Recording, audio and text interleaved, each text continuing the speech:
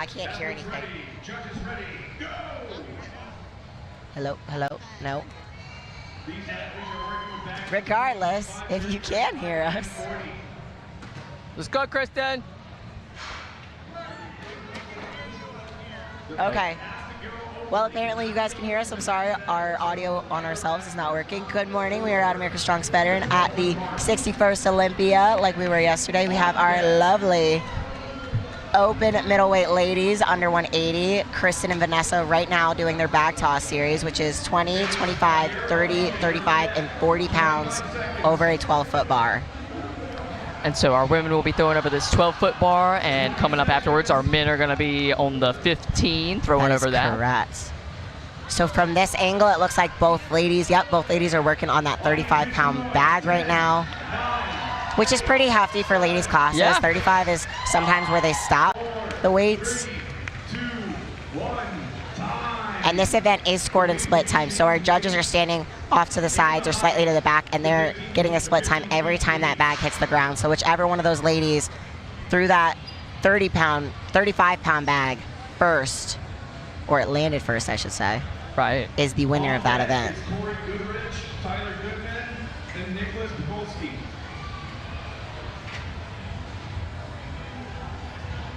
Ooh, ooh. I think we can hear now. I can hear. Can you hear? We can hear ourselves now. Sorry, Okay. guys. Thank you. I actually didn't even introduce my co-host this morning. I'm still Nancy Johnson, and this is the wonderful Stacey Bammer. If you don't know her name, then shame on you. I love it here. Thank you guys for having me. All right, coming out right now, this should be Javier Valdivia, helping them adjust the uprights himself. What a gentleman. That's one thing that I love about Strongman. It's just everybody's so willing to help, right? Everyone is just so willing to help, and if something needs to be done, it's done, right? That, but I'm also going to add the veteran aspect to it. Like yesterday, we were talking about how your knees get really achy when you're fighting for a heavy overhead clean and press, like from the belt to the front rack position all day long. And then I was like, well, we've got athletes that have been competing for years, but they're also veterans, and some of them have served a full 20 years, and their joints are just trashed, right? But you're also used to a at least low level of discomfort all the time. Yes. Basically, right? From carrying, from doing all kinds of things. So it's like, this is fun. This is fun. All right. We have Javier Valdivia, and he Army is veteran. Army, right? Yep. Yes, Masters middleweight gentleman, coming out with. Oh, that's the women's. All right. He's got that first bag. It is 25, 30, 35, 40, and 45 pounds. And he's got the first up and over. So close. And this is an event that can really smoke your back really quickly. Back and hamstrings too, right? Oh yeah, depending on how skilled or not naturally skilled you might be with this event. But it really taxes your lumbar. People don't give it enough credit for that. No, because it looks like, oh, well, you're just, swinging and throwing throwing. You're just chucking a bag. This was one of the first events that I was very, very humbled by when I first started training for it. I remember you talking about that. Very frustrating, because you think, oh, well, we can overhead press, 200, 300 pounds. Well, this 30-pound bag should not feel like this, but it does. So throwing 30 pounds or, something at overhead, way different than... Starts to hurt your feelings quite a bit. Real quick. Quite a bit. All right, I have, looks like Goodrich coming out. So this is Corey Goodrich coming out to lane 1. Marine. And is this going to be Tyler Goodman in lane 2? Tyler Goodman, so it's Marines versus Army here. Oh, I'm sorry, we're just doing Corey Goodrich. Okay. He is a open men's lightweight fella. Oh, beautiful throw there. So his bags are 25, 30, 35, 40, and 45. And he looks like he's a pretty good thrower here. Really high hands, big extension. Yeah, that looks nice. You know who I'm afraid might hit the ceiling? Who's that? I think you can guess. Who, Harry? Harry. Yeah. Our little Home Depot cart pusher. You got to find a job when you get out, man. I mean, I'm not judging. I mean, honestly, I would much rather do something physical like that than to sit at a desk all day. I would rather ride on the back of a garbage truck. That was a good one. To sit at a desk or an office. Yes, that was 35 pounds. He's got 40 and 45 left. 15 seconds. Our judges this morning are still Nick Best and Travis Ortmeyer. Not veterans, but gentlemen who offered their time to be here because they love veterans. Who doesn't love veterans? Yeah, sickos. Fight ya. Very good job for him. All right. Now we're calling out Goodman. So we have Tyler coming out to lane, Tyler Goodman, Army, lane 1, and Nicholas Pukulski, Air Force, lane 2. I think Nicholas is the only Air Army Force versus that Air we Force. have too, right? So I believe he is. We have a lot of Marine Corps and Navy. Usually we have more Army. The promoter, what's he wearing today? He's wearing American flag shorts. Brian, he is actually our 3-time Masters veteran champion. I'm sorry, America's Strongest Masters veteran. I said it wrong. But he's also been promoting this show for quite a while and doing such a wonderful time at it. So these bags are still 25, 30, 35, 40, and 45. Oh, wow. Look at those extensions. yeah, big throws over there for our Air Force. Oh, For okay. our Air Force. Looks like He has a name for Listen. Nicholas. He's our only Air Force boy, so I you know. Oh, he helped me out Representing. with that headband yesterday when we were struggling with some names. That helps out a lot. Usually what we do, so this is the first time America's Strongest Veteran has been at the Olympia. It's usually always hosted in Virginia, and what we do is we put everyone's branch on their shoulder, and we would separate everyone's athlete shirts by your branch color. So I would get a Marine Corps staff shirt because I was a Marine, Oh, that's cool. and I would match the Marine athletes, but mine would still say staff. Are you And then trying to Brian would be Army and whatnot. Are you trying to say that you're better than everyone, Nancy? That yours is a I'm staff just shirt? saying that the Marine Corps might be better than I mean, I am not a veteran, but I do not disagree. It's a common smack talk amongst military members. The Navy will like to remind you that we are a subset of the Navy, which are cool, but Okay, so a subset of the Navy, but because they're like, well, how do you get places if you don't get on our boats? And we're like, all right, You're not whatever. wrong. You're just our transporters. I say that with love. Veterans at home, I mean, they all understand it. We all Yeah. smack talk each other. It's all out of love. We all have a lot of respect for all these guys. David Day in lane 1, going out by himself. He is a Masters super heavyweight fella from the Army. Again, the weights are 25, 30, 35, 40, 45. Meaning his bags, we have now moved the bags up to 30, 35, 40, 45, and 50 pounds. 50 pounds is so a 50-pound bag heavy. is so heavy. To 15 feet? Yeah. My lord, no thank you. 40 seconds to go. That's some Hannah Lindsay type weight though. Yeah, honestly. So what do you say in terms of, you know, your technique tool tips here for sandbag throws? What are your top 3 things that you like to think about here? The first one, it's a little bit easier to explain with a visual, but beginning with some forward momentum before you swing that bag back. So I hop and let the bag come up before I swing it back. And it when takes the tension kind of out of it, and then it goes and forward it first, starts yeah? that swing for you. Your arms are already straight, and you need to let that bag bring you back as far as the bag will take you without the slack, without any slack in the handles. And when you explode through, you're exploding onto the tips of your toes. Right. There's a lot I could say about bag toss, and I love working on bag toss. But let me say who these fellas are. We have Bill in lane 1, which makes me believe this is Jesse in lane 2. So Army, both still working with 30, 35, 40, 45, and 50. We've got some launches over there in lane 2. Very nice for Jesse. Yeah. That was wonderful. That was probably the cleanest run I've seen so far. Bill's in a different kilt today. He was wearing I think it was a green kilt yesterday. I like this one. I love his kilts. Stars and Stripes, boy. I don't know if I would like to throw with a kilt on, No? Oh, yeah. just because that would distract me personally. But I like the flair of it. And I'm not sure if you're aware, we actually had more signups, but because of the government shutdown right now, some folks had orders canceled, like they were on military orders to come compete here and present their branch. Yeah. They had orders canceled, things like that. So with the government shutdown, we definitely lost athletes in America's Strongest Veteran, America's Strongest Man and Woman, all of those shows, unfortunately. But we are still here having a great time at the Olympia.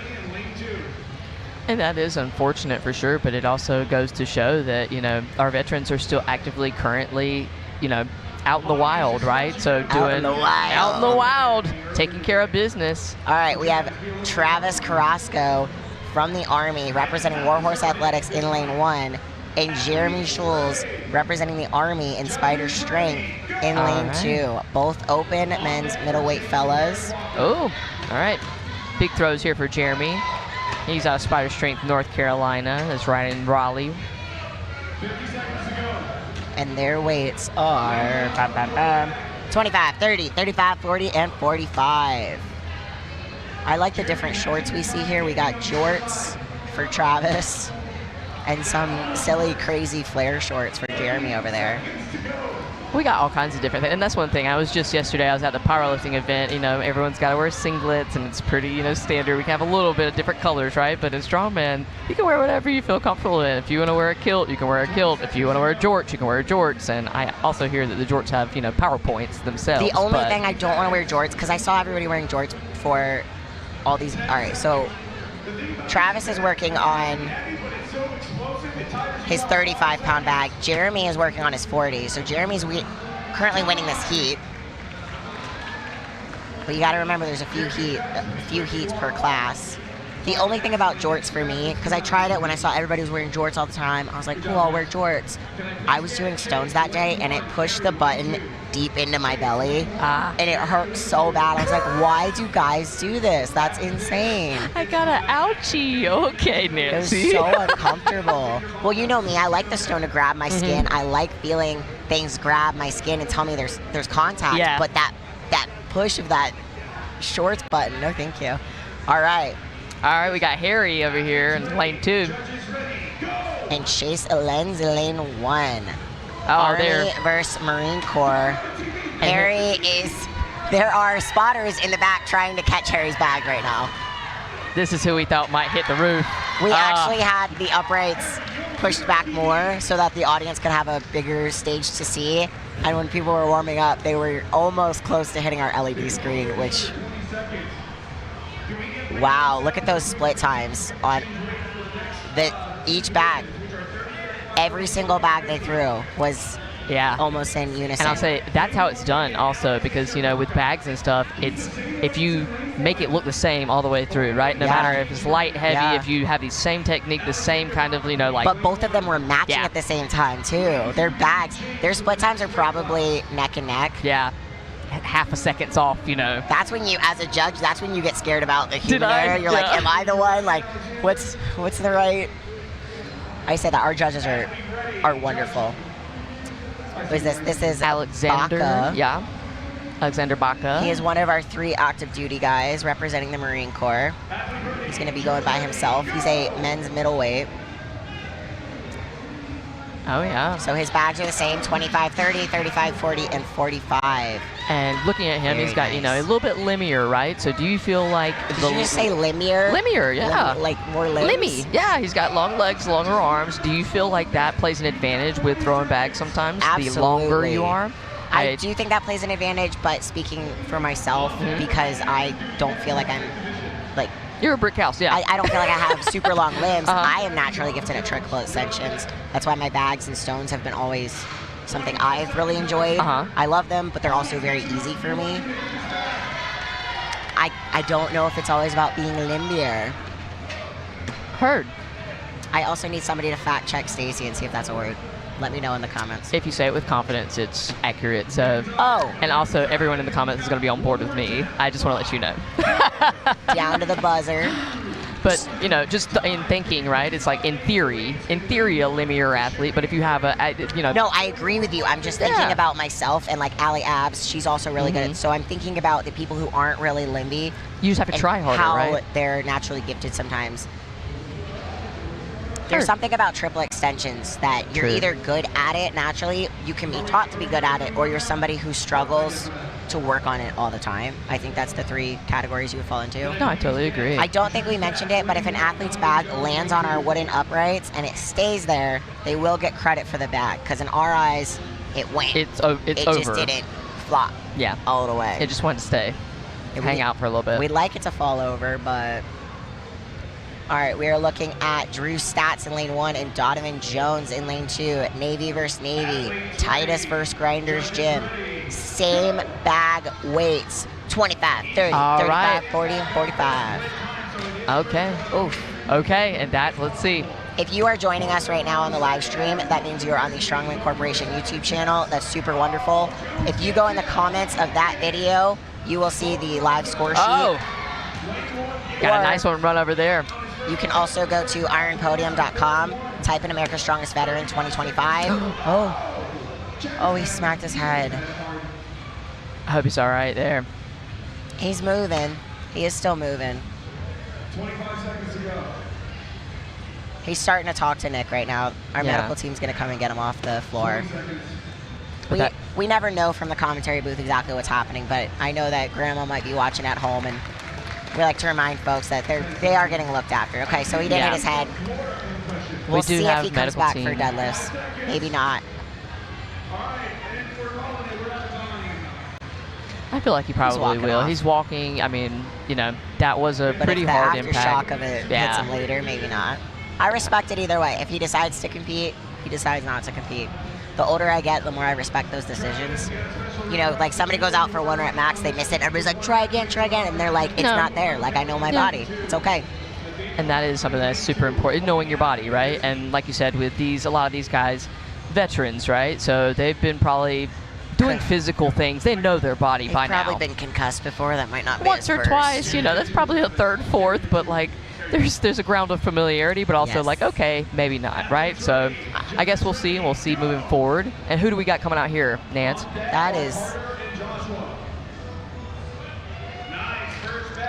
That is what I'm trying to see right now. I can't see the name on the shirt. He's got some really I know his name too. That's what's killing me. beautiful beard. We've been staring at athletes all weekend long, and that's what gets to us. He is running through this series, though. Stuck on that fourth bag. I didn't totally finish what I was saying about scores. If you guys are looking for scores, go to ironpodium.com, type in America's Strongest Veteran, and then scroll all the way down to the bottom of the event page. You'll see the view scoreboard, and that is where live scores are going in for this event. 20 seconds. Take your time and get ready to set up. That might be Nathaniel. 10 seconds. Audience, make some noise, please. Oh. He's getting close. 5, 4, 3. Buzzer beater. Let's see if we can get it. Not quite there for today, but a beautiful run regardless. Oh my gosh, of course it keeps turning around. Show me your shirt. What is your name? I was gonna. Have you had the pleasure of being judged by Nick and or Travis yet? Yes. At the shop. At the shop, yeah. Very, very firm judges, but they're also kind and they'll talk to you beforehand. It is Kelly. Okay. It's Nathaniel Kelly, which he is a open men's super heavyweight, and the bags he was throwing were 30, 35, 40, 45, and 50. So he got the 30, 35, and 40 over. Now we have Carter. Now we have Carter Kraus in lane 1 and Joshua Hillen of the Marine Corps in lane 2. Carter is of the Army. Both these fellas, again, are working with 30, 35, 40, 45, and 50. But yeah, Those are such heavy bags. Travis and Nick, they will talk to you before an event. They'll be like, hey, why don't you put some chalk here? Why don't you pre-tacky your stone? They're not giving you cheating tips, but they'll give you helpful things. And while they're talking to you through the event, they're trying to make sure you have your best performance. So close. That upright really shook. Yeah. Carter tried to throw it down. He's definitely throwing with some power here because, you know, not quite making the height yet, but he's Wow. And a good comeback there. He got that 45. Now they're both on the 50. Here we go. Carter's still working. Hillen called it.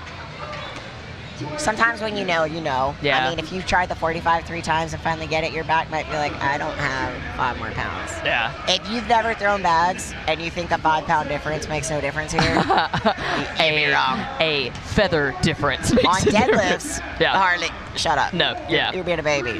Here, no. Huge difference. I feel like a 5-pound difference on bags is like a 50-pound difference on deadlifts or something, right? The same can be said about like stones and sandbags. A 5-pound difference, negligible. I love how excited he was over that too, because throwing bags is so frustrating. It can be so frustrating when you're right there, but when you finally get it. My guess would be that that's either a bag he knows he always throws really well, or he's like, I just want to finally get this bag. To me, that felt like I finally got that stupid thing. Yes. So. Because I can deeply relate, right? There's just so much depth to each person's excitement behind an event, whether they win the event or they just did it, and you're like, a common person might be like, well, you didn't win, why are you excited? So you have what? no idea what they fought for in that event. And I'll say Strongman is the first time that I have ever, after my first competition at the Shaw, I think I placed like 4th or 5th or something, but I was the most proud of myself that I'd ever been, and I was like, I've never been this happy for not winning. Saying that. I was like, I've never been so happy and not winning. Well, and let's break that down for a second, because I want to. Okay. A few years ago, you were still heavy in the powerlifting scene, and you were if you haven't seen the scary Stacy Bammer Burr posters, I didn't meet you at that person. I met you as a calm, happier, you were able to paraphrase what you said, you were having more fun competing again. You weren't so in this competitive zone all the time. Yeah. And I see that more in Strongman for you, where you're able to hey, we're just having a good time. Yeah. Like, is that how it feels? I don't mean to put all these words in your mouth. No, it's true, and I feel like I've said that to you, but like, with this and Strongman, there's just I do have so much more fun, and there's not nearly as much, I feel like, pressure, and obviously a lot of this pressure is self-imposed, especially when you're elite level athlete and you know what you're capable of. But with this powerlifting, it's because I came from powerlifting too, but not at the level you were ever at.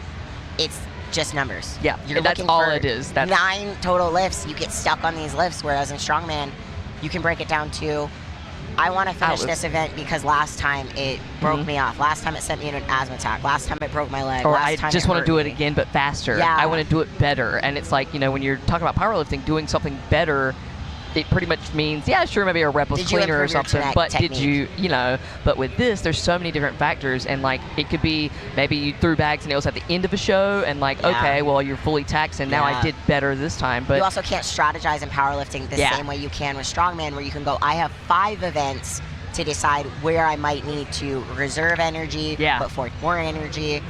In powerlifting, I guess you could say, you can do that, but maybe you save a little bit on the squat because you're looking at other numbers people are putting in. Whereas here, you're like, I'm just going to dump my tank because I know I have a chance at winning this. And what in powerlifting, right? Like, if I am 100 pounds besting you on a squat, 9 times out of 10, unless something crazy happens, there's nothing that you can do to make up ground to beat someone else, right? So it's pretty much, this is what it is, and as long as... Oh, and... Sorry. Go. If we have 10 girls and we're neck and neck for 3 events, but then both of us do poorly in the 3rd event because someone comes out of the woodwork and just kills it, it shifts the whole point system around. And so you need someone to do worse for you to win sometimes, and you're like, I need them to do that and them to lose and them to win. So it's like no matter what, when you do this, and there's so many events and everything else, it's just so much different, and there's so much, like, a half a second on something, like if, say, you fumble a bag, say you try to load a keg and you were a little bit slower or you tripped, you don't have to be the strongest. The person that wins today does not necessarily mean that they are the strongest. They were the strongest today. They were the most prepared. Not even. They were the most prepared. They were the most prepared. You on don't point have to be. Execute Yes, the they best. execute, and so and it's in like powerlifting. There's no times. There's no. Oh, he deadlifted a millisecond faster than me. You have to be the strongest. Yes. And this is like, you have to be strong, obviously, but you have to. Strongest veteran. Eh? Is that where the name comes from? Maybe. I wouldn't know anything about it. You've got to be on point. You have to execute, right? You really and so do. It's so much more fun. And it's so fun. I think both sports are fun, but I've found more random fun in Strongman. I will say that. And We're obviously not dissing powerlifting. No. Stacy still coaches a million powerlifters. Yeah, I do. But there. you know what? My little hack, like, low-key, I want all my powerlifters, because you see a lot of, strongmen that come from powerlifting backgrounds. They're the bomb. Why? Because you have so much static strength first. We had a static, strong baseline. And then I found out I was good at triple extension. Right. I was like, oh, so okay. all my powerlifters, I'm just like, hey, have you ever done this before? Have you ever seen this before? Because it's so cool, it's so fun, and I just want my people to enjoy it. Yeah. And ultimately, I feel like with powerlifting, there is a point where, you know, Nick Best has been doing powerlifting kind of stuff for years and years and still just competed at the Shaw and stuff, but it's like... he still plays strongman. Right? He's the, and it's like, the longevity and the ability to, you don't have to be so top tier strong. You can be strong, but you can stay in this for, I feel like, a longer time. And it's so much more fun. Is more longevity sometimes. And having fun is kind of the whole point of all of this, right? Like, I think you could also say anyone can burn out in any sport if you put too much pressure on yourself. Valid. You never learn how to have fun. I did not truly understand how to have fun in this sport until I broke my leg. And I had to take a step back and reevaluate the pressure I was putting on myself, my relationship, my life, and I'm like, this needs to be more fun. You can be the best in the room and have a great time. There is nothing wrong with that. Absolutely. And I think truly that's kind of, you know, what is the best? What is the best? But if you are having fun, if you're enjoying yourself and you're getting better consistently, that to me is the person that is the best. Sorry, photo op, guys. We had to. So we are actually getting set up for the max silver dollar deadlift, Stacy. Oh, right. Also, do you know what that deadlift is? Because you're a powerlifter, so you probably don't know. Why don't you tell me? I'm just cheating. I'm just a little girl. Oh, I mean, all of this is cheating, right? Because there's straps and there's all these different things, so it's all cheating, isn't it? It's all cheating. Well, it's not raw, I'll tell you that. When you're... Let me put on my super suit and my briefs and get my straps and hitch. Tell me how you feel about this. Deadlifting with a belt is still raw. Yes. Deadlifting with straps, not raw. Raw asterisk asterisk. I mean, that's probably in the comments, y'all. That's a debate I'll put up on my story later. What do you feel? I feel if you are strapped into a deadlift bar, it is not raw, 1,000%, and I am... Well, because there's a spectrum of what people deem as raw, right? I say raw is like raw, right? But I don't like straps. Well, I don't even like straps.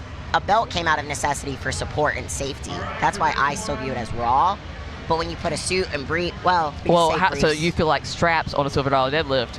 I think straps on any deadlift are not raw. Okay. However, I will say for me, double overhand, I'm in a harder position, so it is more difficult. Yeah. So I'll give you a little bit more power. I think straps are harder. Personally, that was one of my biggest struggles I do too. I agree with you. I like to set my brace at the top. So if I'm setting my brace at the top, when you're strapping in, you usually have to set down at the bottom. You're here first, so you can't really get as good of a core brace. So like, I don't love using straps, but if we're using a silver dollar deadlift, and if some of you guys have never seen this before, this implement is a little bit different. It's about where you like to pull from, your leverages. The whip and everything, and so like, it just depends on if you can do it, you know, with straps, without straps. Most people, I believe, will use straps here, right? So it is a little bit different. I would not use straps here.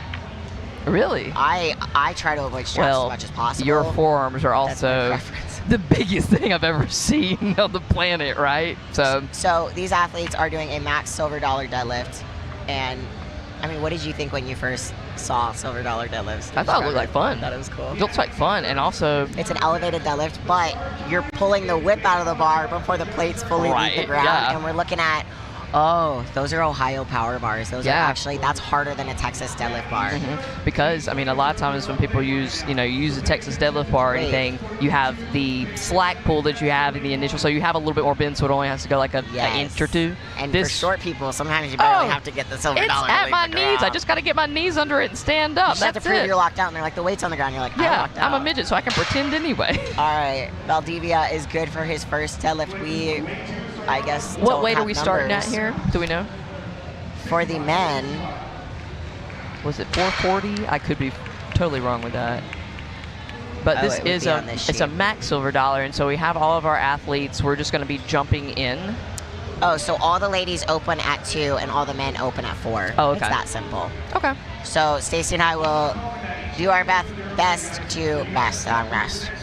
have a 45-pound bar plus the attachments are 45 pounds each, plus the weighted out plates. It looks like, tell me, am I wrong? Does that look like 3 plates on each side so far? I think. All right. So just the equipment alone, without the plates, is, oh my God. 6,000, huh? Well, that was a great calculator. I multiplied. It's 135 pounds. And then if we add 45 times 6, Yeah, we're looking at 405 right now. Okay, perfect. Try to check those. So those are the weighted out plates. They are the thinnest plates on earth. If you drop them on the ground, they're impossible. I literally talked about how you don't want to drop them on the flat ground yesterday, and then I did that last night as we were loading the deadlift bars. I was so mad at myself because you're like just fighting your fingertips underneath. It drives you crazy. Making me crazy. And so we just added some weight here too. What kind of jumps are we taking? Do we know? Stacy's asking me so many questions, guys. She's Well, so Nancy needy. knows everything. If you guys don't know Nancy, she knows everything. So I've only been here for like a decade. I'm a personality hire. That is 100% why I'm here. So I just bring, a beautiful smile and some good energy. Nancy has the actual stats and the facts and the experience to actually be here, right? It looks like we're going up by quarters, so we are now at 455 pounds. Yeah. We're going to do our best to keep this math accurate for you guys. They might not be doing the numbers placard because we have a tight schedule today on this floor. We cannot risk to get behind in any way, shape, or form. So when we say this is an elevated bar, that's 18 inches. That's why it's right at most people's knees. And we got straps in on both sides here. I was going to say, you can wear straps, you can wear deadlift suits. We've got folks with knee sleeves on. I think elbow sleeves, or that's a cool tattoo. That's an elbow sleeve. Everybody's got their unique things. We've got different straps. So you have regular straps where you have to manually wrap it around the bar, and then you have the figure eights where you can just slip your hands through. You said you're not a huge fan of straps, but which ones do you prefer, or different for different events? If it's a deadlift bar, it's going to be the regular straps. Okay. If it's an axle bar, it's going to be the figure eights for sure. Yeah. Because an axle bar is so much fatter. Your strap, holding the strap, when you traditionally wrap your straps around the bar, your hands are holding that tight to the bar, but that bar has knurling, whereas an axle doesn't. Yeah. I'm saying it to Stacy as if she doesn't know. I'm like, did you know that your bar has knurling? Well, sometimes they do, sometimes they don't, I'm saying it for anybody at home that doesn't know. The grip you get from any barbell, you will never find on an axle. Actually, I lied. Texas Deadlift Bars just came out with a knurled spinning axle bar that we used at World's Strongest Operator this year. But we did it off blocks. If we did it off the ground, the spinning aspect would have been a challenge. scary. Yeah. You lighten the weight for that. All right, we're getting a lot of good deadlifts, and now we are being blocked off by lovely judges' butts. We are off to the side of lane 1. 535. Oh, I guess we are adding. Which lane is 535? Is that lane 2? Sure, Nance. I guess my ladies are not coming in yet, which love that. Super love that. I deadlift way more on a silver dollar. Do you? Well, yeah. Oh, for sure. You said that's a good pulling point for you anyway. Because I'm very small. At the Shaw Classic 2 years ago, when we did the Max Hummer tire deadlifts, did you feel like that was a similar height? Was that 18 inches or was that 50? I think it was about 18 inches. So it might have been a little bit shorter. It was kind of a strange starting point, to tell you the truth. It was very strange. So it was challenging. But did you feel like you PR'd your deadlift in that format? Oh yeah, well that was the first time I've ever done that for sure. So. And what did you pull there? 525, and I think I missed 550. Okay. And I was pretty pleased with that because that was the first time I'd actually pulled anything over 500 from any variation since my powerlifting days. Yeah, because the Shaw was my first actual competition since 2019. So I had been training, but I hadn't been deadlifting. That's a huge 4 break. plus, 5 plus. Like getting back into some type of competition was terrifying, but it was also one of the most rewarding things in the world because you get to come back into, something and be a different athlete, with more experience, with more time, and with, a much different approach. I'm just here to have fun. I'm here to have fun. I'm here to learn. I'm here to enjoy that. And I've been carrying that with me ever since. And we can't see very well over here, guys. We're being blocked a little bit, so. It doesn't help that the weighted out plates are so nice that it's hard to count them when they're flashing the camera really quickly. Yeah, and they're adding everything. We're moving very fast here because we have to, right? We do love that, though. Yeah. Which, honestly, with a max event like this, you don't want to spend all day on it. Especially waiting in line. We have roughly 20 people. We're trying to get through 20 people. So the men and the women are mixed. We do have only 2 ladies, but mixing everybody is helping. They're just getting in line and saying their attempts and staying in that order. And I believe in this format that they have Jeremy, here, good because for we haven't Dave. seen some of our women go in yet. So I feel like if I'm not mistaken, you can probably jump in wherever. Yes, they have 3 attempts. They can jump in and out whenever they want, but if they miss any attempt, even within your 30 seconds, you can't try it again, and you can't go up or take Right. another. Even at that same weight, you can't go again. So that means that, you know, Kristen and Vanessa, they haven't even jumped in yet. So this weight isn't even enough I know, which by my calculations, yet. Nancy's got that math. calculations, That math ain't mathing, man. I'm trying to math this first bar, but butts keep getting in my way. It looks like we have. Oh, well, it's going to be, we're doing something different here. It's changing that. How did I end up with that? Nancy's over here on the calculator doing math, and it's very, very wrong, but it's definitely more accurate than what I could That do. looked like it's 625. My voice in the sky just told me it was 625 for that lane 1 a second ago, but now it's something different. Okay. So you're telling me 615 lane 1, Kristen's 645 Kristen's lane 2. opening with 615? Apparently. Well, not apparent. I mean, that. Yeah, and That she is- surely did. Okay, so that is something that we see. You see that height for her there. Yeah. All we got to do is get right underneath it, and she's strong enough that she could just stand up with it for Yes. sure. Hey. My sister Thanks, just got Nick. here. Summer's here. Yay. I'm busy this morning. No, that's okay. It's okay. No, we don't forgot even what I was need just you. gonna say. Summer's over here saying her knees hurt. She ain't even a veteran yet. Your knees can't hurt until you retire. Her knees can hurt whenever they want to. You do have to get that TRICARE. Shout out to the VA healthcare system for replacing my leg. Courtesy of the VA. Seriously, if you have kids at home and they don't know if they want to go to college, they don't know what they want to do, nothing wrong with doing one tour in the military, because they will pay for them to go to college. Yeah, pay for you to go to college. You get a lot of life and- experience, some travel, Life a lot of leadership, structure. I mean, I think military. I wanted to do military. That was Yeah? one of my But 'cause you would have punched a drill instructor? I wanted to be a drill instructor. No, but you know those people that are like, I Yeah. would have joined, but I would have punched the drill instructor. No. I was like, I'm really good at structure, taking orders, direction. Oh, we have signs now, 615 and 645 across the lanes. All right, and we got suit here in lane 1. But what you were saying about Kristen's deadlift leverage is, it's very similar to the Denny deadlifts. It's not actual leg work, it's getting your hips in the right Yep. position and Yep. standing up. That's literally it. what it is. That's what the Denny stones are. People think they are heavy, but it's all about your hips. It's your position. And if It's you guys don't know, Nancy is one of the baddest women on the planet.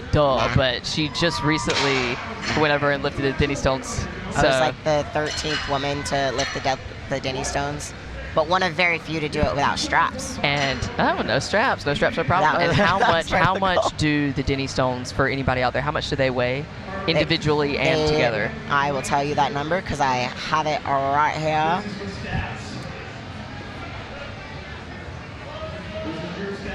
And that's a clean pull over there in lane 2. I believe that's around They 645. weigh 733 pounds. You're looking at about 300 in one hand and 400 in the other, and your 400 is the front stone. Well, I chose it as the front stone. And you can choose either way. You can choose however you want, but my right arm is my strong arm. And I like to put that arm in front. Okay. Very cool lift. Air Force doing well in lane 1. Oh, his name's Air Force now? Yeah, it's catchy, isn't it? Nicholas. I wanted to say Nicholas. I wanted to make sure.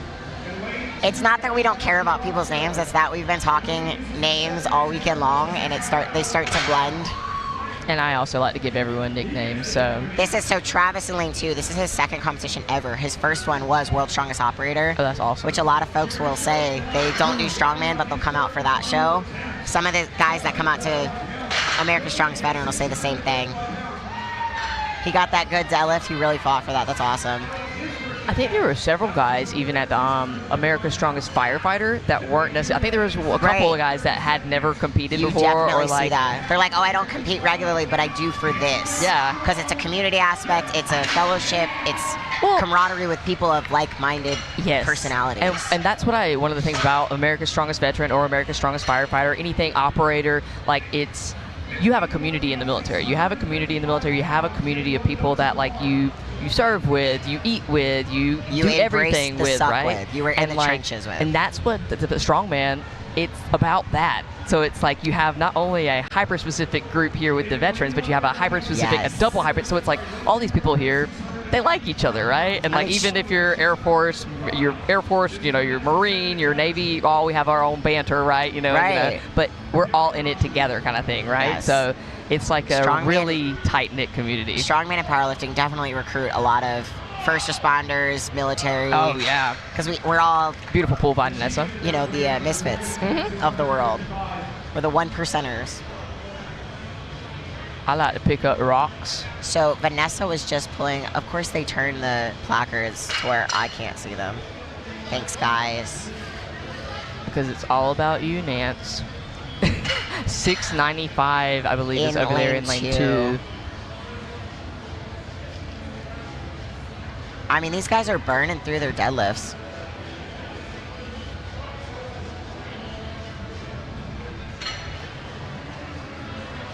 So what's the most that you've ever pulled on a silver dollar, Nance? Any idea? I don't remember. Okay. I have It's no been idea either. probably the last time I did it was I'm gonna call out Greg Popejoy for this one. We did a comp in the middle of June outside in North Carolina. It was like 99 degrees humidity, and it was either 5 attempts or as many attempts as you wanted. And we were dying. Like some guy got up to 1,000 pounds, Oh my and we were God. like, the volunteers were like, please stop. My I guy. was competing, but Oh, and he's got the knees under it, He but was couldn't trying quite to- leverage. he was Oh. trying the Rob Kearney deadlift right there. Yeah. But I do love doing an event like that in brutal heat or brutal inclement weather type situation because it really makes you toughen up when you're not inside a nice air-conditioned room. No, and that's the comparison that I'll make, and I am not hating on powerlifting that much, right? But everything has to be, this kind of plate, this calibration, you want it to be inside. yeah. But Strongman, things change on the day. Oh, actually, we're not going to do that event. We're going to do something totally different that you have not trained for because this is the equipment we Your have. last Strongman show, the sandbag weights Yeah. got changed as The you walked up to sandbag the weights medley. and the stone weights. And usually they get lighter, but Nope, for they you, both got heavier. Stacy was supposed to load 3 sandbags into a wheelbarrow and keep pushing it. They made all the sandbags heavier for her, which made the wheelbarrow heavier. Oh, yeah. Kristen with a nice pull there. And weight-wise, what we got going on? I think 675 on her side. I think it's you'd be 675. So correct. that's 675 pounds, guys. And so I want to just reiterate that. You're right, 675. Regardless of variation, right? Regardless of variation, regardless of how the plates are loaded, that's still 675 real pounds. Heck yes. And sometimes people are like, oh, well, it's straps, and oh, you can hitch, and I don't care. I do not care. Oh, hitching. Yeah. I don't even know how to hitch. I should probably learn.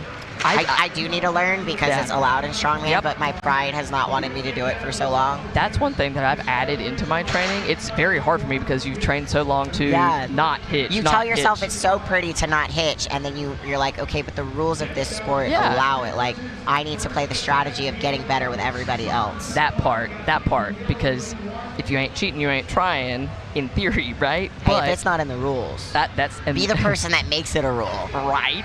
All right, Hey, Travis was 695, and Bill was 675.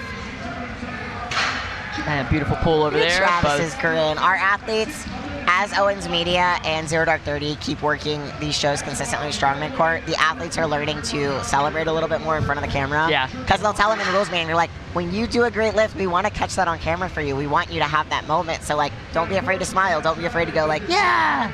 We saw it a lot on overhead yesterday. Olga was so cute when she did her Olga. overhead. Love it. She ended up finishing 315 overhead, right? I want to say yes. Yes. I'm pretty sure that was her final, and it looks. Oh man, that's By the end of the day, I'm dumped with numbers. I'm like 99% positive it was 315. I wrote It down was a bunch definitely of stuff, over so that's 3. it. It was a lot. It was a It lot. was a lot. That's Did you watch that's a the live lot. stream yesterday? No, I was over there coaching, so How I did you couldn't. keep up with stuff? This You were checking morning, the score sheet? This morning, I checked the score sheets and kind of Wow. like took notes and stuff because I like when I'm Stacy's up at 2 a.m. Like, what did I miss? Not 2 a.m., 5 a.m., okay? I wanted 2:30. to check the scores, and I wanted to make sure I knew where people were, and just, I don't know, have points to reference. I think Nicholas is calling it on that bar in lane 1. We are now up to 735 in lane 2. Hillen. And that looks With a clean right good there. lift. And even from that angle, if you guys on the live stream you're watching, you can see how we're talking about the hip leveraging. Yes. That is what makes or breaks a silver dollar deadlift. That's what I look for in a deadlift, period. Anytime I judge deadlifts, you see me bend sideways to look for hips. That's the main component I'm looking for. So we are at 695 in lane 1 and 735 in lane 2. All right, I think we got Vanessa coming JK, out. I think we might be going up. Vanessa's getting strapped in. 715. Wow. For Vanessa. Wow. And she weighed in under 180 pounds. That's crazy. That's a lot. That's crazy. That's crazy.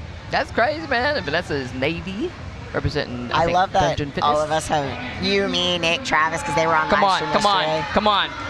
Looks like she's got a little bit of weight towards the front of her toes. But she it's could so get that easy back for just that a bar to smidge. pull you forward. When the weight rocks a little, Oh, yeah. oh, God. Because it's 615 pounds in front of you, so how do you Yes. leverage? But, like, you see that, you know, on the screen, just the weight a little bit Yeah. forward. If she'd got it back just a little further, probably all day. Well, and I'll say that, compare it again to the Denny stones. When you have 400 versus a 300-pound stone, the stones are shaking once they leave the ground. You're trying to lean with it, rock with it, you know, like find that happy middle ground. Is Harry just taking his first attempt now? It looks like it. I haven't seen him come out until just now, so 735. Yeah. What you think Harry will end up with? Like 900? What the? Yeah, like 900 or something, 950 maybe. Let's do a grand, Harry. It's those odd object shorts. Those show shorts are really nice. And we're talking a lot about Harry Walker, but he is a stand-up guy, and he is always so He's quick also to help. somebody we've known for a Yeah, while. he's so quick to help in any situation. He is just a, you know, I think he coaches Yeah. several of the guys that are out here with his He team, does. the Warhorse Athletics. I actually think this fella in lane 2 is It's one of his. Yes. Is that Travis? No, Who's that? that Okay. was. Oh no, that was Stronger Together. He's a Okay. Stronger Together fella. But he has guys in this show and I think in the afternoon. Look at this. Watch this on the replay, lane 1. That's awesome. And you see how hard he is having to fight That's- for that stability at the top, That's why too. he's leaning back, though. Yep. Like that when that bar is pulling you forward, You gotta. especially when you're strapped in, you're now in a double overhand position. You can't lock your lats and traps back the same way, so Come it on, will Kristen. pull you forward more. Come on, Kristen. She's got it. I think she's got to get the down command. That was good. And that is 735 pounds for her.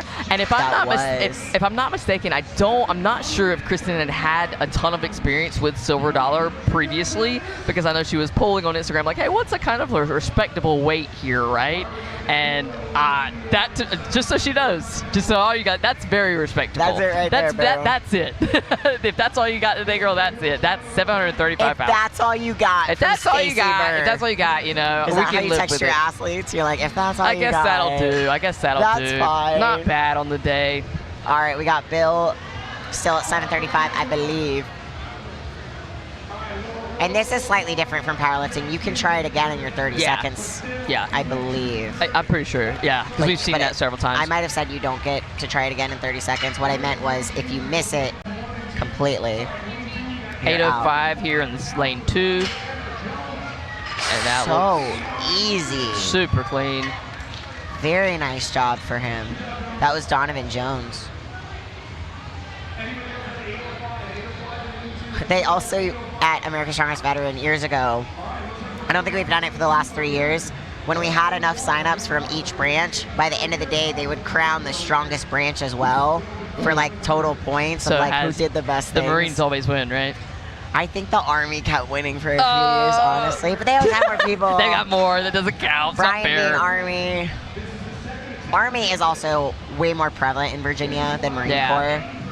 It's a very Army saturated area where we are. All right.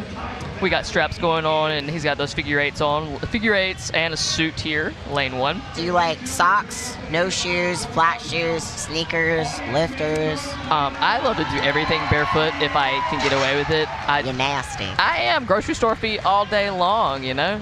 At the end of the day, if you look at your feet, they're black on the bottoms, you know you did something. You were outside today, huh? Oh, I'm all about summer feet, but I'm not going in the grocery store barefoot. Listen. I'm just kidding, but I like barefoot. All right, Carter has 825 lane 2. And I'm never going to wear a suit. I say never. And Oh, he skipped the judge's call. Nah, got it down there. Oh my gosh, it happened yesterday. I was judging the overhead off blocks, and one of the guys with like close to 500 pounds locks it out, but skips the mic down call by like a second. Before, I think I saw the video my arm of went that, down because it followed him. I was like, you skipped me. I didn't give you that call. And he did it again, and I was like, thank God. Yeah, because that would have been a heartbreaker. Do you deadlift in a suit, Nancy, ever? I do. You do? Okay. My deadlift suit adds about 57 pounds to my deadlift. Did you say 57? 57. That is my exact. About 57? Because I can raw deadlift 5, and the most I've deadlifted in my suit was 557. You can raw deadlift more than that. You can that was also like end of last year, so I'm not sure where it might be now. All right. You can do more than that for sure. I lack the patience as of right now to deadlift in the suit. I try to limit it because I'm used to my suit. I know how my suit works. I try to be as strong as I can without a suit. A little bit wider stance here on that. No, thank you. That hurts my knees. Good job, Jesse. Yeah, that's interesting. Interesting. You know, sometimes with strongman, you see a lot of different things. I mean, there's no right or wrong answer, right? So it's you get it up however you need to. You get the down command, and it's done. So we'll see a lot of people, there's a wider stance, there's closer stance, different straps, but 845. At the end of the day, as long as you get it done, you get it done. Yeah, look at that back on him. I don't know what Harry's got under his shirt. It might just be a belt. It might be suit bottoms. He might have briefs on and then his odd object shorts on. I don't know. Yeah, it looks like definitely maybe some briefs or something for sure there. Harry's a guy that competes like every other week. So I was like every day. He's got his little tricks and tips for events. Look at that. 845. Wow. My call was... That's his second attempt? My call was around 900 for him. That was what I was thinking. I wanted to say close to 1,000, but Harry's also not an arrogant guy where he never comes in and tries to just do the most. He's like, I'm going to be safe, I'm going to have fun, and I'm going to try to win. Well, I think he's intelligent, right? Like I think he is an intelligent competitor because he does compete all the time. He's going to quote you on that later. He's going to say Stacy said I was intelligent. Good. It's not much coming from me. He's going to use it against you in a court of law. That's fine. I'll say it again. Anything I say, I'll say it with my chest. Anything I say, I'll say it with my chest. I'll say it again. If I say, "Ooh, that was ugly," I'm gonna tell you to your face too. But all right, Hillen now has 865 on that bar.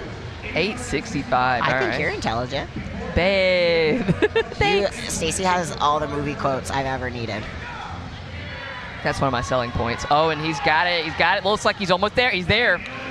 Got it down. If we didn't have so many butts in our faces, we would be able to see their beautiful lockouts and their hips, but nobody wanted us to see that. It's okay. Butts are fine. Butts are fine? Butts are fine. Especially like workout butts, I'm not going to make any jokes. We haven't seen any bodybuilders walk by yet. Well, they're set up pretty much on the other side, right? So that's what I was dealing with yesterday. I saw a lot of bodybuilders. But I did get a compliment on my arms yesterday, so I felt pretty proud of myself from bodybuilders. You notice on your birthday I used that photo? Yeah, I know. The one where I look bigger than you. Thanks. I appreciate you. What is this right here? Is this lane 1? Lane 1, we got 815 on the bar, I do believe. Yeah.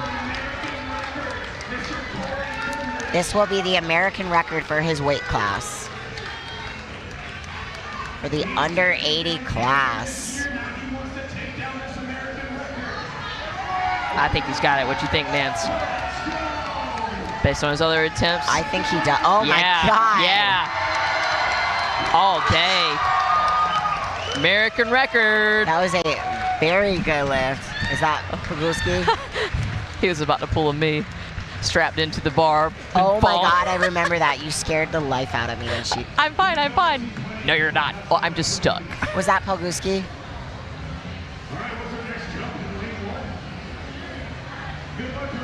And you guys watching the live stream, so you're seeing some of this too, but you see this frame here after he gets done. You see everyone cheering him on in the back. That was Goodrich. I apologize. That was Corey Goodrich.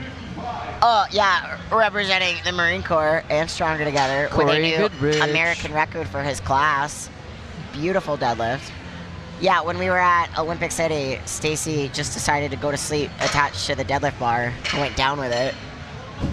There's a video from Pro Women's Worlds 2019. I'm unfortunately in the background of it, just full gasp. Alyssa Anderson deadlifted figure 8 strapped in the bar, went down and flipped completely under the bar, like came through the bar a few times. Like the bar just kept going over her, but she was lean enough that the weight, like nothing hit her. She just, because she was still attached, she just kept spinning with the bar. What a wild so bad world. for her. All right, this is our wide stance guy here, lane 1. This is Jessie. Jessie. Of the Army. River City Ironworks Gym. Did you want this? Did I take this from you? You're fine. You're in charge. I'm not in charge. You're in charge. All right, he's strapped in. Got the knees under. Got the knees under. And I think the hips are through. Got a down command. And that's 855 pounds there. Yeah, I'd probably take my opener now. You know? Yeah, honestly. That was a good lift for Carter. 905 there's easy. probably. That nice Evolution belt. That new black one. I like that look.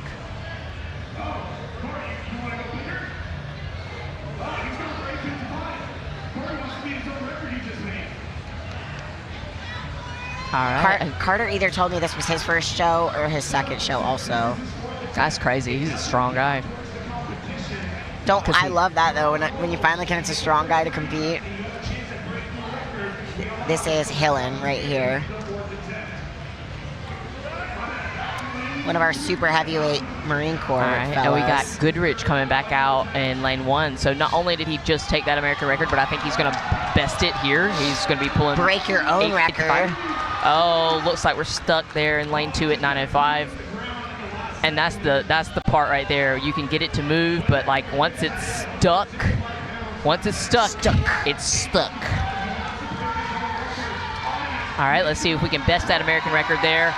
Oh, it looks like it's gonna go. Yeah. Wow, 855. 855 American pounds. And that's not just a veteran record, that is a Strongman Corporation record. Yeah.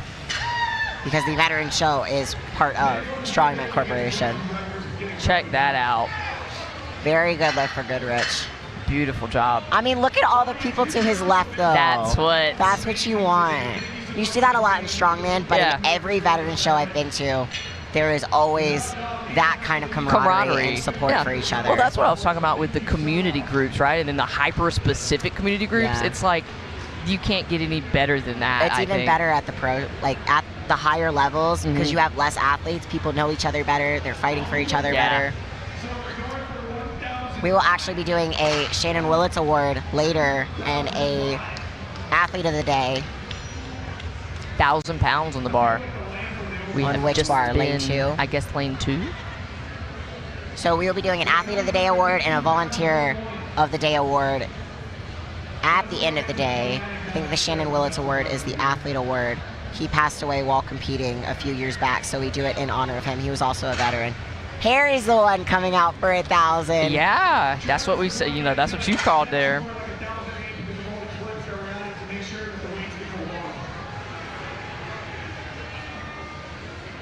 You see this little fella they brought out at the shoot? The little kiddo over there clapping for everybody. I was like, stop talking about Harry. You're talking about a little fella. Stop talking about him like that. Oh, okay, yeah. I don't think it would be an insult, though, if I called him little and then he deadlifts 1,000. Yeah. Not bad for a little guy.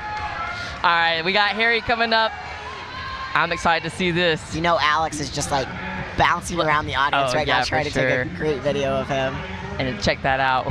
We don't even have the numbers to have on the placard, so this is 1,005 pounds. Come on, Harry. Yes, sir. Yes, sir. Yeehaw, cowboy. And that's real. That's real emotion right there, because that's 1,000 pounds. That's not inflated at all. Oh, so he's wearing his show shorts and then the briefs. He is wearing deadlift briefs on top. Okay. Very good strategy. Oh my gosh. And that right side came up first, so he fought that wiggle. Because that weight, when you feel it rock, I mean, especially that heavy too, because that's what we were talking about. You know, with the weight being out in front of you, just it's trying to fight you so hard forward. But now, not only is it fighting forward, but it's helicoptering too. We could make the argument that not using deadlift bars made it a different. Yeah. Well, I mean, it is a different silver dollar deadlift Yeah. with a power bar versus a deadlift bar. So there's less shake at the top maybe, but you have to pull way more off the ground. Yeah. And that's, you know, with Strongman, there are so many different little tiny variations, right? So that's 9:15 for Jesse in lane 1. all right. Oh, crap. That was a giant pull off the bottom. Tons of speed there and fought through it at the top. Got the down command. That was great. Excellent job there. We have the crowd on their feet right now. Like, actually. Yesterday, our veterans had the biggest crowd, too. Really? Yeah. Good, Sorry, as they guys. should, as they should. Even if I wasn't a veteran, I would always have a sweet spot for veterans. I do. I am not a veteran. I have no affiliation, but I absolutely put veterans to a higher standard. I do. It's just, you know. You can say you have an affiliation through your friends. Like, Okay. you probably... I coach a ton. Yeah, you probably a ton. learn more and gain more like knowledge and respect just working with people. All right, we have Carter Kraus. So we had a Marine take 1,005, and now we're having an Army. I'm sorry, a soldier. A soldier. Yeah, buddy. Yes, sir. Oh, you could see that one was shaking. Yeah. I think he I think he's signaling for one more. I don't know if that's might be asking. All right, we're going to Okay, replay so- from the side here. If he's close to the American record, then they might let him take another attempt. Oh my God, did you see his toes? Yeah. Ah. That's one of those things where like you are done moving, but that judge needs to give you that down claw at the right time Yeah. so you don't fall over.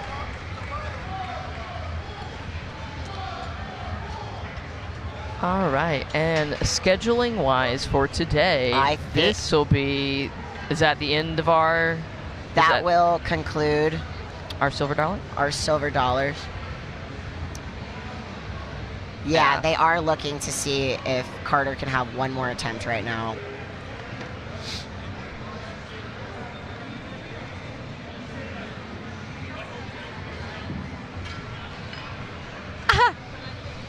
Oh, I want to see what. Okay. I have one battery. I don't have anything to bet with. What do you think Carter's going to take? What do I think he's going to take? What is the record? Do we know? Because I feel like if he's close to that record, It's going and to take me way too long to find the record. yeah, don't do it. All right, so what do you I'm going to just say thinking? 1,025. 1,025. All right, I'm gonna say 1,050. I was 1,055. thinking he might have 50 more pounds in him. I mean, well, silver dollar, it's hard to tell, it right? is Because that hard to was tell. hard, obviously, but like the level of hard. But it's also the pull versus the shake. yeah, the two different stability aspect. difficulties Because I there. mean, he could probably pull 1,100. This is Yeah. why I say, like, if you guys have seen the OSG car yoke walks, that car is not the same as a regular yoke walk. It's longer and the weight's further forward and back and shaking in a different way. So it is a different yoke altogether. This is a different beast. Oh, okay. They No called dice, it. no dice. Okay. Well, That's fine. all right, all right. So, Stacy, you saw 2 events. What was your favorite today? Silver dollar deadlift. That's fun, It and that was was, great. watching somebody pull 1,000+ pounds. That is exciting. I'll add to that. I like the silver dollar deadlifts. I like the camaraderie we've got to see. Yeah. Because the athletes they weren't on the floor for each other during back toss or other Yeah. events, but they got to be on the floor and just support each other, which makes the crowd get more excited. They feed off that energy. It Yeah. was a great time. Thank you guys so much for tuning in to all of our wonderful competitions this weekend, especially if you watched all of it. That concludes America's Strongest Veteran. We are going to do a short commercial break and come back for awards. And then Stacy and I believe Nick Best are going to be hosting your commentary for America's Strongest Man and Woman throughout the So, day. Which is a Nancy, new schedule. you've done an excellent job this morning and yesterday. Pleasure working with Thank you, you. ma'am. Pleasure.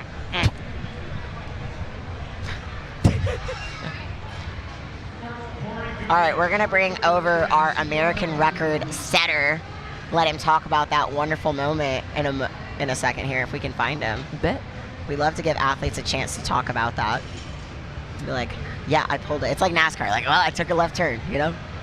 So what'd I you do? stood up with it. I stood up and I What held was your that weight. strategy here? Don't die. Don't die. Don't That's die. actually Don't die. That's a big one. Honestly, if you can, I mean, with strongman and with things, if you can make it through and not die and stay for one piece. People love to joke like, "I'll die for it." Like, you should decide which ones are worth dying for. But like, don't die till the end because you got like 5-6 events. Don't die till the end. Yeah, dump the tank, reset, come back later, dump the tank, maybe die at the end. Maybe die at the end. Maybe. Oh, we're cutting over to Yoni for an interview. Okay. Sorry, there's... It's okay. I'm going to stop apologizing. If you guys have been with us all weekend, you get it. You know. You get it. We love you. We appreciate you. But I guess we can go ahead and tell you guys that we're looking to do awards. What time is it right now? Oh, we should be good for awards before 10:20. Oh, yeah. But the America's Strongest Man and Woman open classes did not get to deadlift yesterday. There's a hard deadline in the venue. We got kicked out. So they're going to deadlift at 10:50, the ladies, and then we'll have the men at 11:10. Hi. Come take a seat. Wow, Corey. 1, congratulations. Thank you. 2, did it for the Marine Corps, so super proud of you for that. How did that feel? It's a dream. It's a dream. It's a dream. Yeah. Did you come here hoping to set the American record? Yeah, I thought I had like 8:05, 8:15 in me, which is right there at the line, and then you broke it. Yeah. And then you broke it again. Yeah, it was amazing. Did you plan on breaking it twice? No. Probably not. No, actually, I can't remember her name. I was done. I was like, I'm done. That was too hard. Really? And then she talked me into taking that fourth attempt. One of the athletes? Mhm. It was probably Kristen. Yes. Also a Marine. Yeah, I owe her a lot. I'm having the That's so best day good. ever, and she's the one who talked me into it, so I'm really, Do you know really glad. how that changed placings for you? No. Did it change any placings? No, it didn't. Nick was way too far ahead from day Okay, one. but solid second maybe? Yeah. Awesome. Very good job. Very good job. Are you staying and enjoying the rest of the expo? That's the intent. I hope so. You stick around and watch some of the America's Strongest Man and Woman?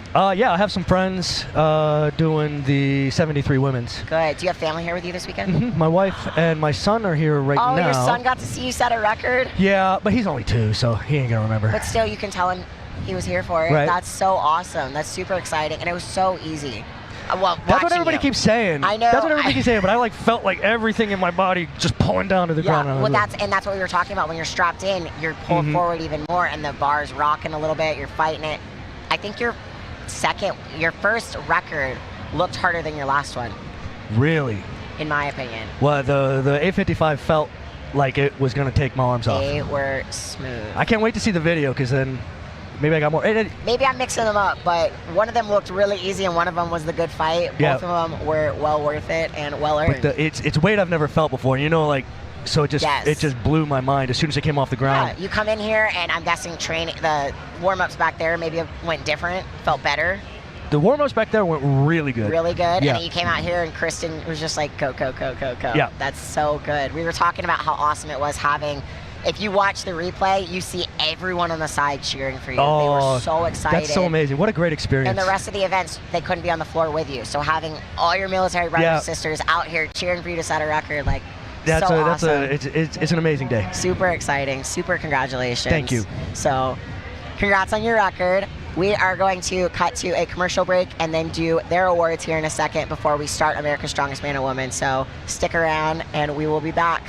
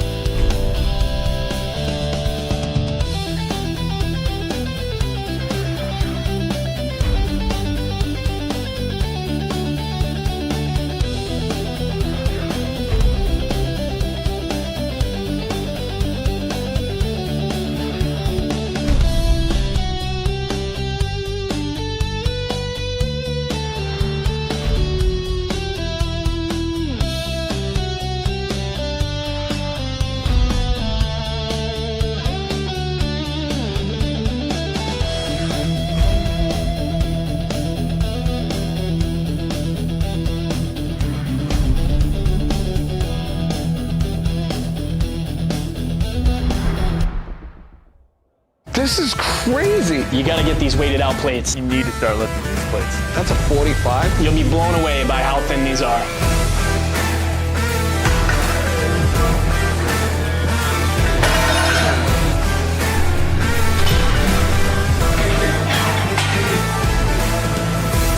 I like these things. They're deceptively heavy, thin, rock solid, pure metal.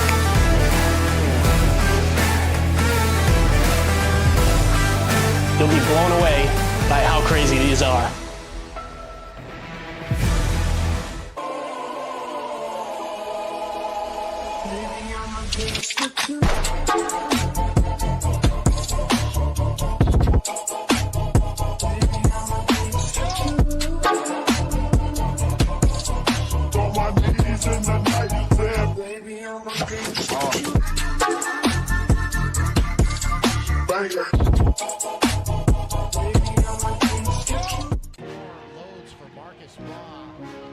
Just putting his stamp on the day.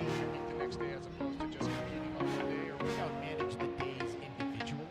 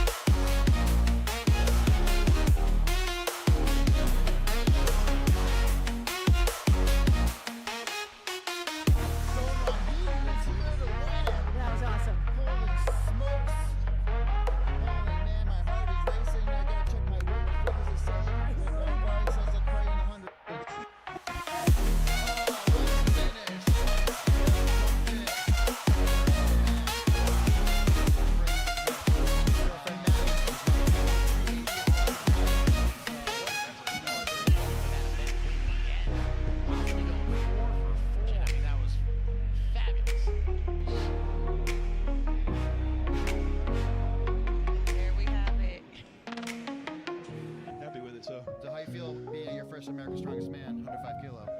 It's just wild because I'm looking around all these people here, you know, a lot of them been competing 9, 10. You have a 3-time shoot.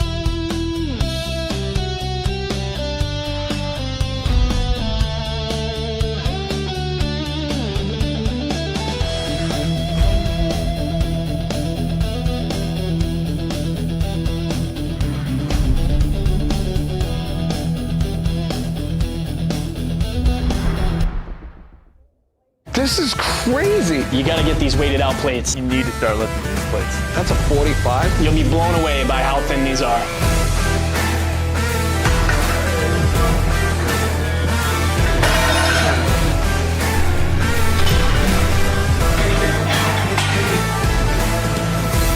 I like these things. They're deceptively heavy, thin, rock solid, pure metal.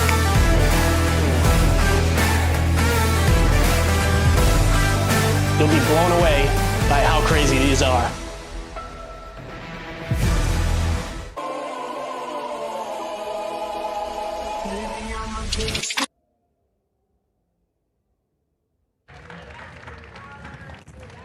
So make sure we get a picture.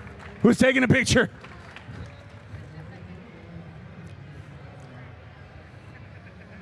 Wait, that kid didn't compete today.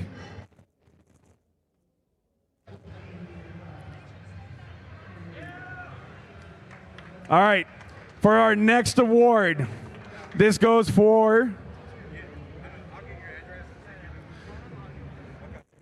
And for the volunteer of the day that the America's Strongest Veteran recognizes is Shannon Bird. Shannon. We really appreciate all your hard work, Shannon. Yeah, do it under the America's Strongest Veteran banner. Awesome.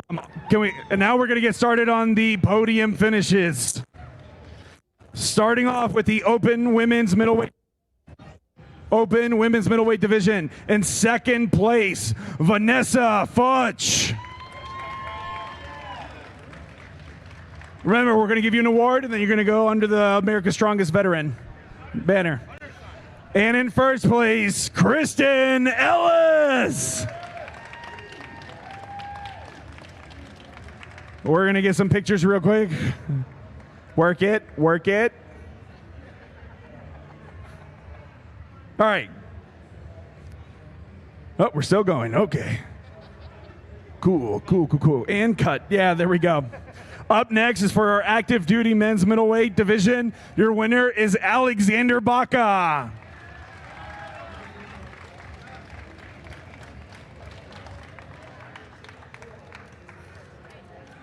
Look at you, you're on the stream. Do it in front of the, come, Brian, get under the, respectfully.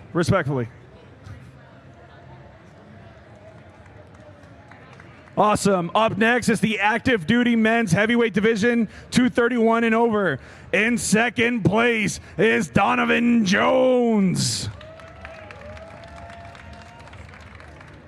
I'm just reading the script. I'm like Ron Burgundy. And in first place, Drew Stats. So they were tied with 6 points each. And there was a tiebreaker somewhere there. Oh, the countback. It was a countback because of the tie. So that's why you... Oh, by weight? Oh, and by weight. Sorry. We'll figure it out. Thank you, guys.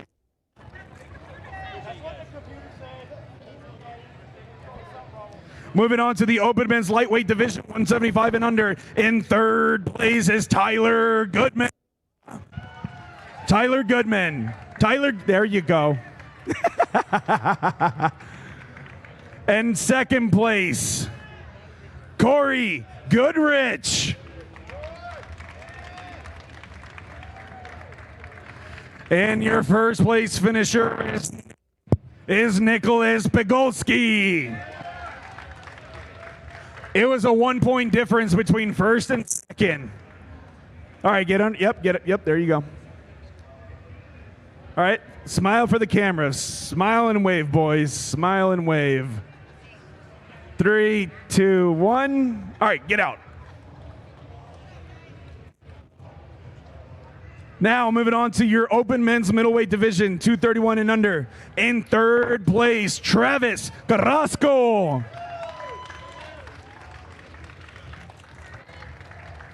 In second place, Chase Lenz.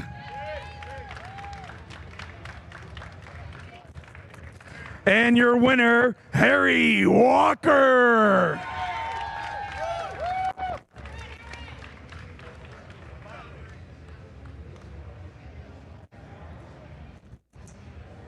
Smile for the cameras. Smile. I want to see the big smile. Follow the bunny. Follow the bunny. All right, thank you guys. Get out. We're moving on to the open men's super heavyweight division. And In third place is Nathaniel Hunt Kelly. In second place is Carter Krause.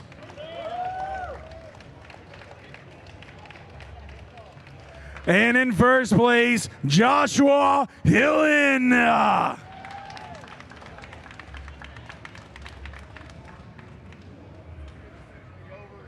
Man, with these big boys, we need more banner.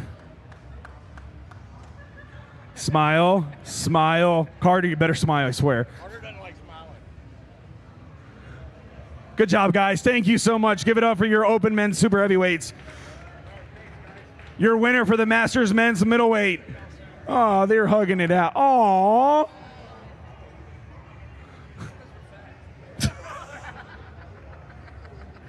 Your winner for your Masters men's middleweight 231 and under is Javier Valdivia.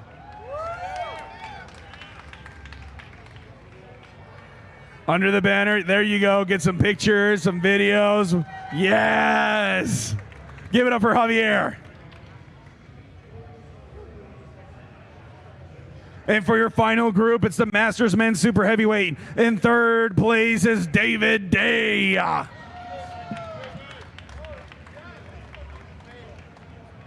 In second place is William Fatiger.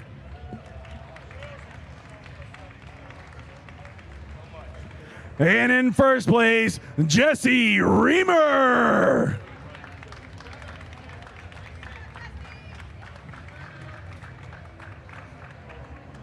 There you go, guys. Smile and wave. Everybody got their pictures, their videos? We're good? Yeah? All right. And that closes out the America's Strongest Veteran at the Olympia. Thank you so much for joining us as we celebrate our veterans. Oh, we're doing a group picture. My bad. My bad. My bad. Oh, you did.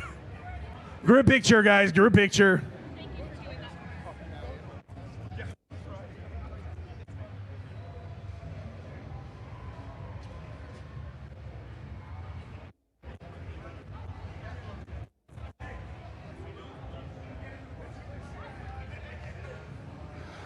We want everybody that made this day special for the America's Strongest Veterans, our judges, our volunteers. Thank you so much. Make sure you do the wide angle for this one, guys. Follow the bunny. Follow the bunny. Oh no, someone ate the bunny. All right, did everybody get their pictures, videos? All right, thank you, veterans. Go eat some food and rest up.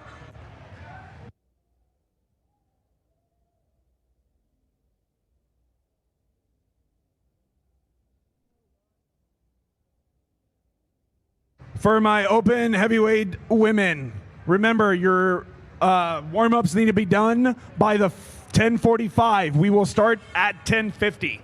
10:50 we're starting. Your warm-up should be done at 10:45. Hey, brother. Thanks for everything, man.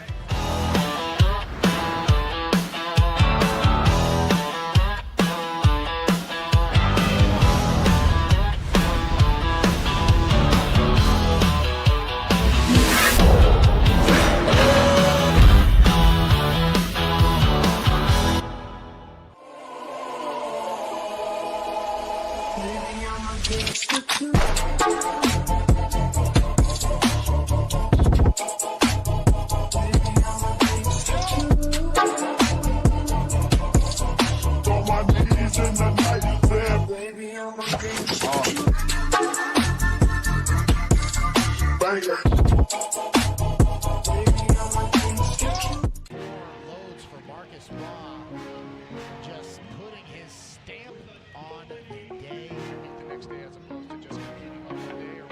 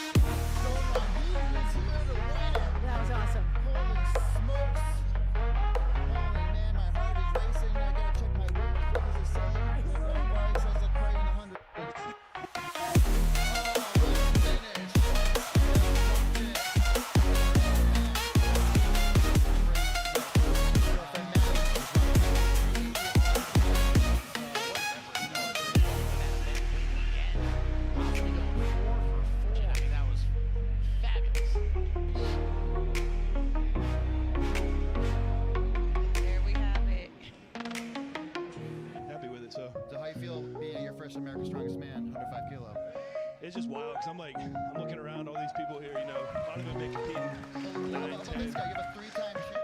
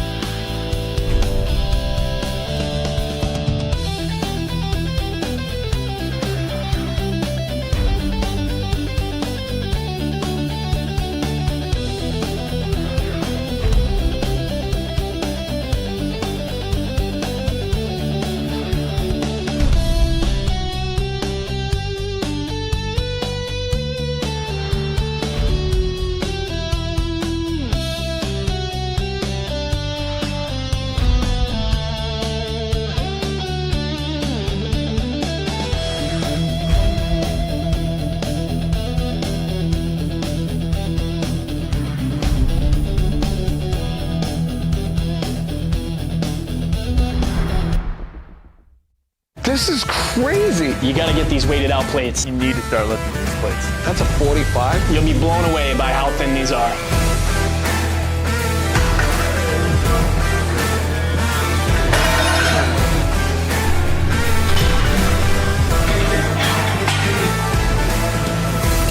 I like these things. They're deceptively heavy, thin, rock solid, pure metal.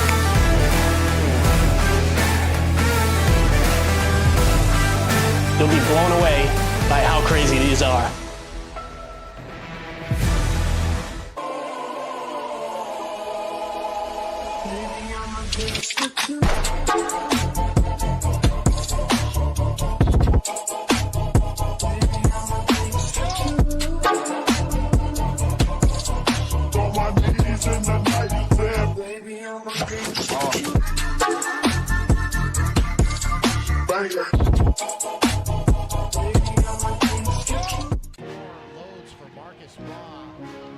Just putting his stamp on the day. The next day, as opposed to just competing on the day, or we don't manage the days individually. Absolutely.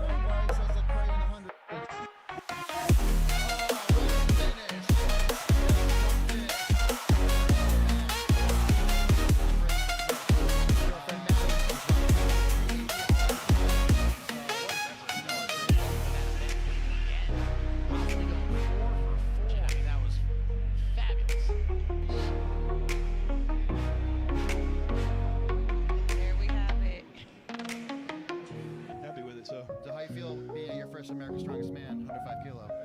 It's just wild because I'm looking around all these people here, you know, a lot of them been competing 9, 10. You have a 3-time champ.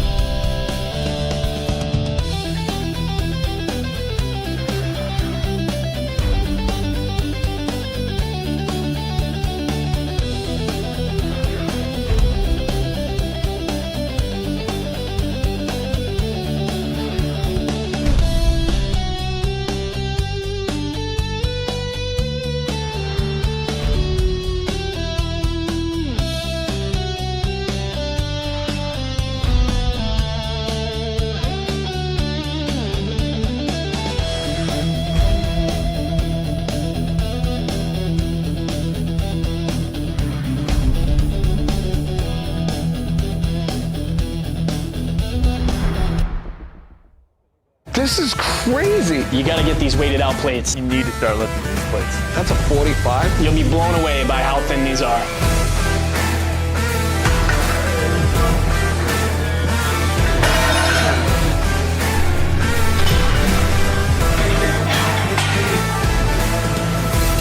I like these things. They're deceptively heavy, thin, rock solid, pure metal.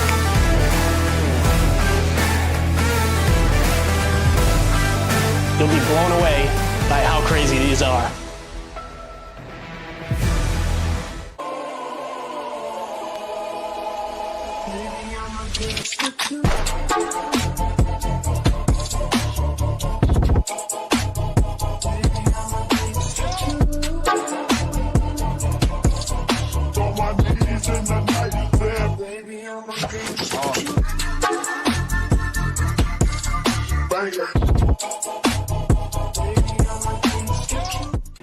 Loads for Marcus Raw. Just putting his stamp on the day. The next day, as opposed to just competing on one day, or we don't manage the days individually. Absolutely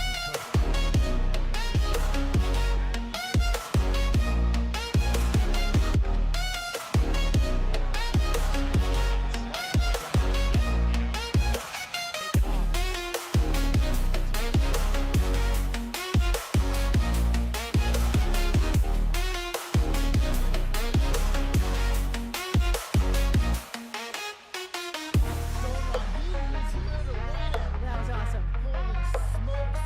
Holy man, my heart is racing. I gotta check my weight. What does it say? It says it's probably in 100.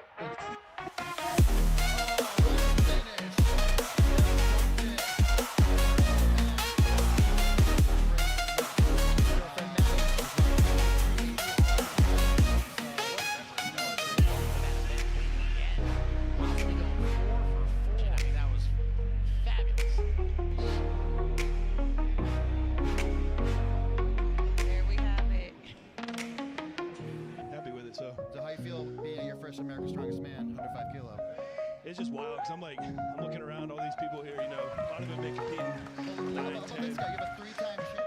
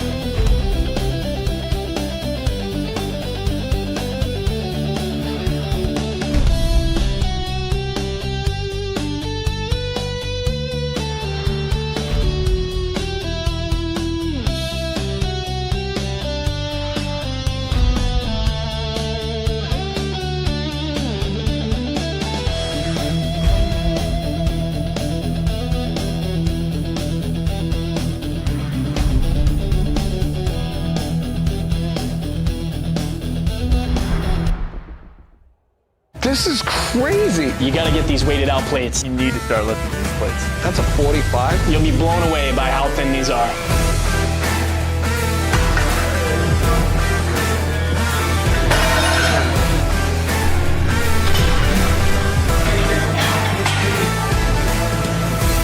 I like these things. They're deceptively heavy, thin, rock solid, pure metal.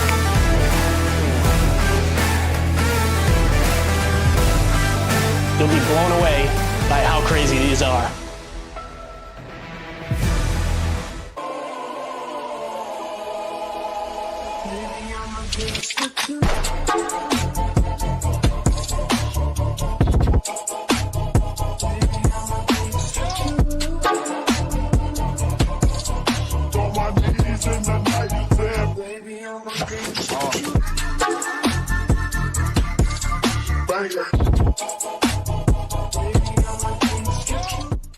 Loads for Marcus Raw. Just putting his stamp on the day. The next day, as opposed to just competing on the day, or we don't manage the days individually. Absolutely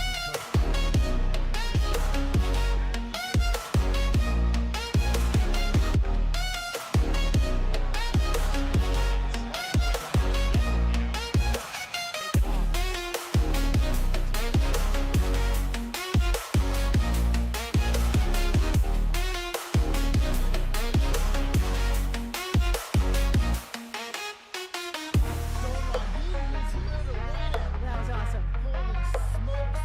Holy man, my heart is racing. I gotta check my weight. What does it say? Everybody says a cray in 100.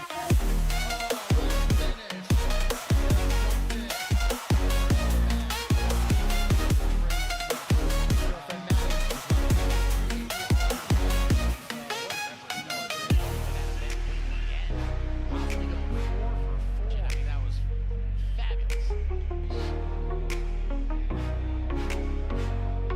There we have it. Happy with it. So So how you feel being your first America's Strongest Man, 105 kilo? it's just wild because I'm looking around all these people here. You know, a lot of them been competing 9, Let's 10. go. You have a 3-time champ.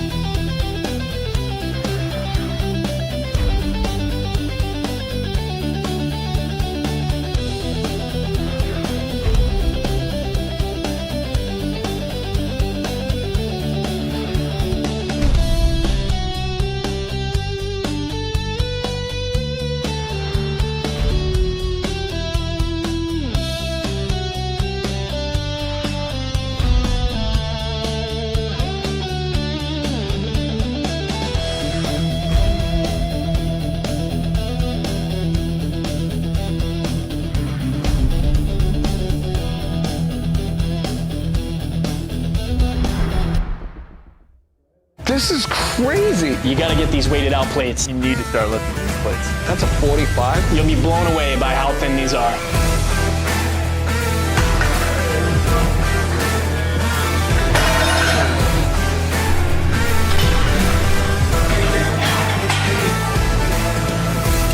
I like these things. They're deceptively heavy, thin, rock solid, pure metal.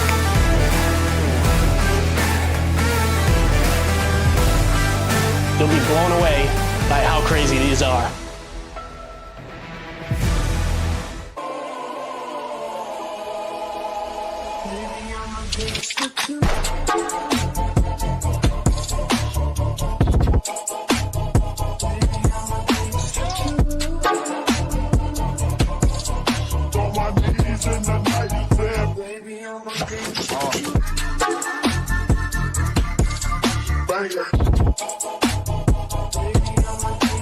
Loads for Marcus Raw. Just putting his stamp on the day. The next day, as opposed to just competing on the day, or we don't manage the days individually. Absolutely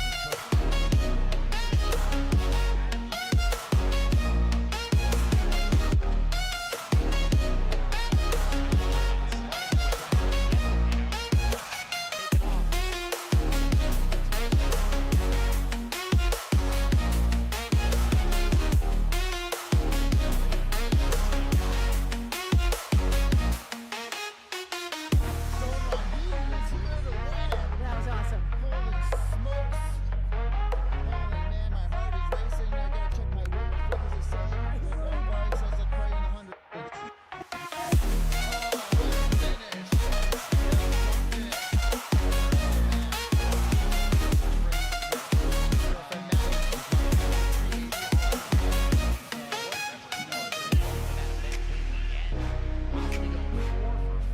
that was fabulous. There we have it. Happy with it. So So how you feel being your first America's Strongest Man, 105 kilo? it's just wild because I'm looking around all these people here. You know, a lot of them been competing 9, Let's 10. go. You have a 3-time champ.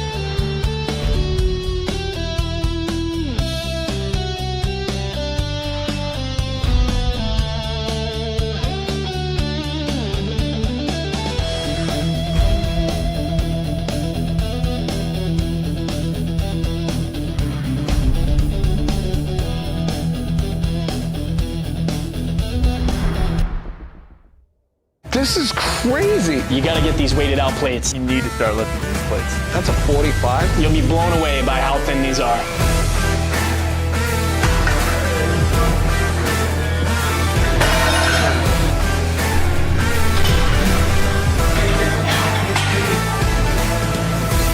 I like these things. They're deceptively heavy, thin, rock solid, pure metal.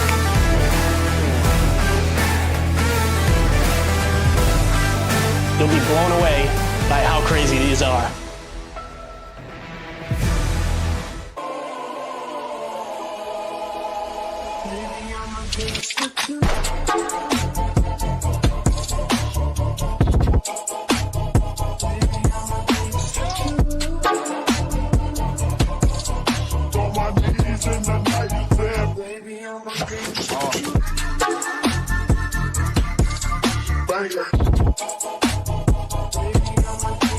Loads for Marcus Raw, just putting his stamp on the day. The next day, as opposed to just competing on the day, or we don't manage the days individually.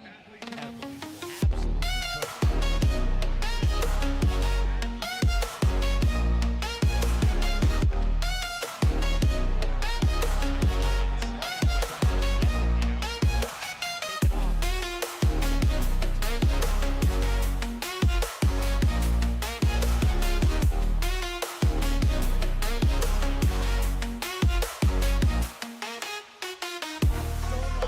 absolutely That was awesome. Holy smokes.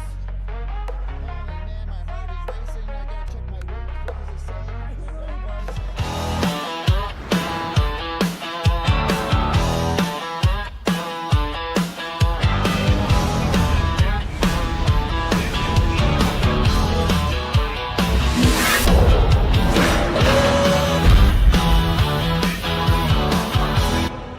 In lane 1, Allie Abs in lane 2. So let's Taylor and Yeah, that one's mine. It's working. You can probably plug these into here, can't you? So make sure that's where you're going to be standing to start off with. Travis. Athletes ready. Judges ready. Hello. All right. All right. Well, we're up and running at America's Strongest Man 2025. You know, I might actually be better at hearing everything out there and then what they're saying. If there's an extra headset, it'd be great, but All right, so we're up and off, and we've started with our heavyweight women's deadlifts. We've got Allie Abs over in lane 2. I believe Melissa in lane 1. Melissa's fighting with that 495 right now. It looks like Allie's same, coming up clean. And both athletes are moving on to our last and final bar for our heavyweight women, and that's 525 pounds. Damn. Yeah. 525. Yeah, as a medley, right? Yes. So not just a single deadlift here, but it's the last bar of a medley here. The last axle. Yeah. Not necessarily a bar because it doesn't give. Yeah, and that was a Leo Worley in lane 1 there. Hey Travis, talk into that. See if we can hear you. All right, we've got Taylor No, Doxey we can't coming hear you out. at all. It's not plugged in yet. No, clearly not. Because if it is, it's mine just went out. Yeah, I was like, Nick, quit messing. Technical I'm dead. difficulties.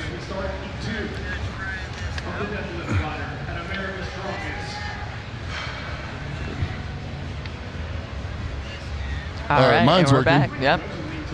Uh-oh. All right. Got a mic? Got We're a trying to pair get of set up over headphones. here Oh, in the mine's not working now. commentary booth.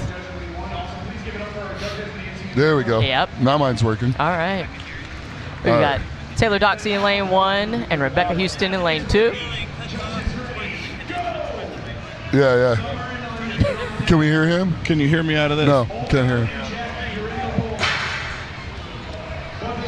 All right. All right, Taylor and Jackie or Rebecca are running. Yep. Houston's done with her second. Taylor's done with her second. Setting up on their third each. And both athletes here taking their time too. Doesn't look like we're, moving too terribly fast. We're just trying to get it done. And that's a beautiful grind there from Taylor. Yeah. Come on, Taylor. Rebecca Houston's on to the last one. Yep. And 25 seconds remaining. Oh, we can hear him. Oh yeah, we're here. good. Travis is in. Travis Ortmeyer's in the house. I was trying to sneak that in and make it in- sound like I was here the whole time and not like we were doing a mic test, but Well, you were here. We just couldn't hear you, which was quite peaceful for a change. And guys, I don't know how I ended up here, but I'm doing commentary with Nick Bested, Travis Ortemeyer, and this is a heavy hit commentary booth over here. So I'm sure you'll be entertained today. it's going to be a long We'll hope day. so. It's going to be something. Well, it'll be a long day for Travis, but that's okay. Poor It's going guy. to be something. That's Poor right. guy. Yeah. Summer Johnson, and then they're going to be coming in lane 1, and Nadia Stowers in lane 2 All for our right. heavyweight women. Wow. A little preparing. I think Summer's ready to go. I think this is a good event for both of these women. Yeah, Summer is a massive deadlifter. I saw her break, I think, a world record in the 82 class, if I'm not mistaken, at PSL that's last what year. I think it was, yeah. Yeah, I think she competes in different weight classes, so to see her here in the heavy class, she's looking bigger and badder than ever. Yeah. Athletes that can do that, it's just terrifying when they have that level of skill. They can bump up a class, down a class, and just kick ass at every single level. Nice. All right. Summer's killing it already. Both up to a strong start. Oh, man, she's made that look easy. Yeah. She's clearly practiced wrapping up with these. Probably not her first day, maybe second or third. But yeah. But that's one thing for sure, the time it takes to get strapped in. That's something that, if we do have two athletes that are same speed, similar, that's something that can shave off seconds easily. She smoked that. Yeah. Crushed it. Looking at the judge almost the entire way up on each rep. Yeah. And did you see her triceps on the thing? How could you not? It's like and all now, the styrations. if you were judging her, Travis, would you be a little intimidated there? Would you be at that eye contact? Is that a little too direct for you? A little scary? No, I like that intense eye contact. That's how you get those quick down commands, guys. That is. Intense eye contact. Either freeze or he's going to drop it for you really quick. Like almost dare the judge to hold you. Yeah. You want some, big boy? I do not. Not today. All right. This is going to be a nice one here. We got Olga coming in lane 1 and then Jackie in lane 2. Both of these ladies are looking really strong this weekend. Olga smashing a 315-pound behind-the-neck jerk. Crazy. Which was 1 pound or 1 kilo over her personal best. Yeah. Who do we have here, guys? Which one do you think is going to finish first? Olga is whoever on can fire set up the fastest yeah, in this competition. Truly. I think Olga's and moving it looks like pretty Olga's quick. moving pretty quick, yeah. And it's always fun to say America's strongest woman from Ukraine. We got to recruit them, And Olga's on that third bar right there, and she's making quick work of it. She's flying. Jackie right behind her, too. And I say we said Olga overhead press at 315. I think Jackie was at 285 yesterday, so both of these women, not just deadlifters, but pressers here, too. You got to be good at everything. Yeah. This whole heavyweight class got to be good at everything. I think Olga got a good time. Yeah, Olga looks really happy with that. Yeah. Jackie's looking really happy with hers. Yeah. Really good time by both of these women. Now, Olga came in here with the fanciest boots and hat that I've possibly ever seen. Yeah? She says she's living in Nashville now and she had to represent. She was looking good, man. Okay. Sparkly boots. What kind of boots were they? You know? I don't know the brand name, but they were sparkly. Sparkly ostrich? Sparkly ostrich? I think they were just leather. Oh, okay. I know you know your boots. But they weren't ostrich, they weren't alligator. Definitely sparkly. That's all you got. With a hat to match. And the jeans tucked in. It's one for bad, pure two for Nashville good. style. All right. Well, Ukraine, Nashville, that's an eclectic, Yeah. America's strongest. Let's see if she's going to be the one that takes it home. Well, she won in, I believe it was 2023, correct? And then, did she win last year? I think.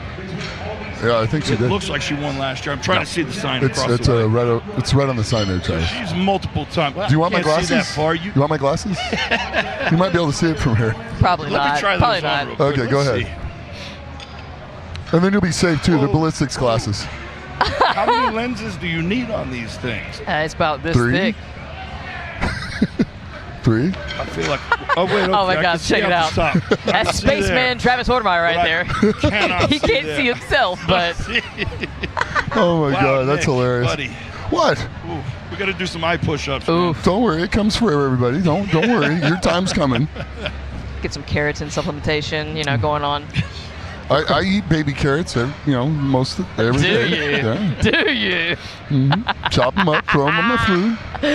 I'm going to get in trouble today. Is a hell of a chef, though. I'll give him that. Thank you. I stayed with Nick a few weeks ago. He's a wonderful host. I'll give him all the credit in the world. He cooked really good food the whole time. And got a pretty cool gym, too, right? Yeah, is she not telling bad. us to move over, or is she talking to someone else? Probably us. I need to go this way. Oh, all right, yeah. I need to close. Close your legs, my guy. I know. Okay, I got a shoulder in. I'm good now. I'm up against the. There's a lot of bodies over here. There is. Nancy Johnson telling us how to do our job from over there. You know what, though? I say all three of us got some pretty clean bald heads, though. I do. I did shave my beard this morning, so I don't match you guys there, but. Well, we're aerodynamically sound. So 100%. When we run the yoke of the farmers, we go very fast. Yeah, aerodynamic. Right. Yeah. Go fast haircuts. Yeah. Very speedy. I want to go fast. If you're not first, you're last. 100%. Oh my God. Oh, we're starting with the movie quotes already today. Oh no, full of them yesterday. We started that. We started with that. With the definitely sparkly. That was a movie quote. We're taking a picture now. Cute photo up. Cheers. All right. All right, we're getting the weights changed. What are these weights? We got 615, 665. If I had to guess on the third one, I can't see it. I'm going to say it's about 725 and then 750. 750. Yeah, oh, there it right is. here. 615, 665, 700, and 750. And that's on an axle. I mean, that's brutal. Yeah, that's awesome because the bar's not going to give. No, so an axle, it's like a slap in the face. Yeah, people got to understand you get the weight immediately when you do an axle. Yeah, 0 to 100. There's no giving in the bar 4 or 5 inches before it comes up. No. Well, you can't do sumo in this sport anyway. But that's where we draw the line on cheating, right? Yeah. So straps, every hit cheek, but no sumo. That's no sumo. cheating. We call that a Ukrainian deadlift. Hey, don't talk about Olga. Don't talk about Olga like that. Ouch. All right. It's good for the glutes, though, right? It is. It is. It's also good because you can go from the sumo to my stance, and it's still kind of similar. Heard. It's super wide to the most narrow ballerina-looking stance I've ever seen anybody deadlift with. Yeah. He's almost. It's like what's her face, Judy Garland. Okay. Clicking her heels together. Ah, I wish I were home. I wish I could deadlift the bar. I wish I could deadlift the bar. That's what it is. Oh my God! It came right off the ground. Sweet. What do you know? What do you know? Oh, hell, it works for you. It works for Well, you. I mean, I pulled 843 that way in a powerlifting meet. That's okay. And then I pulled 903 in a strongman contest that way. That's a proper weight. You know what I respect about you, Vic? A ton, but also that you're such a good squatter and you're a good deadlifter because, most heavier guys, if you can squat, you probably can't deadlift quite as well, right? True. But you can do both. True. How about you, Thank you. Travis? How about you? What's your squat look like, huh? You put me in a suit. I don't know. can squat. Oh. You put me in a suit. I Give me can my squat in super a suit. Okay. We can shove you in a trash bag and you're fine. That's All kind right, of it. Yeah. got it. Yes. Yeah. Yeah. We'll just be quiet now for you, Travis. Well, what was a moment of What silence. was your best rep weight squat? Like 750 range. Well, let's see here. I did 585 for 16 reps. Yeah, nobody asked about 585. And then 700. I did 700 Was that for squat? I did That's I pretty did good. 700 for 10 There you go. in a That's minute. He said, now we're talking. Okay. Yeah. In a minute. Was that World's Strongest Man style? Or? Yeah. Well, in the no, gym? no. It was one of Chad Coy's contests. This is one we did Oh, with Chad's. that's right. Yeah. With Chad's. So Okay. those were pretty legit. Yeah. And then my best one in a powerlifting meet is 870. Yeah. My best one in the garage is 925. Oh, sick. Nice. Yeah, so Nice. not too Nice. bad. Okay. Yeah, Frank Mayer spot me that day, which was really funny. That'll Yeah, well, you give had to some get it, right? motivation. Yeah, you had to get it. Yeah, you didn't have a It's like choice. deadlifting with Eddie Cohn. I mean, Yeah, exactly. You're gonna pull it no matter what Get it or happens. die. I mean, Yeah. See, my best squat. let's see if I'm more than you. Let's Well, see. I was training for Worlds a few years ago. Was 750 okay. for, I think it was 5, and I tipped forward and had to bail on the 6th. Okay. That was 750. So Okay. yeah, but deadlift definitely better at reps. Good at top end. 925 top end strongman, but I'd never really had to max it out in a competition on a regular bar, except one time, Madison Square Garden, Yeah. decades ago. Yeah, but you got a $10,000 weight set off of that. That was so a nice day. Yeah, that's- and that was yeah, powerlifting they gave him the bar rules. and the weights. Wow. Yeah, it was. And they were Elicos, so yeah. Yeah. Yeah. Top So, tier. well, they were the primary sponsor of that show. So the president from Malika was there. He's handing me the award for winning. And he's like, by the way, that weight set over there, that's yours. I was like, okay. Not a bad day. Not a bad day, man. yeah. Not a bad day. You take that and run right out the door before Yes, he sir. changes Yes, mind. sir. Well, Colin looked at me and goes, oh, man, I thought we were going to get to keep that set. Sorry, Colin. All right, here come the guys. All right. We are about to start the deadlift ladder. All right. The lift of death ladder. And that's Dylan Gardner in lane 1 and That Alex sounds- Kopp in lane 2. That sounds so much better. The lift of death. Ladder. All right, here we go. The guys are wrapping up. All right, both strapped in pretty much same time there. So far, Olga, I think, has had the best technique. Oh, man. As far as getting the straps in and pulling up. Yeah, you can tell she's well practiced on this. Yeah. That was one of the cleanest runs I think I've ever seen on something like this. Oh, and you've seen some things, so that's saying a lot. That's saying a lot. You've seen some things. And just for anybody that's out there watching, and this was supposed to be yesterday, but Yes. we got kicked out of here, so we're go ahead and getting the deadlifts for our heavies done first, and then we'll be moving along after that. So They turned out the lights and the party was over. That's right. no warning shot, it's get out. No and mon- it's up, and he's up there fighting it. That's Yeah. 750. Got it. Got it. Yeah, Alex Kopp completed that. very good. No Monday Night Football old reference on that. That's right. Showing your age a little bit there, Nick. I know. Dating Sorry, yourself. That's sorry. all right. I'm Make also old dating things myself. new again. Well, I get the joke, so it's not much better. Got the joke. I love Nancy's fanny pack there.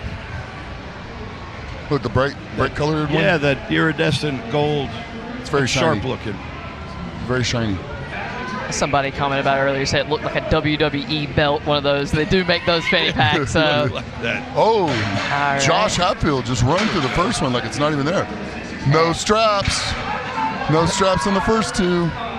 I like that. That's a flex right there. Yeah. Yeah. Definitely that makes move through faster, and sometimes those transition 3. times matter. 700's up. Onto the 750. Moving.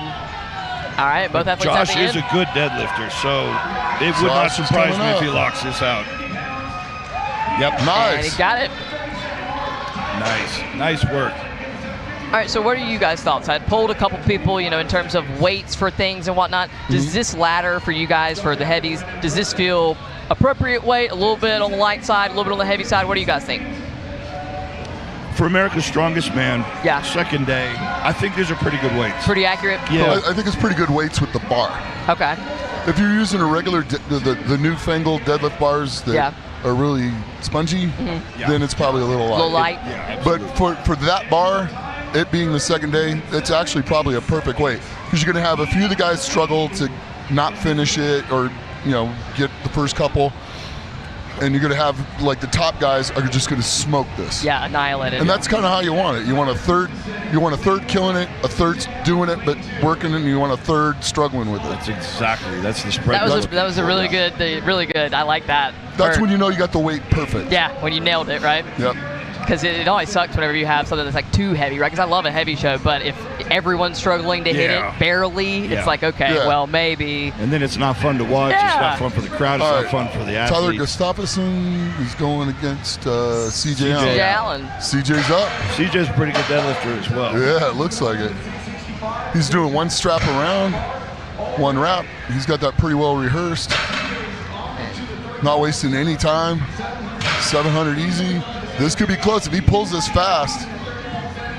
He's in. He's in. I think he's confident in it. Oh, his strap's a little off on his right. Yeah, you can see it. You can see it. Yeah, it's slipping. He didn't pull it confidently. That straps can be tricky, man, because obviously you need them probably for the axle, but if it's a little bit off like that, do you commit to it? Do you hold through on, or do you reset them?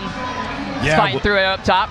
he And gambled. Tyler's got Oh, look at Tyler. CJ gambled. He took the gamble. He lost on that, and I think he's going to walk away really frustrated with that one. It also looks like he might be limping a little bit there. It might have, even just that offside strap could have changed the way your hips shifted a little I bit. think it tweaked his back a little bit. Yeah, I wouldn't be surprised.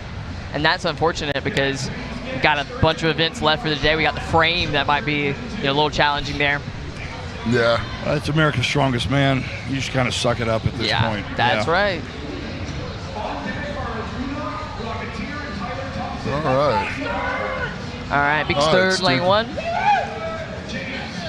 And then Sean Schellinger in lane 2. And Sturgeon coming fresh off of the amateur national championships.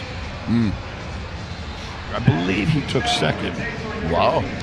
It looks like he's got his straps up high on those elbows. He's probably going to do at least one or the two over the bars, no straps. Yeah. Oh, See Sean where he should be puts them quick. out. Yep. Oh, bang.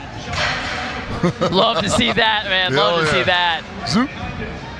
Drop. Done. All right, so third bar he's strapping in.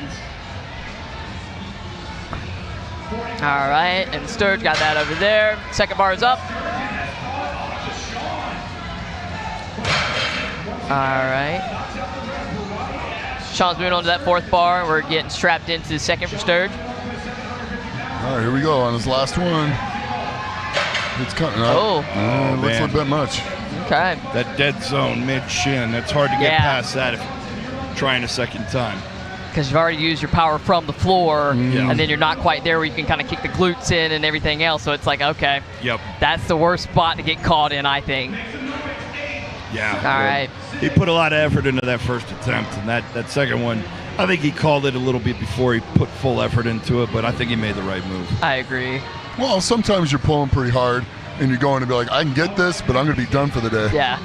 Is So- it worth it? I can get it, but at what cost? Am I going to be able to finish the show? And this is the first event today, and we got And I 3 say more events. that could be after something this. that, since these were supposed to be yesterday, so maybe that would be a different day on a game day decision, right? So since this is the opening event here, Yeah. may change strategy just slightly, because if this Yeah. was, something you get to leave, go to bed, recover, maybe it's worth it. But But today you got 3 more events to Yeah. go, and that's a lot of points. ending with kegs. Yeah, and I mean the heavyweight field, how many guys we have in the heavyweight class? 18. 18, so that's the point spread there. It makes a big difference, that's right? huge. Yep, big swings. Sacrifice a point or 2 here to pick up 5 or 6 down the Exactly. road. That is a veteran move. That is age and wisdom talking. And that's there. one thing that I think is so cool about Strongman is that you don't necessarily, you can win a show and not win any event. Yes. You can, and like that's strategy, right? Because people are like, oh, I've got to win every. No, you don't. Well, there's 2-time No, national Hooper. champion, America's Strongest Man, Steve Carrot, who was almost perfect at doing that. Yeah. I don't think he ever won an event at a major He show, called me but he yesterday, would by take the way. second or third all the way through. And take it off. I love that. Yeah. Consistency, right? Well, you had a lot of guys that would have big weaknesses, big strengths, but then their big weaknesses on the other end.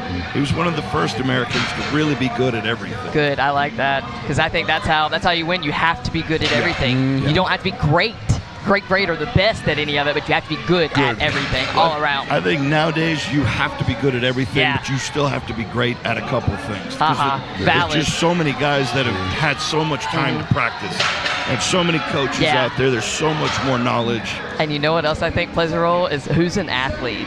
Yeah. Because you have to execute. You can be the strongest, you can be the fastest, but you have to be an athlete and be willing to and be able to execute on the day, right? So 100%. that's the biggest wild card factor that I think is so cool about Strongman. That was one of my specialties. There were yeah. guys that were stronger than me in the gym any day of the week, but I could beat them on the field. When it counts, you Every can be time. strong at your house. That's fine. Which is the berserker strength. You're willing to hurt more than them. That's plain and simple. That it makes a difference. If you're willing to suffer more than someone else, You're gonna win. you're going to win. Eventually. If your will is But if your will is stronger, you're going to beat them. I would rather die on the field than give up. Which you on came the pretty ground. close a And few I've times. done it several times. Yeah. I mean, you've seen probably 2 or 3 more, maybe I say, more. This guy's a cat. He's got 9 lives. So if you only use 2 or 3, you still Oh, you still got like 6 left, and we're Yeah, I'm good. only halfway No. there. We're good. He's got 1 left. Oh yeah. All right, I'll he's make sure I on keep you number safe, 8. my guy. I'll keep you safe today. I won't He's let on anything number happen 8. to you. We got to watch out for him. No concussions. I'll make sure no bags hit you on that ball head. Oh my God. Oh, I had a pretty good concussion once. The only concussion I think I've ever had. Nick I is only the one. think. The only one I think I've ever had. The only Okay. one I remember. Let's put it that way. Nick was the one who actually had to point out that I had a concussion. Yeah, you were puking all over the place after it was over. Yeah. That's a bad one, dude. When you're throwing up and you got a concussion, that's really bad. It was the first time. And then your that it ever vision's like happened. this and you can't see. I knew that was bad. I knew I had tunnel vision. I was like, that's probably a bad thing. But I just thought throwing up was Oh, nerves wow. or something. Wow, slaughtered that. While we were talking about your nasty Roy. concussion, Roy just Dude, manhandled that. He sure did. The last bar looked better than the first and one. second. Yeah, like Yeah. that was incredible. Usually it gets harder with the deadlift ladder. In his case, it got easier. I think I heard a time of 23.28. That is not official, but that's a pretty good time through 4 deadlifts on a ladder. Yeah. Man. It's going to be a ball game for sure with these heavyweight men. Oh, yeah. I'll say I saw some really good pressing from them yesterday too. Some incredible stuff. Austin Ham coming in lane 1, and we got Dan over there in lane 2. Dan McGuire's just a big man. Coming from you, my guy. Okay. That's a large human being. In my mind, I'm 6'4", but then when I hang around with you guys, I'm like, you must be like 10 foot tall, dude, because that's crazy. It's kind of funny. I'm probably the opposite. I feel like I'm 5'8". You're just a little girl. I feel like I'm a little kid. Little baby. All right, both of our guys off to a strong start here. Both moving on to the 665 bar. Up and fast for Austin. Both straight up. This is coming down right now to who can get their hands in the fastest. Ooh, made up time. Oh, man. Almost They're neck and both neck. going to be in this at the same time here, pretty much. Both using figure eights at the same. Okay. Oh, wow. I think Dan got him. I think Dan might have got him by like half a just second hair. there. That So, was like, close. Wow. Well, yesterday we had a couple times where we had synchronized deadlifting, but not today. Yeah, that's right. That was pretty close. I think we were waiting for the Chinese team to come out and make zero splash. Oh my gosh. And so on a medley like this, would you guys both prefer to use the figure 8 straps, or either one of you guys have any feelings with the just regular kind of traditional straps? Figure 8s here for the axle all day long. Go ahead, Travis. I'll let you start. Usually would be a figure 8. Yeah.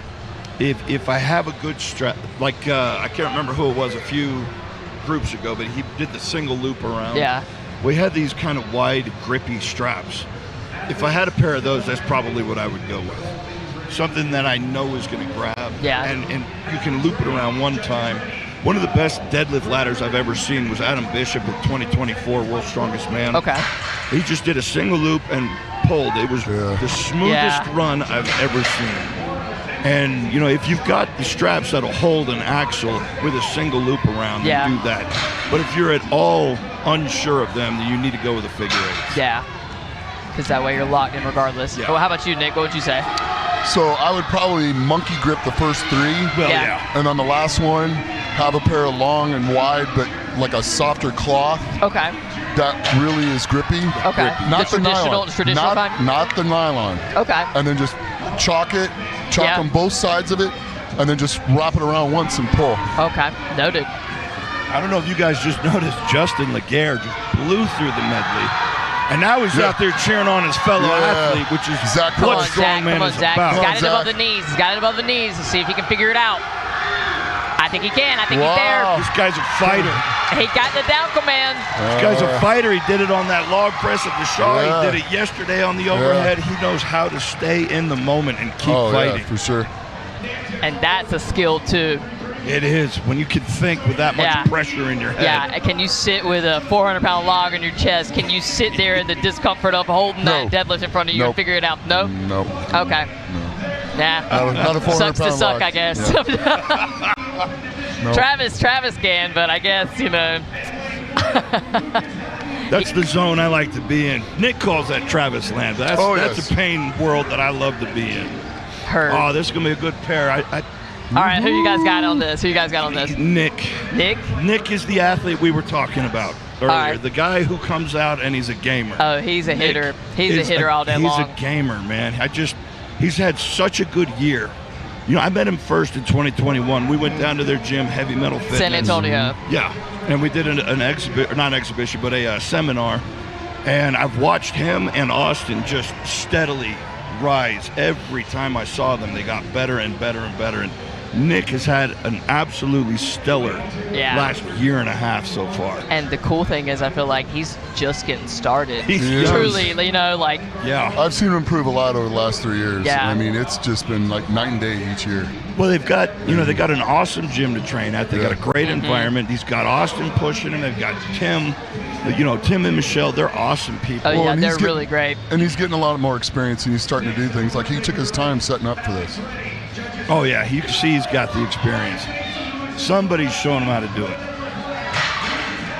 All right. And looks like Lucas finishes that second a little bit faster, but Nick is coming in right in hot behind. He's going to get to that third bar right as Lucas is finishing it. Lucas is using the Versa grips, and it looks to be working for him. That's a ballsy move, I feel like. That was, And but that it was worked. a beautiful finish. Yeah, it worked. Pulled it off, right? Yeah. Nick's taking, Come on, Nick. It's taking Nick a long points. Let's time go. to get strapped in. I noticed that on the first one, too. It took him a little bit longer to get strapped in than I thought it would. Yeah, there we go. Beautiful finish there. That was a good finish. That should still be good points for Nick. Totally agree. Versa grips, I feel like that's a bold move right there, because Versa grips, have a little bit shorter kind of handle there. So for an axle, that's a little bit ballsy, but it worked. Got to still have the grip. I guess he was confident in his ability to hold on. Doesn't even need a full wraparound. He just is partial, right? So, I mean, because you can see it up there. He's barely hanging on, but he was confident in that lockout. Confident that I can barely hang on to it, right? All right, and that concludes our heavyweight men's deadlifts event there, I believe. So, yeah. And we're gonna look, kind of see who ended up finishing, who finished first, who win that. So this is that newfangled technology. What you doing? We're right here. What you doing? Get crazy. There's a Hoist. They kind of threw me off because they're going back. Yeah, he had a bad day with this yesterday too. Okay, I believe Lucas won on that one. 22.69 seconds. Nick definitely got put farther down in the pack. 4 reps, but he was kind of a slower time. There are a lot of guys in the 20s. Yeah. He got 4 reps at 37.5, so that's gonna knock him down a little bit. Yeah. But I know the rest of these events are really good for him. Correct. Lucas was telling me he's going to have a little bit of trouble on the sandbag toss. But Lucas is another gamer, man. He knows how to come out and put on a show when he needs to. Yeah. So I wouldn't be surprised if he pulled something out and surprised himself. And I mean, something that man struggles with, that's probably, relatively speaking. Okay. Well, it wasn't my best, but yeah, it's still world class. Yeah, right? Yeah. Right. And so what we're going to be moving on to next is going to be I believe the frame into the circus dumbbell for reps. Yep. If I'm not mistaken. So this is a little bit interesting kind of event, right? Have you guys ever done an event that was set up like this, a frame to a circus dumbbell? No. Never an event like a where they put the 1-2, yoke into a press or some kind of moving event into a press. I've maybe done like a sandbag load into a press, into something else, like part of a 3 or 4 part medley. So how you feel about it? Or like a sandbag or a frame to a yoke or a yoke to a frame. Yeah. Or a yoke to a farmer's. I've seen a lot of yoke to something. Yeah, I've seen a lot of those, but I've never seen one set up, exactly like this. Yeah. Well, see, this one I would be fine with because you can wear your normal shoes on the circus dumbbell. Now with a log, I got to wear my Olympic shoes. So if I had to do something like the frame or a yoke into a log, I'd have a hard time deciding which shoes. Do I take the Olympic shoes and just deal with the pain of every step and then get something out of my good log? At that, right? Probably. Probably. You're right. That's probably the right answer. They still want to know, but that's probably the right answer. But I need more help on the logs. So he just stomp his feet through. Yeah. I'd be mad about it. But with this one, these are my moving shoes, as I call it. I would have that for the circus dumbbell and the frame. Well, so what are your moving shoes? What are the shoes that of choice for your moving events? Oh, okay. So my old favorite ones were Babolat All Court. They're tennis shoes. Okay. But they only go up to a size 14, and I got tired of losing feeling in my toes. Okay. By cramming them into shoes that were too small. Well, what's your shoe size, sir? I'm like between a 15 and a 16 now. Not bad. You're 5'8", right? You're 5'8". 5'8", yeah. 5'8" and 15 shoe. That's great. 80% shoe. Oh my gosh. That's funny. But now I really like the tier shoes. I like those, and probably Nike Metcon. Oh, okay.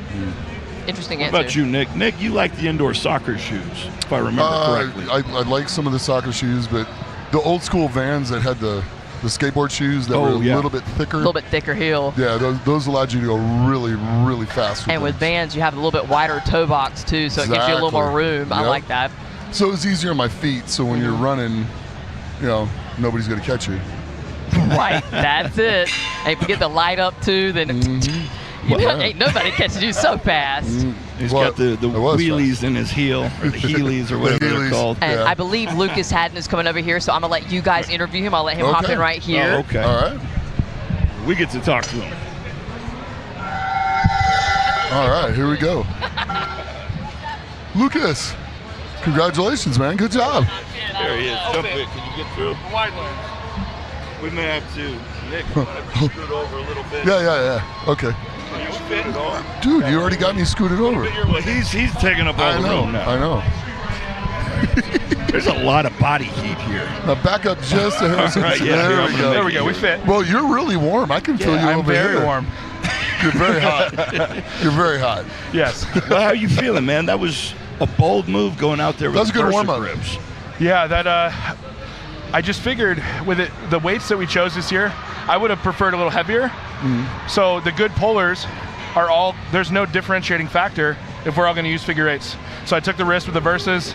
I even had a fumble and I still got him by 4 seconds. So my fingers are barely long enough to grab the verses. I saw that. I was watching. I was like, he's confident in his ability to fingertip grab, hang on to the axle. Yeah, but that's the difference between succeeding and winning. You take that little bit of a risk. Yeah. And you put it out there, and it succeeded. You did good. Yeah. You picked the right decision with this. Yeah. It was smart. Yeah, absolutely, man. Well, how are you feeling for this one? We got a frame, and I know that the frame has kind of been some trouble, hit or miss in the past. But this frame it's not a super wide grip, so it's probably going to fit pretty well. You won't have to hang in the fingertips. We know that you're pretty good at that fingertip grip now. I get a lot from over gripping, so the thinner frame is going to be fine. Yeah. When I was coaching at amateur nationals, I put a little weight on this thing. I've touched it. I saw you. I don't leave things a chance. But that was a smart move coming out to amateur nationals, because these, like the Hoist event and these frames were both being used there. Yeah, little double use trip, coaching, and little practice.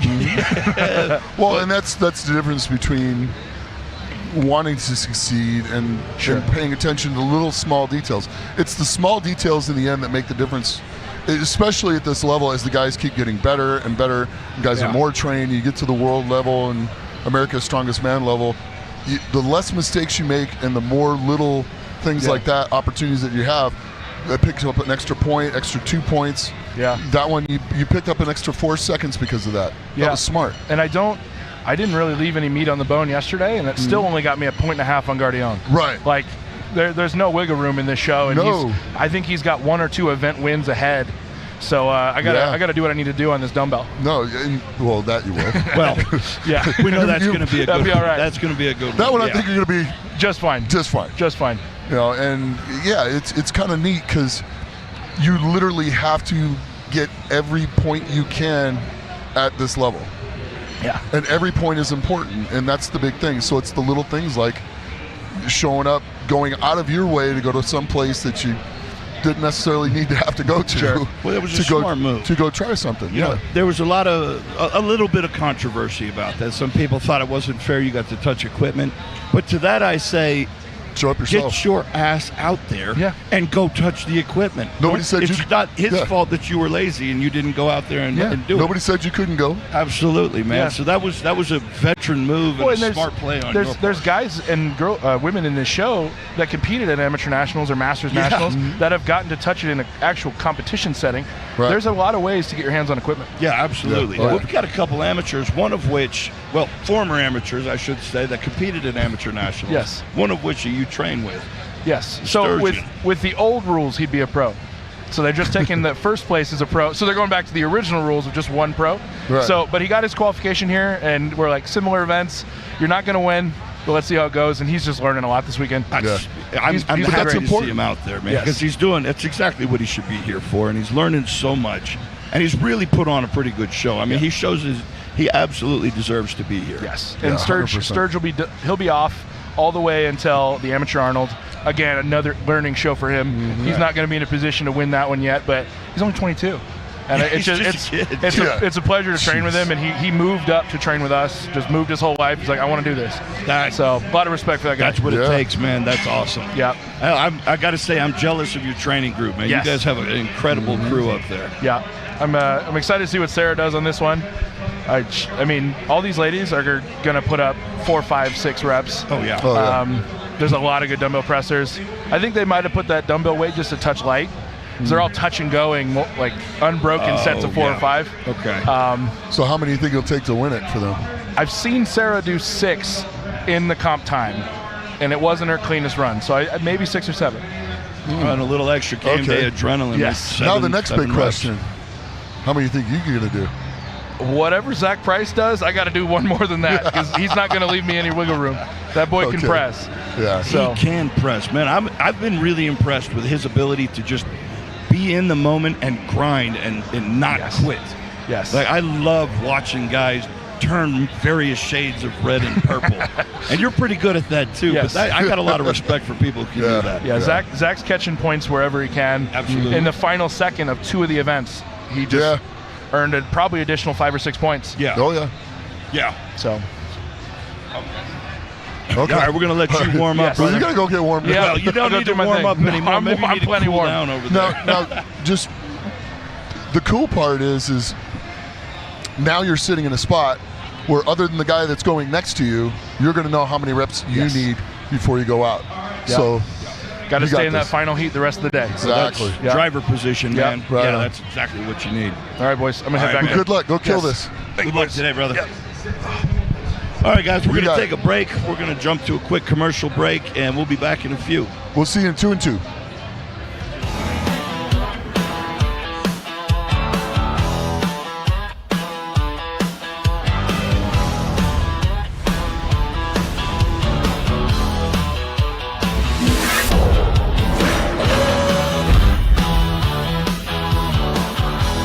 Loads for Marcus Raw.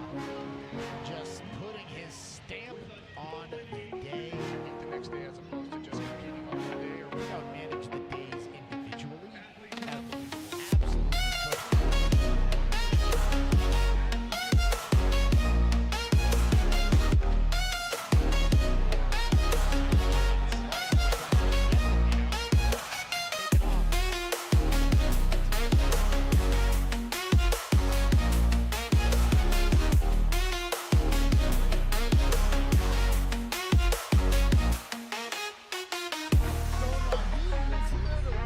That was awesome. Holy smokes. Holy man, my heart is racing. I gotta check my weight. What does it say? Everybody says it's praying 100.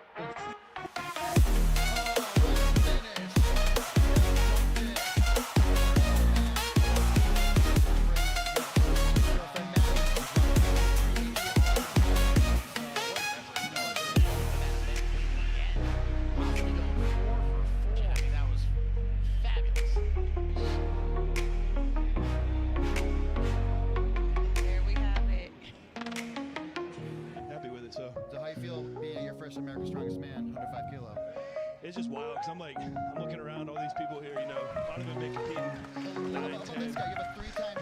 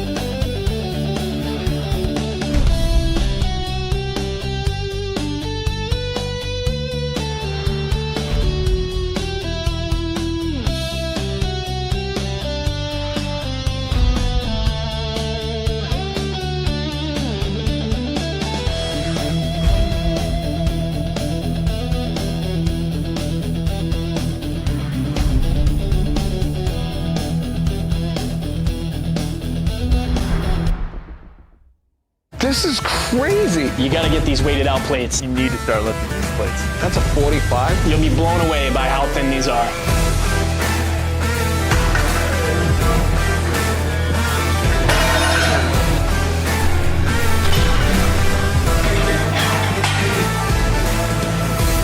I like these things. They're deceptively heavy, thin, rock solid, pure metal.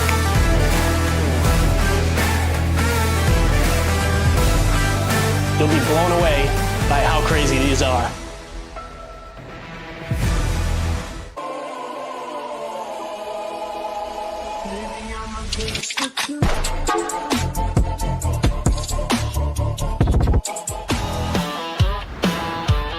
See my grandkids. Got a lot to live for. Yeah.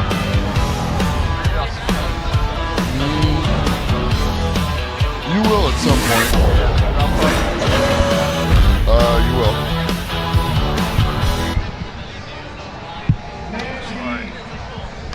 Okay. All right, are we back? We're back. Okay, we are back, and it looks like our first two athletes coming out, getting ready to come out. We got Hannah Cold Iron and Kristen Ellis. Kristen Ellis just won America's Strongest Veteran literally an hour ago. Yeah. And she is now competing in America's Strongest Woman. Amazing. I'm always impressed with people that can do that, because that's two shows at once. Yeah, that's punishing, and that's like voluntarily just getting your face stomped in. Yeah. All right, and so these are 73 women that are coming out, and this is going to be a 400-pound frame into a 105 circus dumbbell. You guys got any predictions of how many reps it's going to take for these ladies to win? 105 dumbbell? Yeah.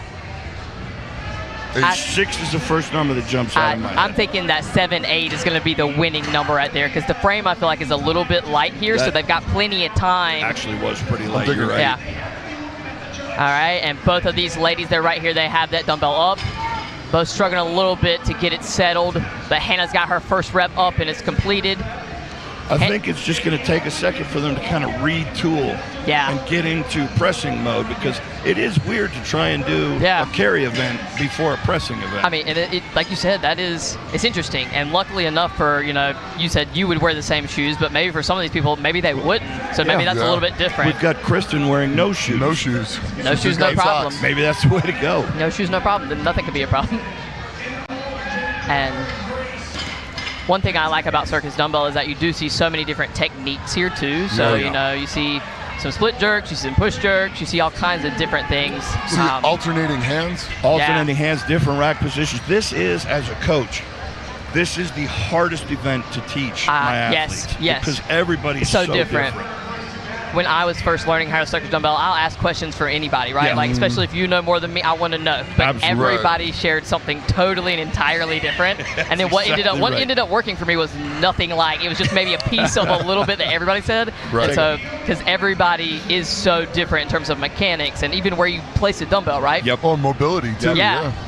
An amalgamation of sorts. And you do remote coaching too, right, Travis? Correct. So so remote coaching someone on a circus dumbbell, you can't see where they're how it's sitting. You can't see that. That's the hard part. It's so much easier to do it in person because we can adjust on the fly. So and you can see it. Sometimes where I'll just do FaceTime and at least get somebody to kind of hold the phone, and I could kind of be there live.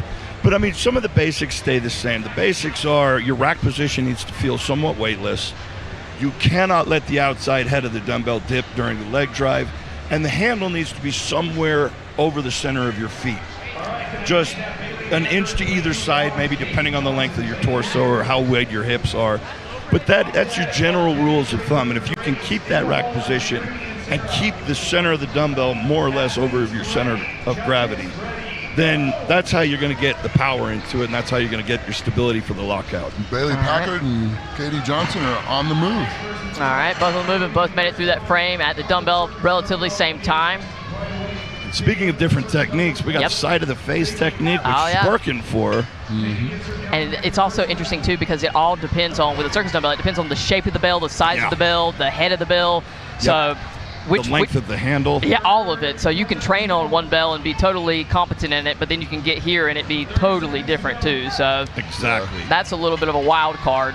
Oh, good fight. Good fight there, yeah. The smile on Bailey's face. The relief, the smile, the relief. Like after the first one, she had the biggest smile.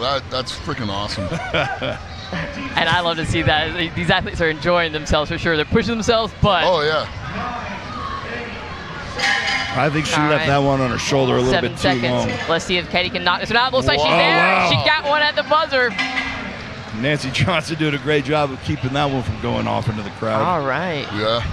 And this is awesome here. And I believe we're also doing times for the frame. So the time that they complete the frame, in case there is a tie in terms of reps with the circus dumbbell, they would go back and they would check to see who had the fastest frame from what I believe. Interesting. So, that's an interesting tiebreaker. Well, it's an interesting event, right? So I feel like the rules are kind of all right. Well, whatever we want to make the rules here, but frame's the tiebreaker.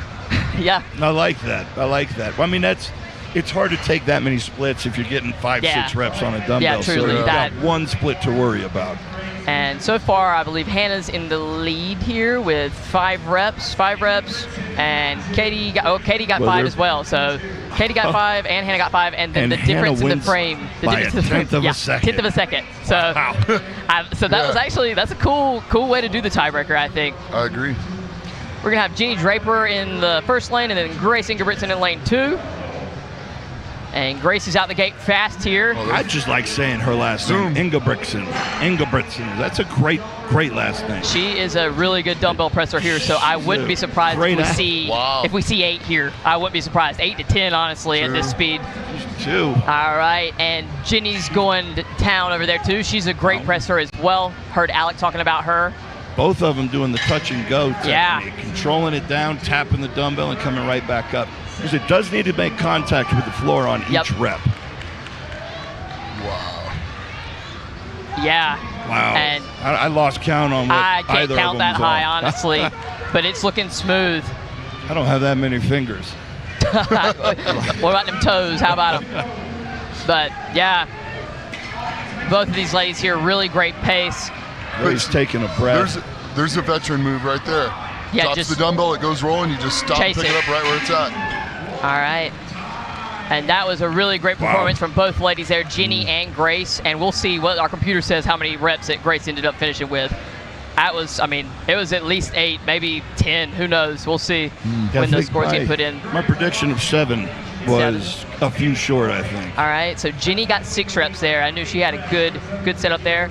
Grace got 8. 8 reps. And I think that is what I figured would be Sarah's.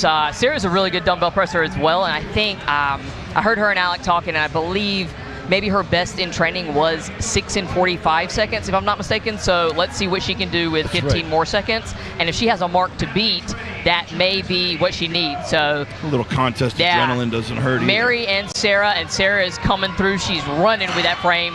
All right, there's plenty of time here for this dumbbell. Let's see who can knock it out. And Mary came in strong yesterday, really, really good overhead. I think she finished with 270. Wow, Sarah crushing this dumbbell. Mary crushing it as well. Nice. Both of these ladies are. And Sarah's looking super intentional, getting that elbow set right directly underneath, too. I don't know if she got caught. Did she get credit for that last one? Not sure, not sure. Was wobbling. Yeah. And our ladies, we do have to get a down command from our judges. 6. So that is our only, we have to touch the floor, and then we have to get that down command. And Sarah is coming 7. In, commanding here. Great pace. And at the very end of Grace's run, it looked like she, the bell rolled around on her a little bit. So if Sarah can keep this pace up, she might be there. All right. 9. I think 9. Sarah got the lead with that one. Oh, man. Oh. That one definitely, you see it drifted away from her a little bit there. I hope she's okay. She okay? I think she bailed out in time. I think she was fine. I know, but I think she hit the frame with her leg. No, I think the dumbbell hit the frame. Oh, okay. Yeah. All right. And so Mary finished with 4 reps there, and Sarah's total, I think Nick said it was 9. We'll make sure that's the official count there.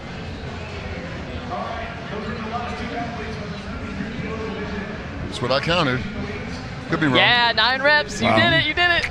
He had both his hands out. You read it? Not too bad. I got it on both hands. Well, I had one left. That's incredible. But also, I would say and that indicates that, like, so this is an interesting event too, because it was a carry to the dumbbell, right? And typically a dumbbell is kind of technical in that way, right? But for somebody to get 8-9 reps like that, like, that's rep fest. That's hard. 9 reps in 60 seconds is hard enough. That's on hard its by own. Do a itself. frame Yeah. carry before. You're in condition. Your condition's been good.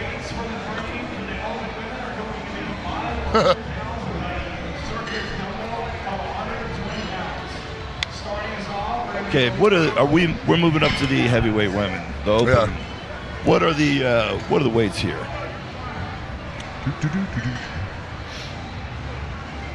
Hold, please.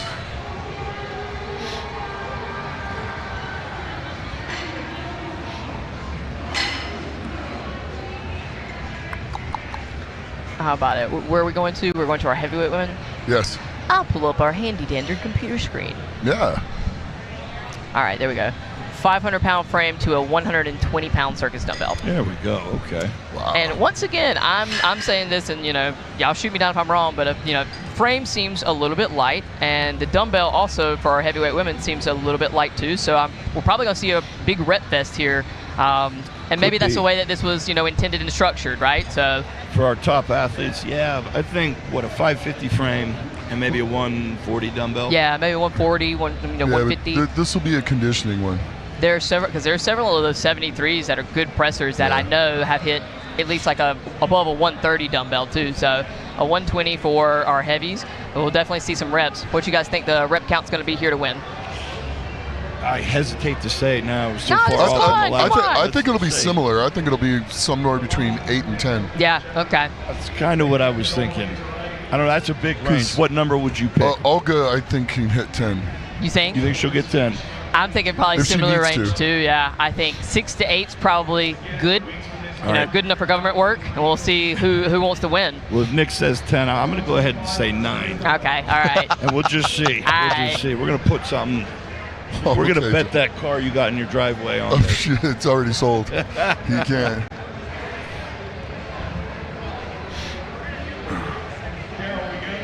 The crazy thing is this morning, Jerry and Bubba came over to train. Pritchett. That sounds fun. And Bubba was doing the 500-pound frame at 14. Man. The kid is a tank. He's on another level, man. Oh, boy. He is just proof that lifting weights when you're young does not stunt your growth.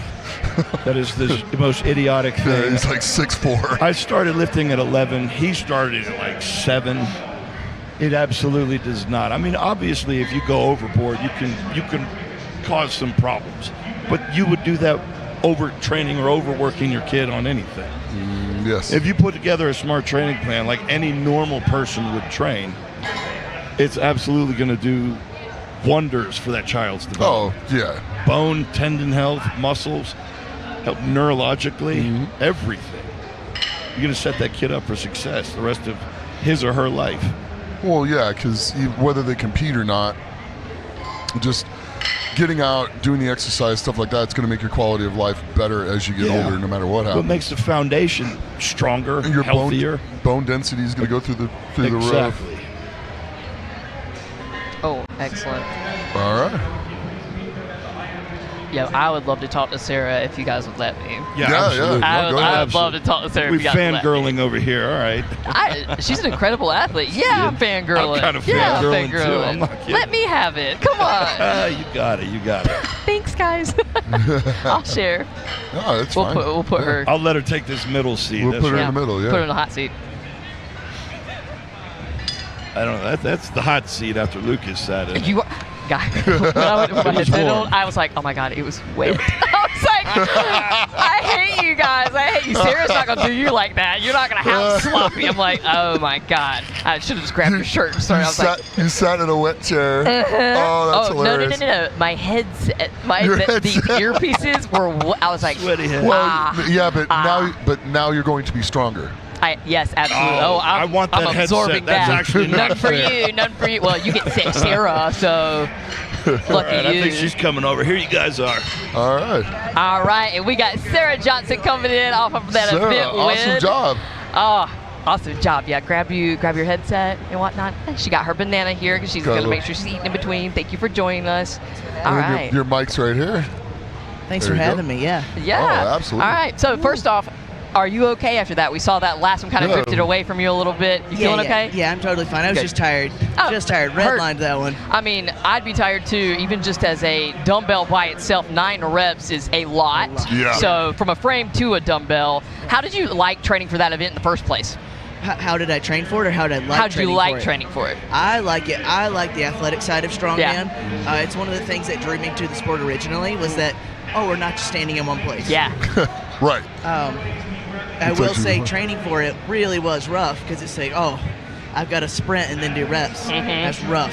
Yeah. So I'll say, and did you, how many, I think you said that you're in training, you got 6 reps in 45 seconds with the dumbbell at comp weight, was that right? Yes, with the run included. Okay, so hitting 9, did that? Huge PR. Yeah. I was counting Grace's reps. Yeah. I was like, this is going to hurt. Well, and that's what I said. I figured it would take 7 to 8 to win, and then I was like, well, Grace got 8, so I said Sarah might have the mark to beat now. Yeah. Now, and I know that you're an athlete, so that's what I love about you. I was like, if that's the mark to beat, Sarah's going to get it. It's game time. I was ready to go to a dark place. And I think job well done. Job well done. Trying to put on a show for the people. I mean, you know did. How it is, big dog. Oh yeah, dude. I put on a clinic out there, and I mean, even yesterday too with your overhead press. 285. That Olympic weightlifter in me. Chef's kiss. I mean, that's why I believe that your Olympic weightlifting background. I mean, just like you're an athlete. It's a cheat code. Yeah. Oh, absolutely. You're so explosive, and I don't know this, but I don't think there's anything that you're not good at. There's a few things that I could be a lot better at. You can improve, obviously. Always. Sure, we always can improve, but I don't Always. think, I mean, from what I've seen, there's nothing that you're not good at. Alex says there's nothing I'm bad at. I definitely have some biases. That wrecking ball hold last year at OSG. That's just hard. Yeah, that's that just hard. That And was that's also not even, that's not even a misery. grip event. That's a, how you figure it out event. It's just like, how long can you wait to black out a bit? Well, that's just how long can you suffer as you're holding onto something super heavy. Also, all right. Well, we were talking earlier, Nick and Travis. We were talking about who's willing to suffer the most. Is that something that you would say you can identify with? That you can suffer longer than other people? Is that a strength for you? It is. It is something. I will also. Do you guys want to hear a funny story? Please tell me. All right. So there's a bar in the town I live in, Puyallup. It's called Top Gun.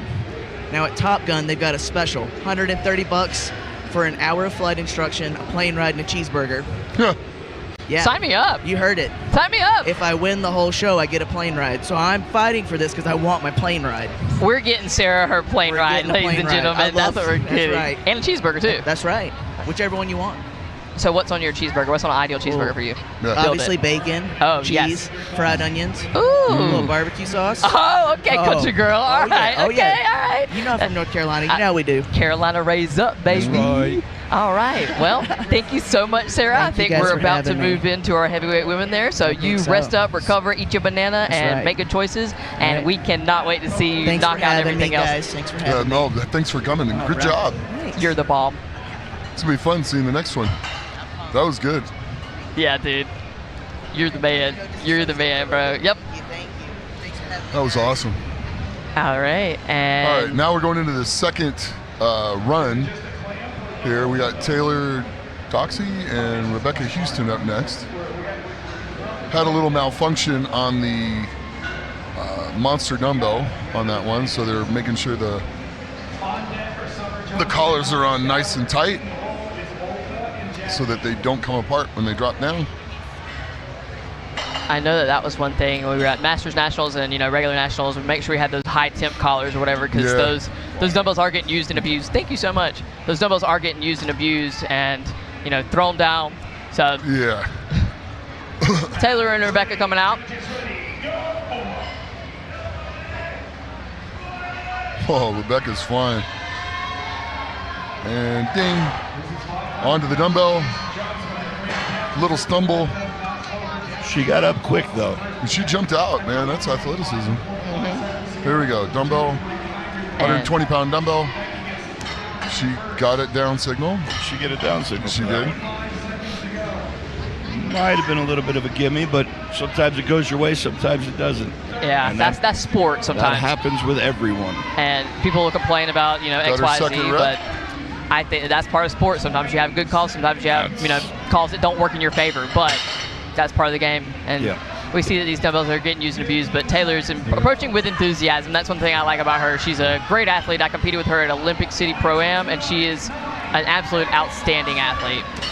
She's got quick feet, too. Yeah. She's got quick feet. She jumped out of the way of that last one pretty fast. Right. All right, both ladies doing a great job to start us off. I think Rebecca got 2. Before what I saw. And I think that was 2 for both ladies. Let's see, our scores are not updated yet, so let's see if we can get a refresh. Well, Nick and I were over here banging rocks together yesterday. We got a little bit more out of it. Then they put this little electronic box in front of us. The newfangled keys and words and whatnot. It doesn't help that you have monster fingers, so. Well, yeah, and so you guys have me in charge of the computer. That is not ideal, but I'm doing my best. Maybe big hands, but they're piano hands. I got the wrong dainty they're not piano hands. They're fingers. not dainty. I was like, that's a thick piano hand. Like, I don't know a lot about it, but. They're not dainty. All right, yep, okay, so. There's nothing dainty about you, Travis. Yeah, definitely looks like we got 2 reps there Probably for the Sarah. nicest thing you've ever said about me, Nick. Oh, you're welcome. Okay. Oh, is that 2 Throw reps those out each? every once in a while. I believe so. At least 1. Unsure. Waiting. All right, next up, looks like we got Nadia Stowers out there and Summer. Okay. Nadia and Summer. I expect probably both of these athletes to sprint with this frame. I'm thinking we're going to see some reps on that dumbbell too. I think both of them will smoke the frame, and then I don't know who's the most technically sound with the dumbbell, right? So because that's what I was thinking too. Yeah, I know both of them are monster pressers. Well, they're both going to be the dumbbell good at the dumbbell. throw. The dumbbell's a different ball game, you know. I've never seen either of them on it. I think I've seen Nadia press a dumbbell, and she's great at everything, right? But she's real good at it. Okay, if she's really good at it, then we might have. I've never seen Summer press a dumbbell. I'm thinking Summer's going to be pretty good at it too. Yeah, because she's got like a 400-pound log, I feel like. Yeah, it was something close to that. It was. I think it was what? It was 285 yesterday that she just kind of push pressed. Yeah. It was pretty impressive. Okay, both making good ground here, and that's especially impressive for Nadia because I think she tore both or one of her Achilles not too terribly long ago. So to be sprinting with that frame, there's one. This looks like it's gonna be a rep fest for Nadia for sure. All right, don't know if Summer got that down command on that one. And Nadia's already up to 2. And the dumbbell has fallen apart. They're gonna need oh no. 3. Okay. So it looks like Summer's dumbbell hit the ground, upsetting. and we had to have a technical difficulty, so the collar came out. So I'm not sure how we're going to do that, but Nadia is still making really good headway here. This is kind of tough. Well, if Nadia is one of those people that likes to go head to head and get that person, that horse running next to you kind of thing, then that's tough for her. But I think she's in her own world. Yeah, looks like she's in her own world there, but I definitely agree with you that I feel like having someone to go head to head with, it pushes you a little bit harder, right? Because if you're fighting, I'm going to fight harder, but... I don't know if she got credit for that last one. I heard time being called, but we'll have to go with the judge. Because I believe if it's left the shoulder, so if it's left the shoulder, it doesn't have to be locked out yet. Not sure. Okay, we're finding out there. Okay. Okay, 5 or 6. Okay, yeah, we're waiting on the official ruling on that one. Yeah. Yeah.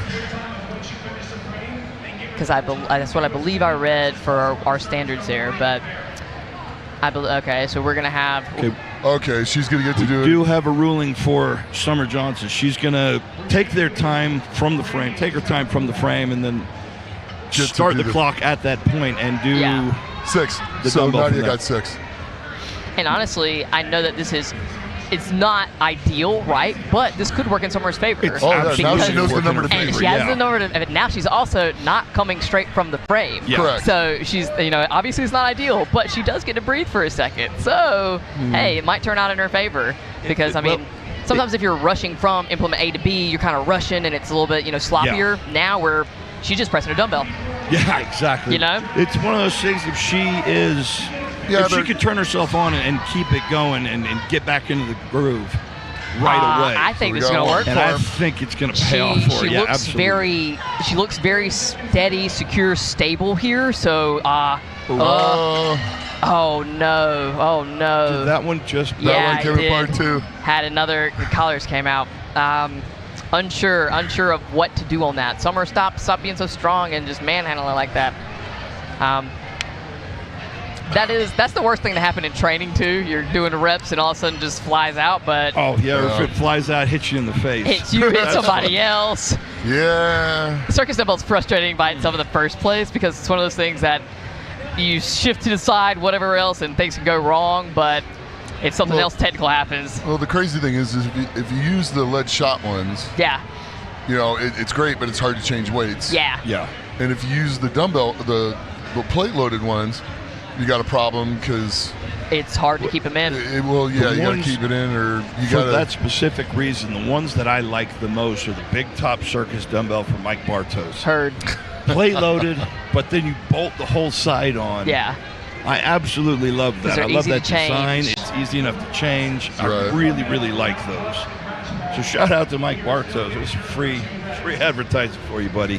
Well, I mean, free advertising when you make good products, right? Yeah, so exactly. They kind of support themselves. So they're going to do that again? Unsure. I wonder if they're just going to pick up the time where she was after 2 reps, I believe it was, she got. I think they need to double these clips up, and then they need to crank them down. There's a hole. There's like a little twist top, but there's a hole. They can put a bar in there and get it looks some like leverage on it looks like they really got 2 of them crank on it each down. side now. You know, we were having a little bit of trouble with that on the 18-inch deadlift earlier. You know, a lot of bend in that bar. I had to find a couple other clips and really lock them down. Yeah. They don't have you. Thank you for being here with us. They don't have you, so that's what's going astray here clearly. It's that grip strength. Yeah. You know, I do like to do that to my dad when we're training. I'll lock it down really hard and then just. So you can't get it off. Yeah. Oh, do you need me? You need a big strong man to help you? That's crazy. So of events for you, Travis, pressing, pulling, moving, grip, what's your favorite kind of event that you're the best at? Nick has something to say. Oh, stones. Okay. Stones, yeah. I was king of stones, best in the world for like 5 years. Heard. So, the reason there is a manhood stone at the Arnold is because of me. All right. I told Terry Todd when I broke the 500-pound barrier back in like 2000 BC. And and so I told him about it, and the next year he's like, well, that's a heck of an idea. Maybe we'll put that in. And so in 2007 he puts it in. Manhood stone. They're trying to break that world record at 5. Mine was 520, so he put one in that was 525 or 530. Mm-hmm. And he gave me an invite that year. Yeah. But I herniated my back the day before on the deadlift, so I tried the stone, but it was not happening that day. But yeah, stones would be my favorites. Then anything else that most people would give up early on, I like those events. All right, so just grit. Anything that requires grit. Yeah. How about you, Nick? I like a lot of different events. I like it. I like rocks. I like a lot. No, I did great at the Farmers. I say you a grip guy. Yeah. I mean, you're good at a lot, but did great at the Farmers. Did great at the yoke. The speed was fast. Did great at the front carrying stuff. Yeah. Like the IFSA shield and the Africa shield. Okay. And then, well, I don't know why they call it the Africa stone when it's made out of metal, but it is a shield. It's an Africa shield. The elephant carry, all those I did like really well with. So stuff like that, medleys, things like that, I did really well with those. What did you have the hardest time like transitioning from powerlifting to strongman? What did you have the hardest time with? Overhead lifting. Yeah. Anything overhead? Anything overhead, which usually a really good bench translates over, because at the time I switched into Strongman, I was benching about 600 pounds.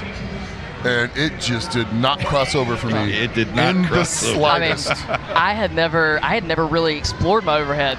My best bench is 320, and maybe the most I'd ever pressed was 155 overhead, just because it never really trained it, right? So it's like, okay, hard for sure. All right, here goes Olga and Jackie Rose. And they're flying. Oh man, Jackie's moving. Jackie's moving.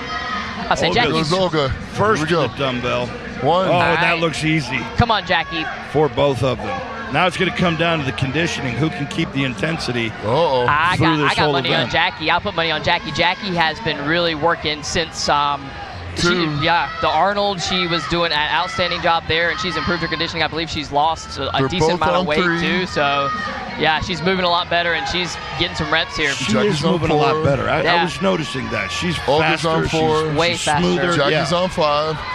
I know she really took control of Jackie her missed nutrition 5. for sure. Olga got 5. So Olga has tied Jackie, and she looks. No, she's ahead of Jackie. I believe she's ahead of Jackie. So that's 5, 4, Oh, 6. yeah. Olga just got 6. And now she takes a breath. We got 5 more seconds. Let's see if Jackie gets it when she got it. Yeah. Wow. So that was 5 reps for 5 versus 6. Jackie and 6 for Olga. All right. And so what we're seeing here is, a little bit less on the rep side, right? So we got 8 and 9 for our 73s, and then our heavyweight women here, I think 6 and 7. Was that what we said? Or 6? 6 reps was what took? Yeah, 5 and 6. Yeah. Wow. Yeah. That was a great run through there, and now we're... I think both ladies missed a rep somewhere in the middle of that, too. Oh, look at that. And we got food. Woo! Yeah, that's pretty cool. I love when food just appears and I have to do nothing for it. That's my favorite thing. Right? It just shows up. My love language, guys. Oh, look at that. 1, 2, and 3. I don't know. Thank you. Some nuggies. There's little packets in there. nuggies. You got packets and. Oh, you got some stragglers. Yeah, napkins. you want the dipping sauce. Sure. I'm assuming this is dipping sauce. Barbecue, honey roast. That's for y'all sandwiches, I think. Y'all can have it. I don't put flavor on my food. I just Yeah, eat nah, it. hold the flavor for me. I like it plain. I like to suffer. There you go, Travis. Got to stay sharp, man. Got to stay sharp. Keep the mind sharp. Got Is that 364 days until next year's tryouts. Oh God. Let's see.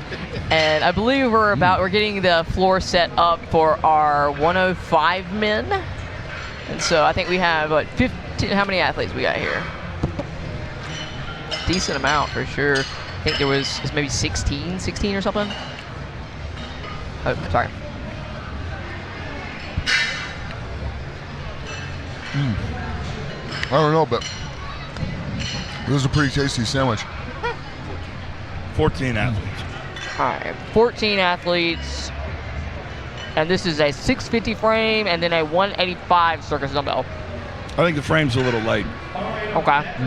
Yeah, that should be 725. They're going to run with that. And then how much on the circus dumbbell? 185. 185. That feels pretty hefty. Yeah. With a heavier frame, I think the dumbbell would have been a better weight. Yeah. I agree, because we'll have plenty of time for them, because they'll sprint with that, then we'll get to the 185 dumbbell and have a ton of time, but we'll see what happens. We'll see who's got any ideas rep-wise, what we gonna think it takes to win. I'm unsure, because 185 dumbbell feels pretty significant. I feel like, 6 is the first number that popped into my head. I was thinking like 5, but I could be totally off base there. 8. 8? Okay.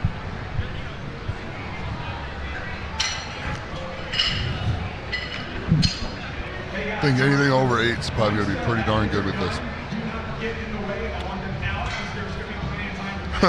They're getting they're using the wrench on the collars now. Yeah, I was just going to say, have they learned their lesson?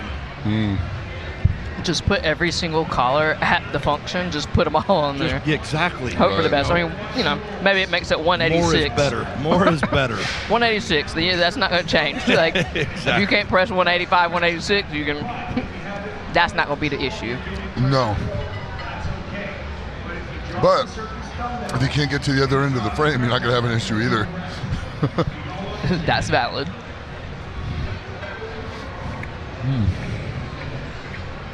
So if you're wondering why we're getting kind of quiet. Yeah, food showed up. We're eating. Or it sounds like we're talking with our mouths full, because we are. Sorry, we didn't learn better from our parents. But I was raised in a barn. I don't know about y'all, so I ain't got no home training. I have no excuse. My mom was Your mama very taught proper. you? She was a proper lady. She did her best. I'm just a savage. So This is her best. this was Wow, I wish you guys could see how small this chicken sandwich looks in Travis's piano hands. yeah. but snack size. It is a snack. But it'll keep us from getting Betty White, so we'll be okay.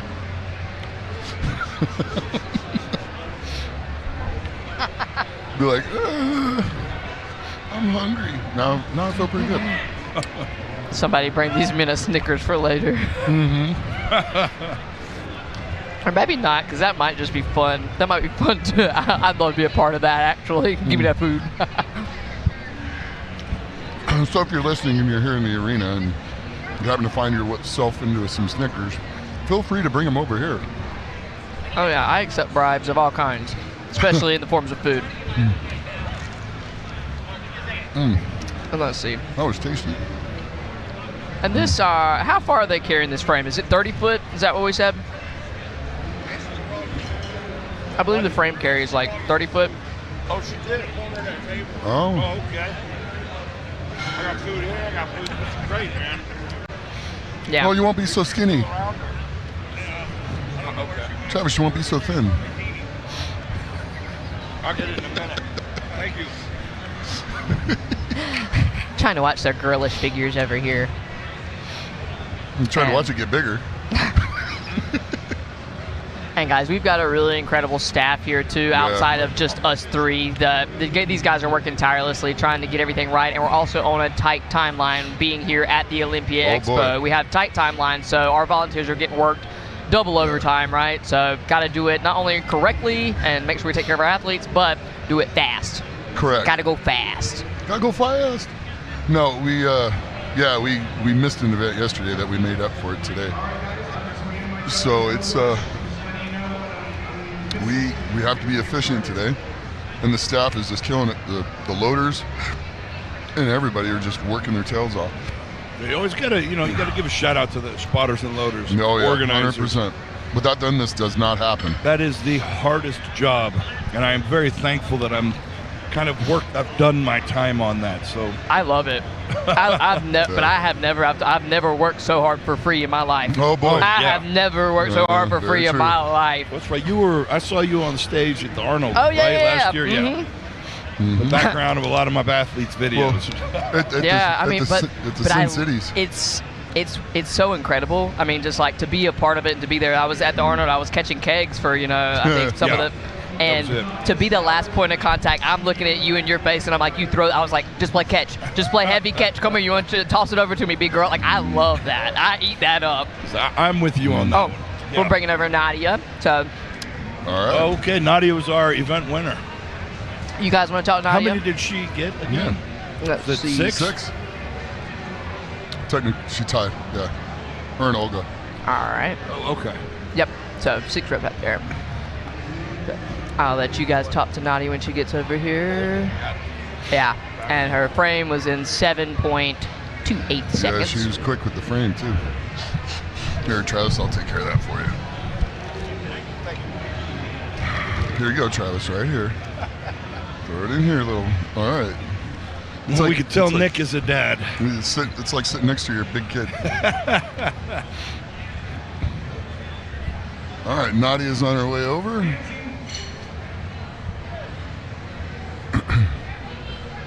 Gonna come up as they're getting ready for the.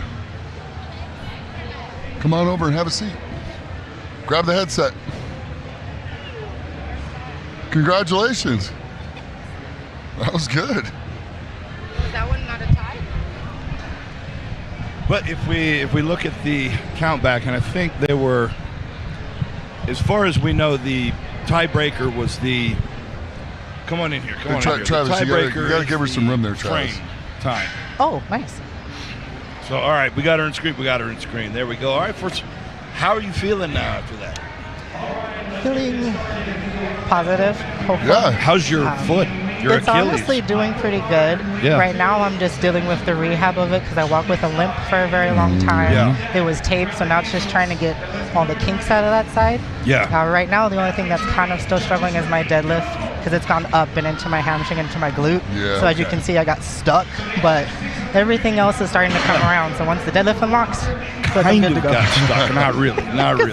But yeah, I was there. That was at OSG, World's Strongest Woman. It was it last year? Yeah, last December. Yeah, it's a quick rehab.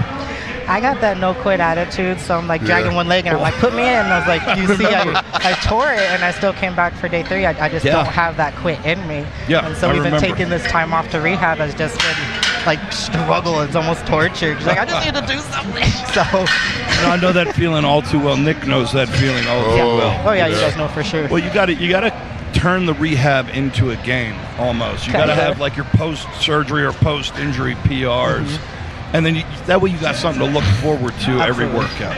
It's what keeps me sane anyway. Yeah, no, that's actually when true. Have you been sane? Relatively sane. Wait a minute. When have you ever been sane? Ever? But that is so true because in training, I swear to God, for the press, I couldn't get anything over 245, busted out 270. And for my deadlift, thank you. Yeah. Deadlift was 440, 455 on a good day. So for me to get to the 465, that was huge. Okay. And 495 would have just been like a, so if I got that. But I'm very happy with how everything has been going. Well, that's good. That's good. You know, it's what you said earlier about the compensations that develop. Yeah. That's almost the hardest part of the rehab, other than the mental side and trying to get over it. But is trying to get back to moving like you did before the injury. I just want to throw a sandbag over my shoulder. Yeah, well, once you start compensating for a major injury like that, your whole body shifts, and then you have to learn how to kind of you do things differently, and then you have to unlearn some of those bad movement patterns. Yeah, I for sure feel crooked. Like I'll wake up and I'll twist my entire body, so it's like it's off for sure. Well, you've got a pretty good coach helping you along the way, keeping an eye on you. Yeah, because we tore the left one, not that it's something to brag about, and he brought me back in 6 months. And so this one, it's about 11 months, probably close to a year, but I did compete twice on it, so I can't say I didn't do more damage to it. But he's been incredible rehab, incredible resources, and he keeps me going. Like the days you just want to lay on the floor, you know, like, no. He's like, get up, we're moving, we're doing something. So he's huge in my journey, honestly, since day one. We'll give him a quick shout out. Give him a quick shout out and a thank you. This for Jacob Finnerty, not letting me quit, keeping me going. Literally my coach, my partner, my best friend since day one.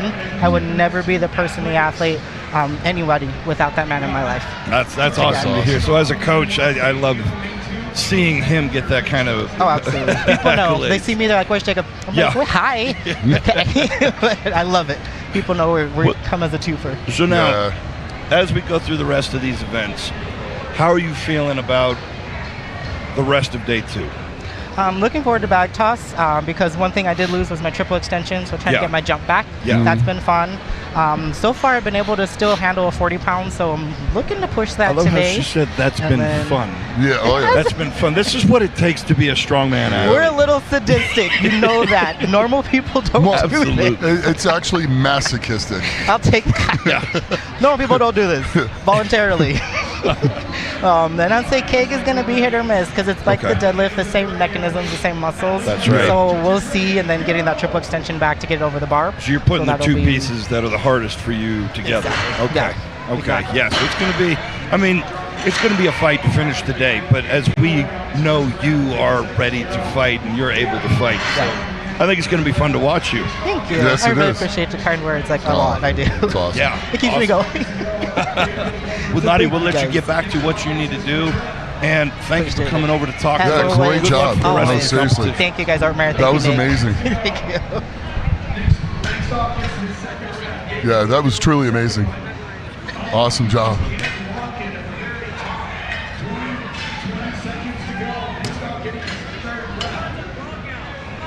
All right, we are on the Nick Stock and Gabe deal. Gabe, big deal. Giving that dumbbell hell. I think he's called it good. Nick Stock going for one more. Gets it at the buzzer. Right at the buzzer. That is why you don't quit, even if you hear someone counting down the last few seconds. He did that last one in like 3 seconds. Yep. Yeah. Just keep rolling right on through. Do we have a number on how many reps he did? I mean, he's as wide as a barn door. His shoulders are huge.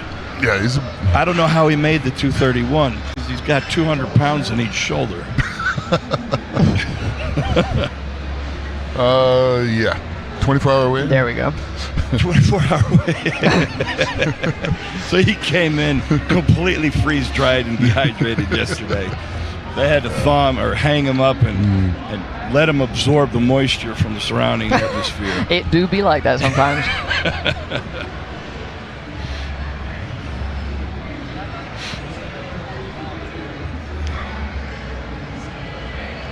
It's kind of interesting to see the different techniques and coming in and the different wills and stuff like that as people are competing. Yeah, go ahead. That one's yours. Thank you, Nick. I think I only spit in it once. What a generous God you are, Nick. For you. We got Matt Powell coming in lane 1, and then Chase Bradley coming in lane 2. Cheeks Bradley. I like it. Cheeks Bradley, 105 kilo pro. Chase. Cheeks? Chase. That's his He just Instagram changed his name. handle there. Okay, I Cheeks was Bradley. like, all right. He just changed his name to Cheeks. He's All right. Cheeks. Cheeks taking his grip on the frame. Coach Powell to his right. There they're off. Oh, man, he's off like a rocket. Oh, wow. Both of Cheeks them. is Yeah, more Cheeks. than just Cheeks. And a little Oh, hop over it in. yeah, Okay, very cool. athletic. Dropping the belt, too. Both of them dropping the belt. So a slight equipment 1. change here for the dumbbell. Okay. Both of them up to the shoulder. Getting some reps. 2. Got the old poundstone twist and drop technique where he takes the outside head, turns it, and then spins it as he drops it down. That's really efficient because it drops it straight down in front of you. You don't have to turn as it lands and kind of chase it in a circle.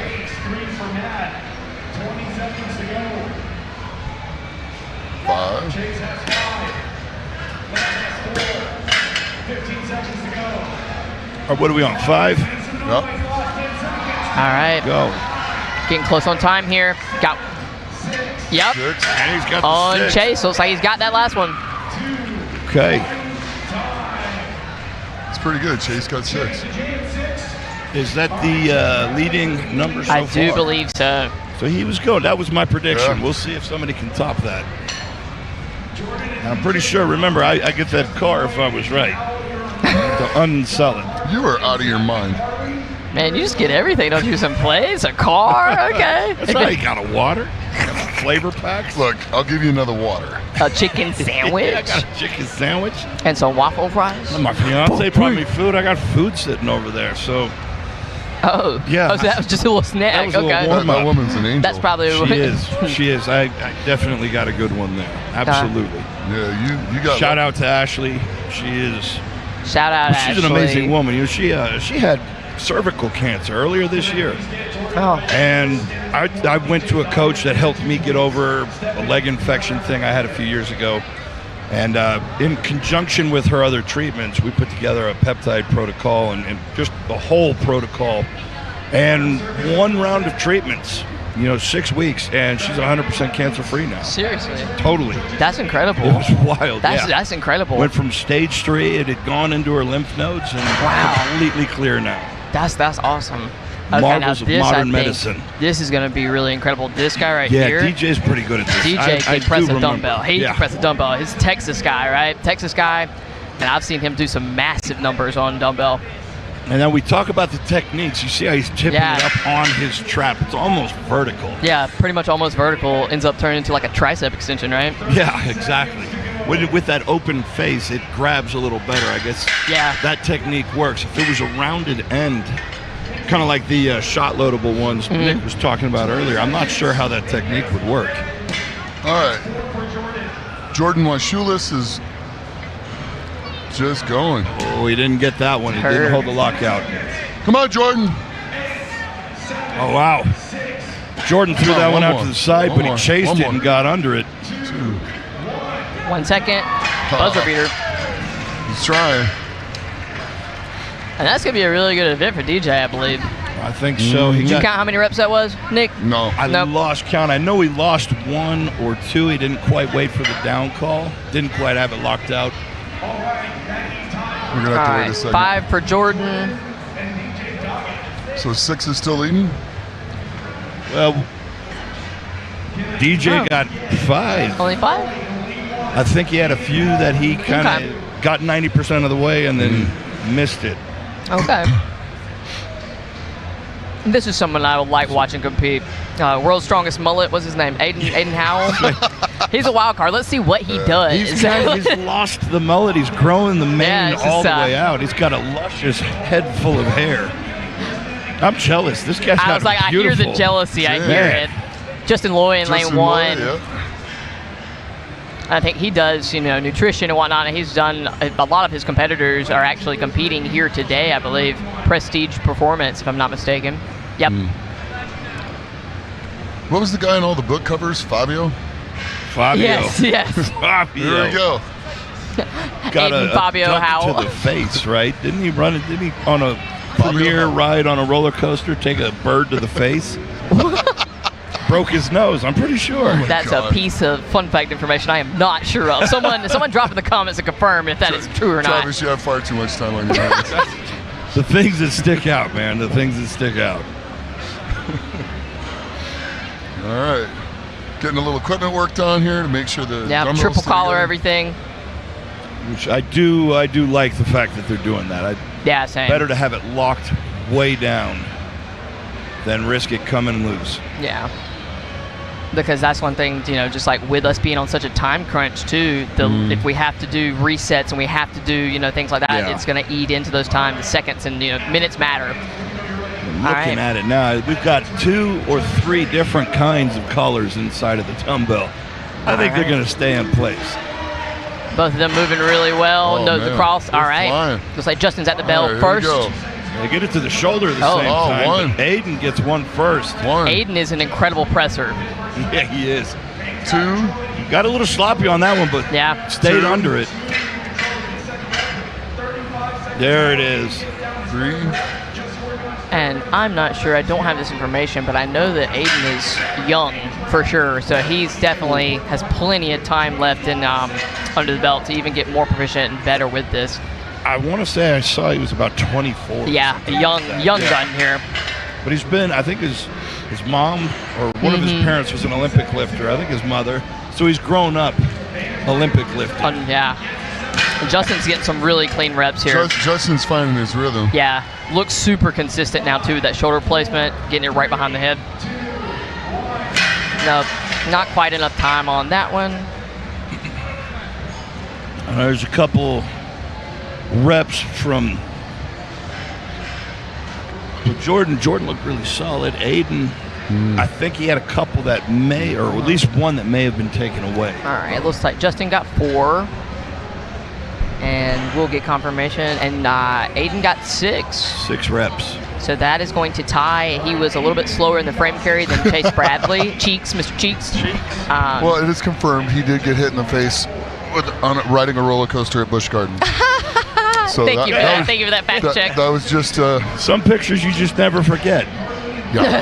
He had a big blown out bloody nose on the front of like National Enquirer or something. I was sitting in the grocery checkout line. Is that what you were looking at it for? I love the National Enquirer. Oh man. Bad boy found in the woods in Kentucky, and UFO takes stray dog and turns it into a robot, whatever it is. AI is a crazy thing. Could you imagine what they would come up with now? This was back in the 90s. Right. We're still rubbing the sticks together to start fires. We're going to have John Parker and Zach McCarley coming in here. And big fan of John Parker. He's from North Kakalaki, or representing North Strength. North Kakalaki. Where is that? You like that? North Kakalaki, right above South Kakalaki. Oh, there's Zach. Zach, former teenage national champion from way back in the day. Way back in the day. I was like, how long would that ago? 15 years. Ages. Okay, heard. Ish. It's about 3 generations of strongman. You're right. He's out of the gate quick. Later. Looks like John had a little bit slower start there. About 3.5, maybe 4 seconds on that run. Here comes some And John's dumbbells. getting there. John's getting there. He's crossed the line. Okay, now when I made my 6 prediction, I did not consider Zach. I did. Okay. 3. Because we're going to see 8 or 9. Might see a couple of these for sure. Attaboy, John's 4. got one up. 5. 5. Beautiful, beautiful presses over here, Zach. You know, he may just kind of pace himself, make sure he gets 2 more for the win, leaves it there. Yeah. I think that's what he's doing now. Smart move. It looks like John just switched Well, arms. remember, the gone to his right side. tiebreaker's the frame. Frame, So he's yeah. already won. 7. Oh, why not? Why not? Another one. Got it. Wow, 8 I reps. mean, He why looks not? even- Why not? He looks even better on his right He's getting side. better, than yeah. his He's left. getting, that was nice. Looks like he got better. He got better with it. I don't think he got credit for the last one, but it still got 8 reps. Wow. That's incredible. Can you guys, dumbbell, can y'all opposite switch sides? Yeah. I used to be able to. I've got a pinched nerve in my left side. Okay. My left triceps. I'm right-handed, Funky. but my left hand's actually Really? better with the dumbbell now. That's yeah. I used to be. Ever since I that got way. my lat reattached. I got a love lot that. more mobility on my left Yeah. side. now. That'll do it. That'll do it. The body collects experiences, right? And so maybe you start out, maybe one day, you start out, you're strong on the right side, then you have an injury on that side, and you gotta adapt, right? So Yeah. I always like to see athletes that can, switch hitter, right? Like can go opposite sides. If one side gets fatigued, you go to the next, because that's like, it's having an ace in the sleeve. If you only can do, if you're one trick pony, only one side, and when you're done, you're done. If you want to be good at strongman, you have to have 2 or 3 different ways to do every event, because something can go wrong and suddenly you can't lift the way you want to. You have to go to a backup. Yep. That's if you're only hitting with your right hand, then let's say you strain your right shoulder. Yeah. That's it. That event's out for You're about to have a bad time. Yeah.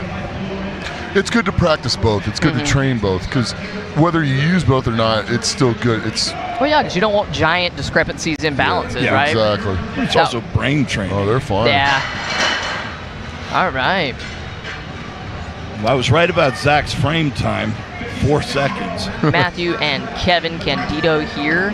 Matthew looks like he's knocking these dumbbell out pretty quick. Quick, consistent, good turn and tap on the bottom. They give Zach that last one or not? I don't think they did. No, he was. Did you look? Definitely floating. No, well, it's 8 reps did on you here, look? and I think that would have been his night. Did you look? No, I'm just right. Okay, heard. Exactly. What do you mean, you're doubting me? Oh, no. I think What's going on? Kevin messed up his tricep. Oh, no. I can't see. Yeah. The medical team has come out. So just got Matthew here finishing it out. You know, that's tough for the guy who, when you see your fellow competitor go down, you kind of have to put the blinders on and completely just no feelings, nothing. You have to keep going, get the job done. Well, you But think about it as you're it's going, over- you just keep going, and then as soon as you're done, you got to check on it. That's sure you exactly support. it, yeah. Because that's one thing about all the competitors I'd love to see it is like when you finish your run and then you're going to support someone else, and that kind of camaraderie. It's like it's unmatched in my opinion. Yeah, it's the brotherhood, and that is for women as well. Oh yeah, absolutely. I've never the female brotherhood, the male brotherhood. It's a brotherhood. Oh, it's whatever a brotherhood. you want to call it. Whatever. But I'll say that's in powerlifting. I've never experienced anything like that. Never experienced any. It's just. We're all out here, I'm doing my thing, you're doing your thing, maybe we'll dap each other up, but it's not like this. I had, at the Shaw, my first competition, I had women that were helping me, like, no, put your tacky on like this. Like people that you're directly competing against, like, nah, do it like this, it'll help you. And it's like, that's, you want me to beat you on your best day. I like that, right? Like, you want me to have all the tips and the tricks because you want to see me win. You want to know if Stacy wins, it's because she's better than me, not because she didn't know what she was doing. And I love that. So or you want to beat someone at their best. Yeah. It's not fun to take an easy win. All right. In a couple minutes, we're going to be talking to Zach. That'll be fun. I haven't talked to Zach in a while. Yeah. Well, how many? Last time I chatted with him, he had long, shaggy hair. How many did he get again? He got Zach, 8. he got 8. Okay. And his frame was in 4.4 seconds, just for funsies. This is very speedy. I think that was the fastest frame. That was great start. No, Cheeks was 4.2, I believe. Cheeks 4.26. Oh, sorry, that was DJ. That was not Cheeks. Okay. He was 4.68, but DJ died. DJ, 4.2. These are some really fast frame times. Yeah, I think we needed the frame a little bit heavier. Yeah. Save them some so they didn't have to do so many reps on that dumbbell. All right. Here he comes. Here he comes. Here. Save the day, underdog.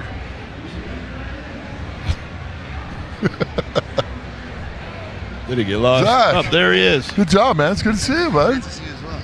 Right on. Hop in, Right brother. on. Hop in. Come on in. There you go. Put the headset on. All right. Yeah, man. It's been a long time since I've talked to you. How you doing? Yeah. Here.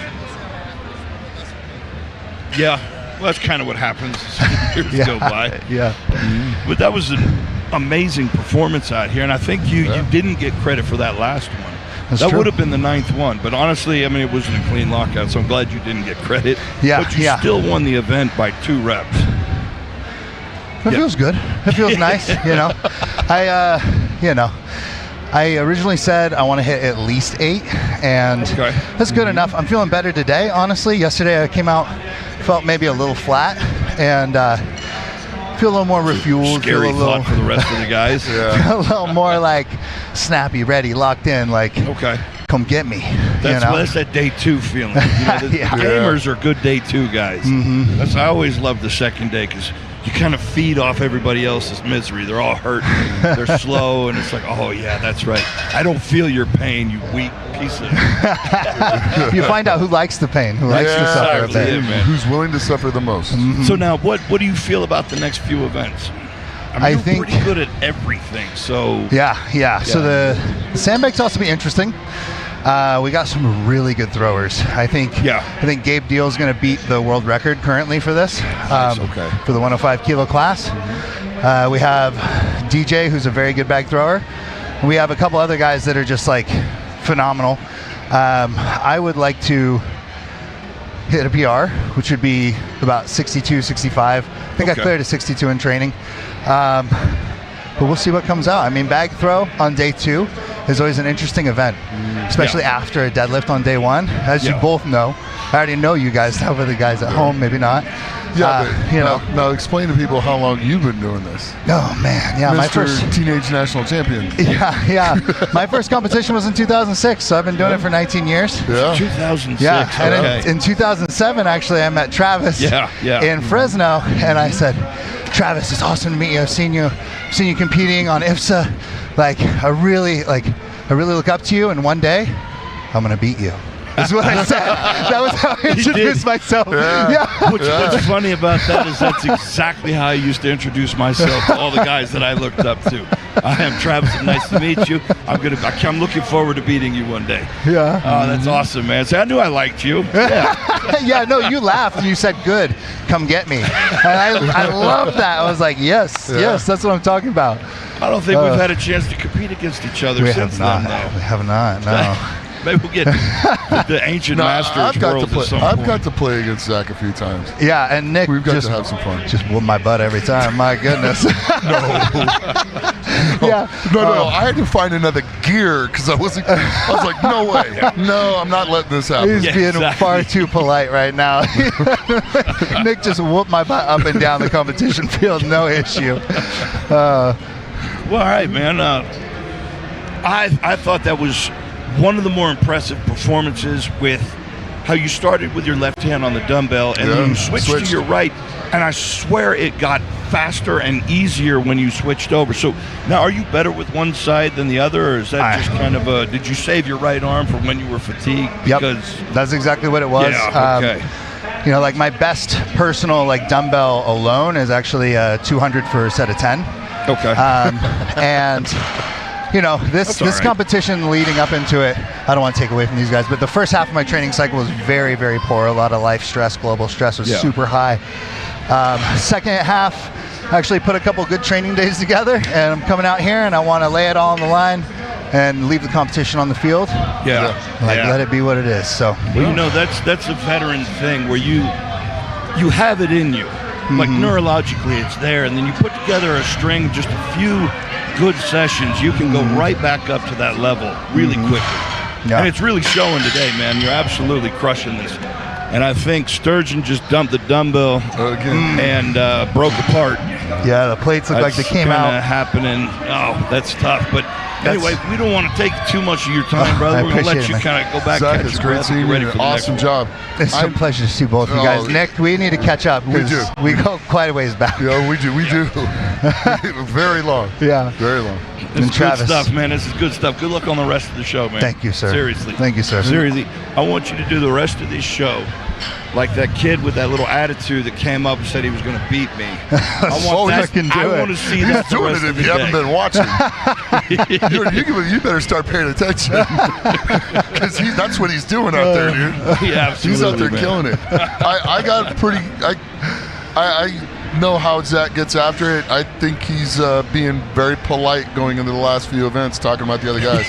He's not going to let anybody take this. Oh, no. They're going to have to earn it and break themselves doing it. So fight to the end.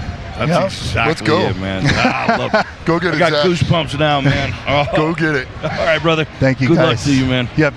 You guys have a wonderful rest of your day. Yeah, you too. Thank you. We'll talk to you again soon. Yeah, plan Next on event. Thank you, guys. No problem. Wonderful to see both of you. Good to see you too, bud. We got to catch up. Yes.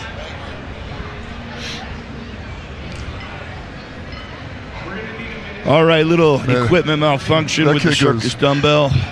He goes way back, and he's got a lot of experience. Oh, yeah.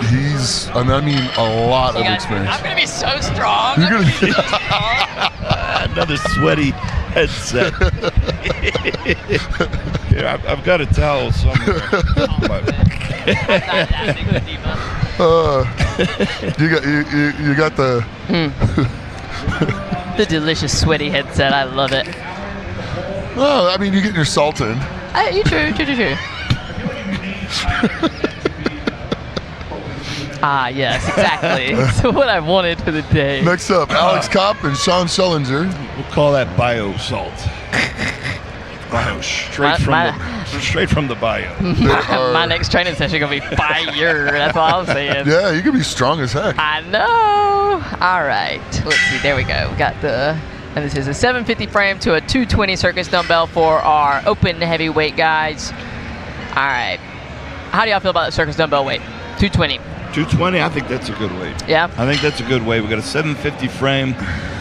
That could be a little heavier. Okay. At this point, feel like it might be a pretty good weight, but it's so short. I think maybe 777. Well, 800. Okay. Nick is with me on this. 800 plus on a frame. Heard. Yeah.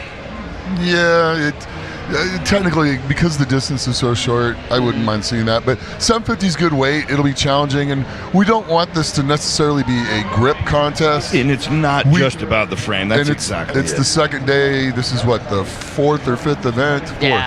Fourth? I don't know. I lose track. It's one of those events. But it's going to be good, and then they're going to have to get into the dumbbell.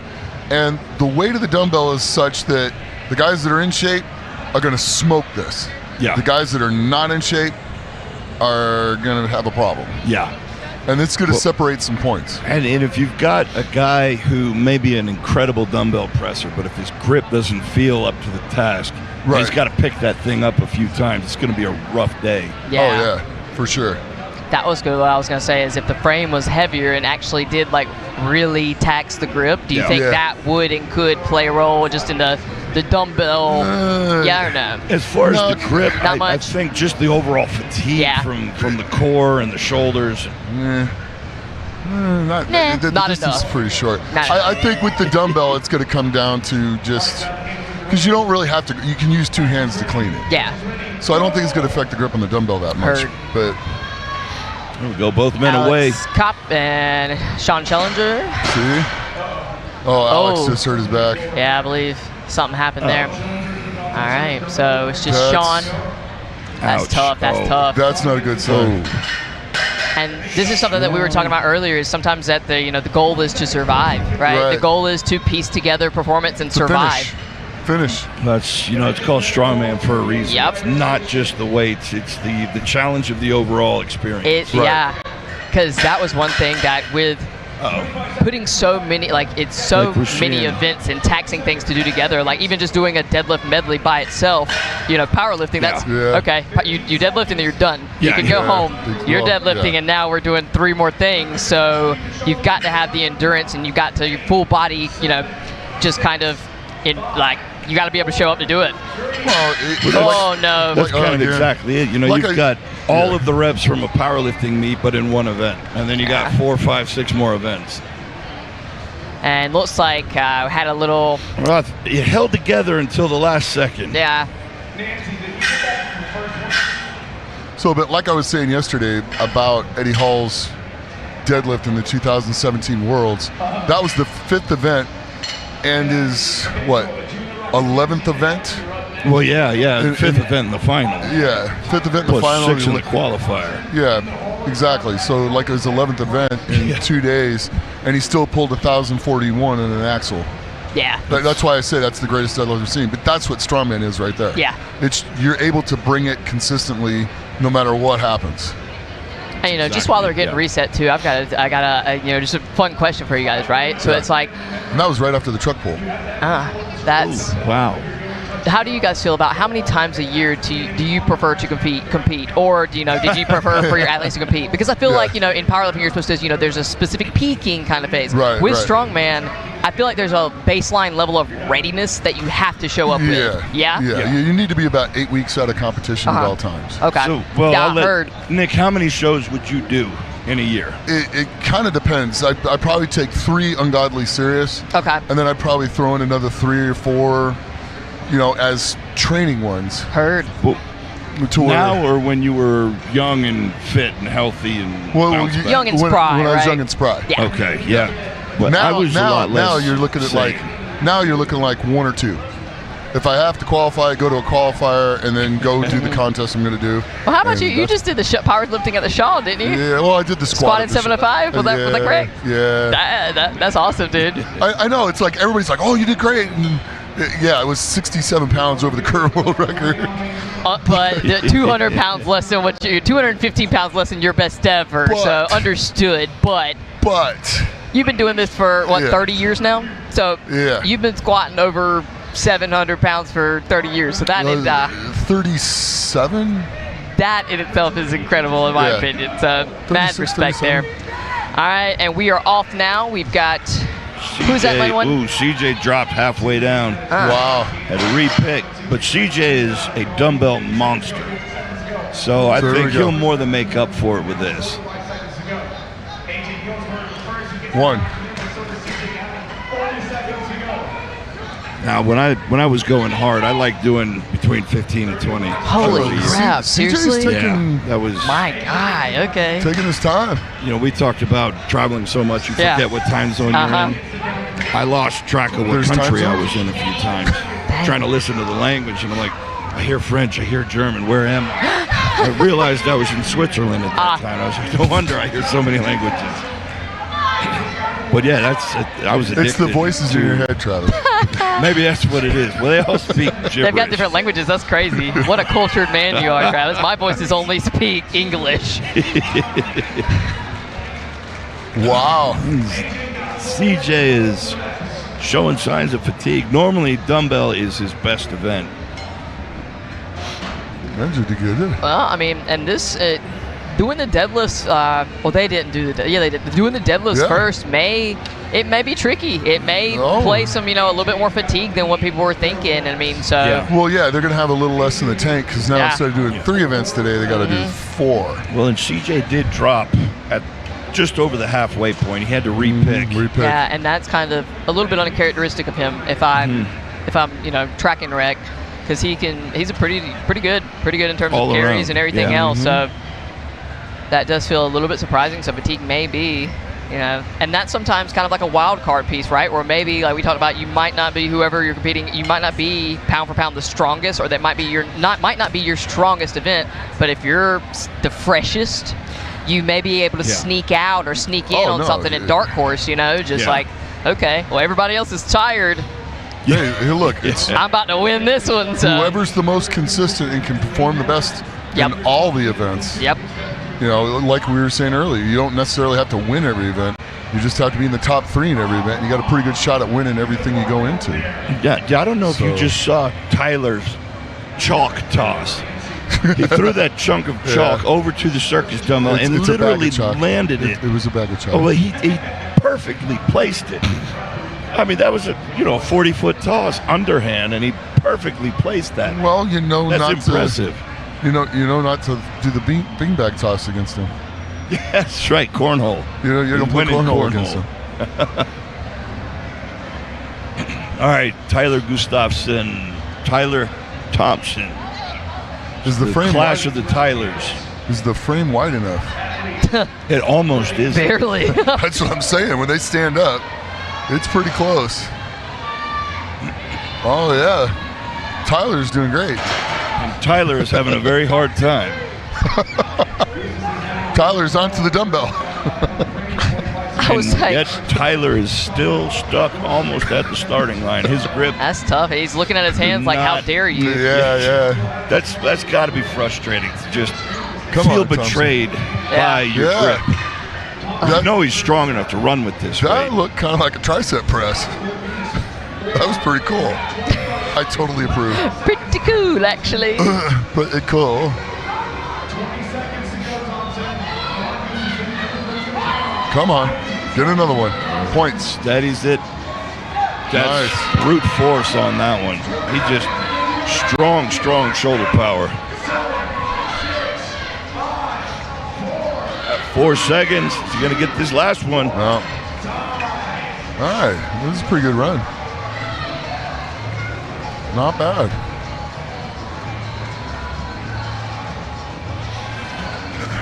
You know, we've managed to make it through this contest relatively unscathed, and we've had like 3 or 4 injuries on this single event. We had what may have been a tricep, a couple of them. We had one earlier in the day with the women. Right. And then we're not sure what happened, but one of the guys walked away holding his back. You know, that actually looked kind of serious. Yeah, never a good sign. Yeah. Have you herniated a disc before? Probably. I mean, that you felt and knew immediately. Probably. Oh yeah. Yeah. But that way, the real question: have you seek medical attention for said herniated disc? Okay. So define medical attention. Nope. So have you done anything about said? No. All right. So. Because there's a difference. Here's what has happened. My sacrum and L5 have naturally fused together. Yeah. They do not move, as well as my 5 and 4 have also done the same. Yeah, I remember you telling me that. They don't move, but you know what? It doesn't hurt. So there's just enough room for the nerves to come out, and that's all that matters. That's all we need, you know? Yeah. I think it's not really fair, actually. You have a natural brace that the rest of us don't have. That's cheating. So that's what it Which is why my deadlift stance works. Ding, ding, ding.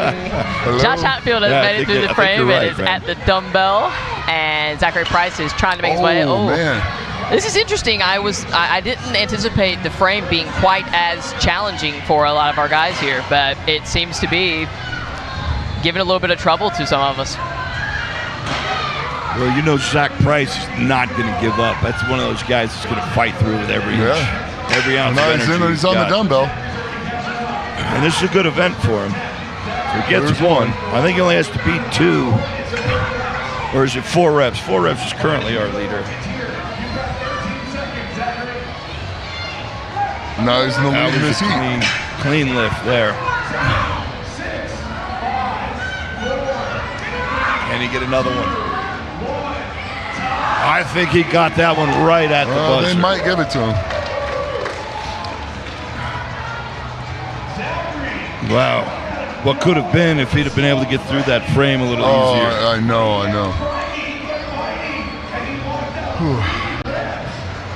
You got credit for 3 reps. Those reps looked really easy. Oh, I know. And he did it with only 20 seconds on the clock. All right, guys. I'll be right back. All right, miss you already. That old man bladder. Jerk. Now watch this. Watch him get out of the chair. Oh, okay. I'm not looking. I'm not watching. Look, just because. You remember when he gave you water? He's not giving. Oh, that was good. Very I like graceful. That. I even pushed the chair back, That so I was got ready to beautiful. get out. Explosive. Yeah. Wow. I'll be right back, guys. I love it here. Right. Yeah. Nick is one of my favorite people. Really? Yeah. We've been friends. Well, we first met in, it was June or July. I think it was July 2005 at Van Hatfield's Utah's Strongest Man Pro-Am. Oh, we got a little fan over here. Hey. All right, we've got Austin Ham and Roy Oranja. And Roy is across the line, Austin's across the line. Both looking calm, collected, getting that dumbbell to the shoulder. I think that's something here that, like, you know, since you are going from one event to another, it's that strategy of you're not rushing, right? Like 60 seconds it's not a ton of time, especially for a double event, but it is enough time probably for what we're trying to do here. So making sure you get quality. Especially if you get that frame Yeah. in one solid shot. You Because got you can get plenty it of in time. like 7 or 8 seconds. Yeah. Then you get a few seconds, because 45 seconds, 40 seconds is plenty of time For a to crank dumbbell. out some reps on a dumbbell. Yeah. Because that's one thing I think you'd see with newer competitors. You think that 60 seconds you have to rush, go so fast, but it's not always about fast. It's about setting up quality better. All right. I don't think Nancy gave him that last rep. His elbow wasn't straight. That's a good call on her part. I said Nancy is a very fair judge. I've been at a plethora of shows that she has been, you know, part of, and I mean, fair, strict, but fair. And that's what we like. That's exactly what we need, yeah. Yeah, you know, you're soft judging. It doesn't help anybody. Kind of takes the It doesn't help fun out anybody. of the sport. You got to keep it strict. Yeah, because if you go to a show and you have, you know, weak judging or whatever, you're like, oh yeah, I can rep this out for 20. Yeah. Then you get to a real show and you zero everything, and it's like, oh, yeah. okay, I wasn't prepared. It's almost like, you know, my background's powerlifting, right? But as you go to a backyard meet, you can squat high as a kite and you can get away with it. You go to a real show and that's not the case. You got to put it 3 inches lower, and now now it's a tough time to squat 800, isn't it? All right. And who's our leader so far? 4 reps? Overall, 4 reps.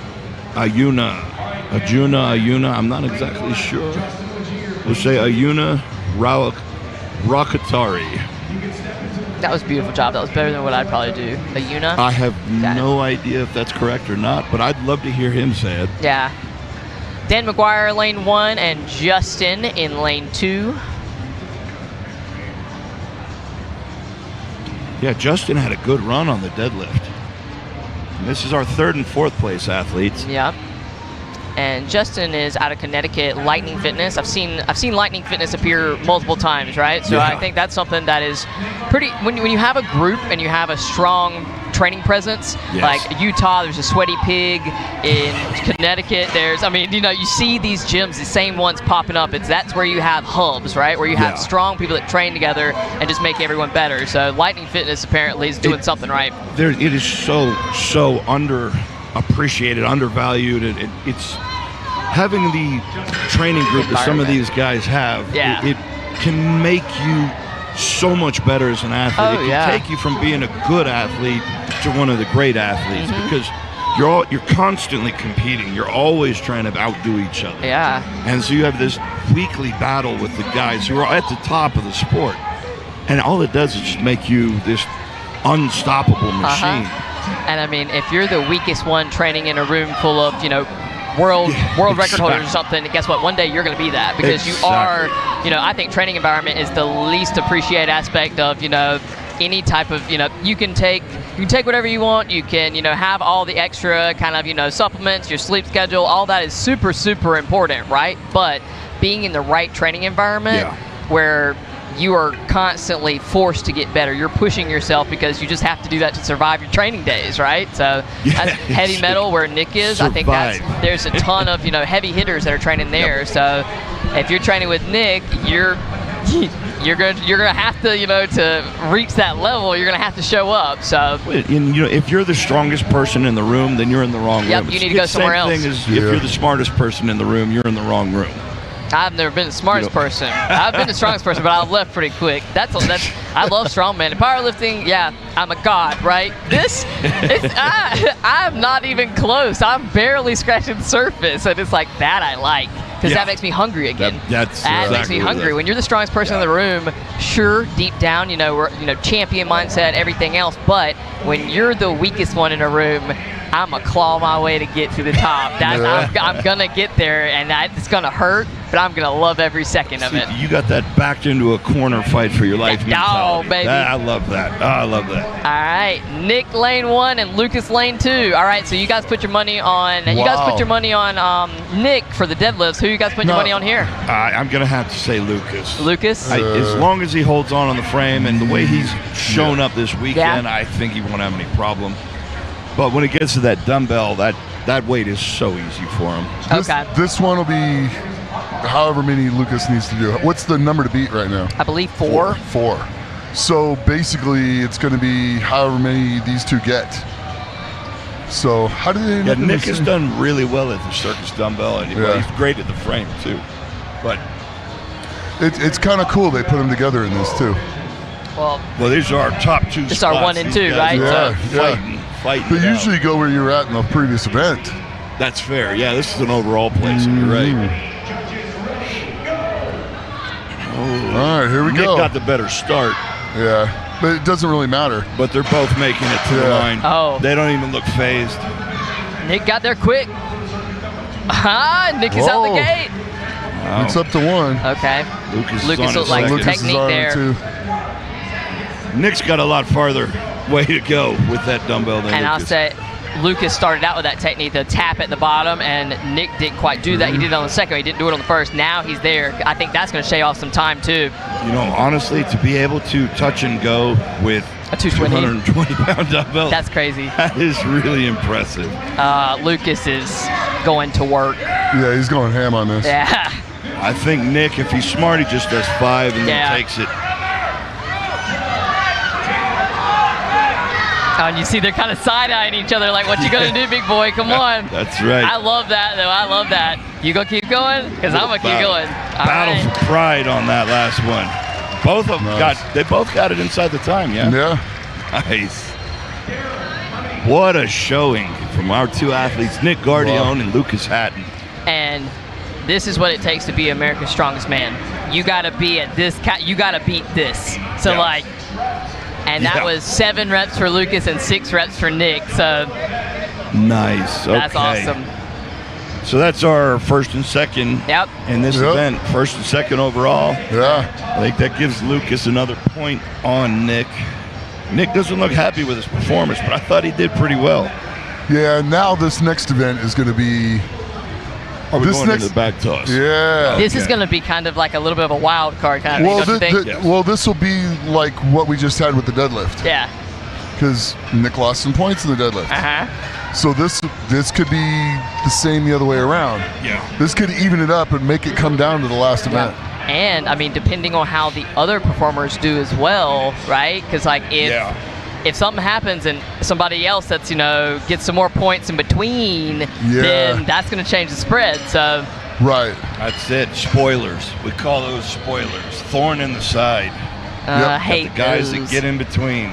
Hate those. But you love to be it, right? I love being it. Yeah. I love to be a disruptor. Like, I might not win nothing, but I'm gonna shake this up a little bit. You know what I'm saying? Yeah. I can think of it. Yeah, I can think of a couple spots where I got into where I shook some things up. Yeah, absolutely. 2010. Tell We're me. at Worlds, The frame carry. That frame carry, I did it too. Zydrunas and Poundstone back in their prime. Yeah. They thought they had a perfect contest. Derek told me he was going to win every event, but there were stones. And no, sorry, Derek, you're not going to take that event. All right, we're going to get a chance to talk to Nick Guardione. Just put up a stellar performance, got 6 reps. 6 reps to put him into second place. It's kind of impressive, honestly, that second place. No, it was really good. That was a really good performance. That was good. It was solid. He got through it. He still was able to push, push him a little bit, and Lucas had to get 7. And I mean, and that's what if you want. Lucas wouldn't have pushed and got that last one, and Nick got that one, they would have tied. Yeah. Well, that's why you saw Lucas side-eyeing him, and he, Nick wasn't stopping, so he said, "All right, I better go ahead." Like exactly. Nick would have taken the win because he had the faster frame time. Yeah. Exactly. So that saved him a Lucas had point. to do that. Highly necessary, right? Saved him a point. That was smart. So Yeah. now we got the sandbag toss for height. So this I'm is kind of looking forward to this. So we got a set height, 15, and increasing weight of bags. Okay. and 15's a pretty high. That's pretty drop. high. Yeah. Especially for like the lighter women too. That's pretty intense. I'm not gonna lie. Oh, they're going to do the same height? Yeah. This is Everyone's throwing to 15. So having seen this before in a contest, that height, it's It gonna hurts. well, what's gonna happen is you're gonna see people clear it. One guy go out, one guy go out, one guy go up. Then it's gonna get to a point where about 4 or 5 and go out. And Big chunk falls out. One chunk. Then the next one, 4 or 5 go out. Yeah. And then you got 2 or 3 guys that might do another round or 2 on top of it. But the rest gets shorter. yeah. Oh, absolutely. Yeah. So then they're gonna have to turn around and. So the fitness plays in. The conditioning will come in too. The good thing is they turn these a little sideways so we don't have to catch the dumbbell or catch the sandbags. Yeah, we can't have no more concussions for Travis over here. Well, I only had the one that we know of. He had one last week. Well, 2 you've weeks- only 2 had weeks one ago. concussion. No, Nick has that I never. remember. Oh, okay. I've had probably over 100. That explains a lot. Oh yes, I know it does, Exactly. doesn't it? I say my last show at Olympic City Pro-Am, I competed heavyweight, and I'm 6'4" in my mind, but I'm only 5'2" in reality. We threw to 15 since I was competing heavyweight, and let me tell you, that was hard. a long That's way. real far, Triple real far. height. Especially whenever you're about 2 foot shorter than the rest of the whole field. I got to make up for that some way. So I can understand and I can sympathize with some of our 73s here for sure. Oh. Well, what's their opening weight? 20, 25? Let's find out. Well, it's a max, right? So, hey, baby. Okay, so for our 73, opening, we've got, and we're making 2.5 pound jumps there. So 20, 22.5, 25, 27.5, all the way up to 42.5. And I believe, so we're going to be throwing for the opportunity at the American record. And if I'm not mistaken, I could be wrong, but I think 40 will best the American record for them at 73, I believe. So to get the record, here they're going to have Nick. to throw 10 different 10 reps. So 10 reps. make it to that one. Assuming each one goes over the first try. All right, so I'm going to make my way out for Nick. Okay. There we go. Nick already on.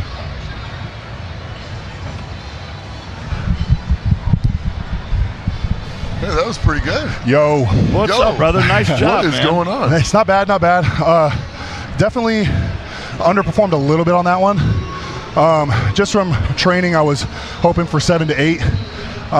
But the first one, these dumbbells are really nice, but the handle length is very short. Very short, I noticed. So it's more resting on your wrist than it is on your forearm, like a normal circus dumbbell. Yep. So we were warming up in the back. I was trying to figure out and change my setup. So the first rep just slipped a little bit. I had to go to the pad, which ruined my rhythm on the touch and goes and kept me from catching up to him. But I was going to stop at 5, but he looked like he was getting tired.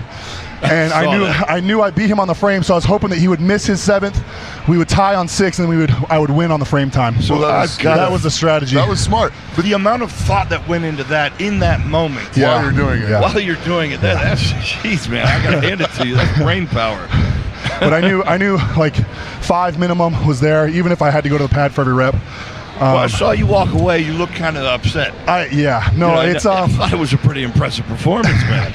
It's impressive. I think it was good for this kind of show, but for my standard, it was almost unacceptable. I'd say C or B grade overall.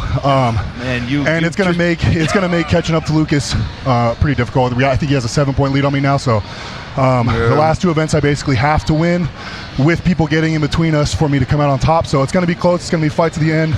But we're gonna battle to the end no matter what. So man, I love talking to you. I love it because I hear my words coming out of your mouth from the last 10, 15 years ago. I gotta check my rear end for your hand. I got my puppet. Oh God. Where's that arm going, buddy? Keep your hands above the table. No, man, honestly. Travis, keep your hands so we can see them, okay? It makes me happy every time we talk because I hear the passion in your words. Yeah. I hear the energy in it, and I see that fight.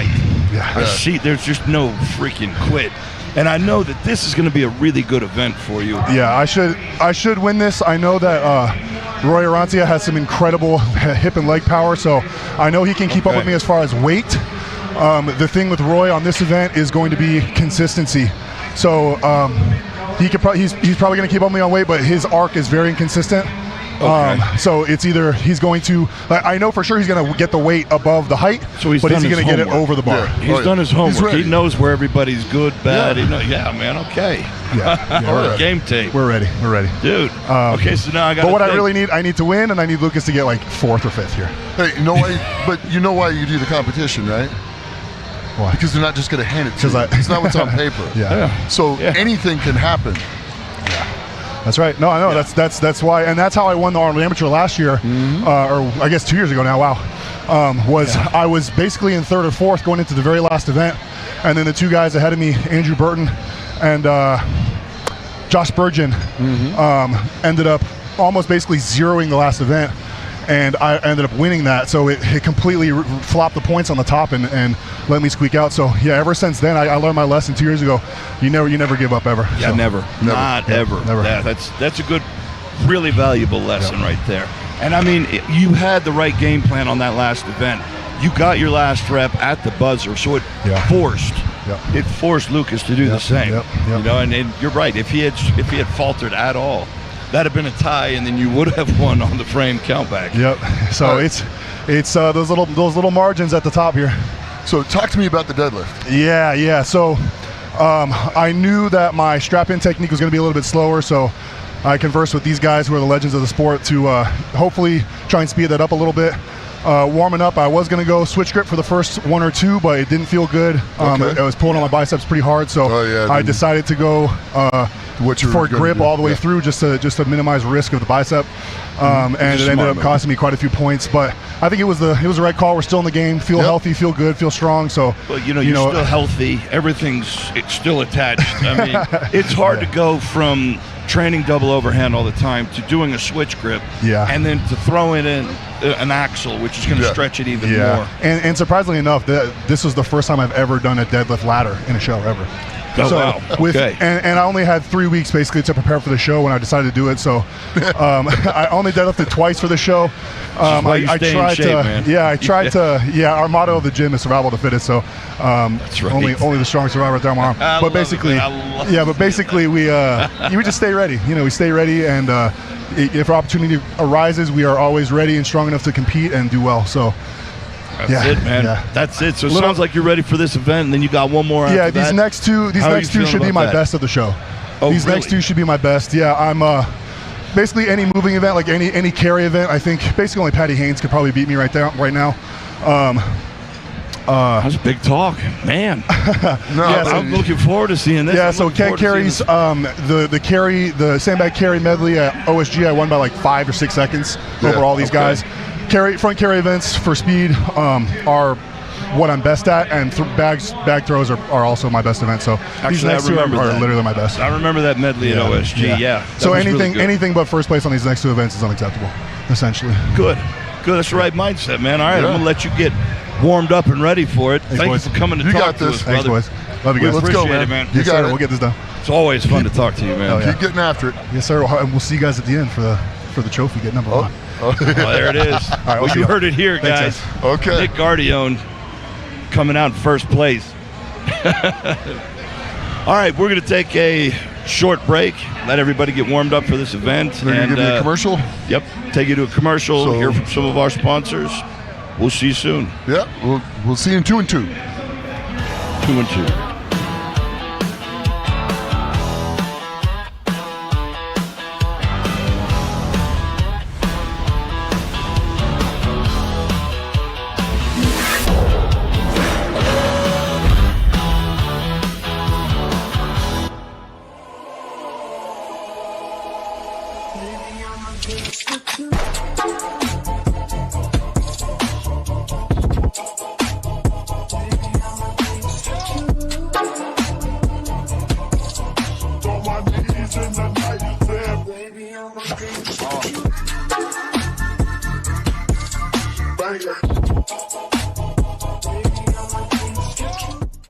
Loads for Marcus Raw.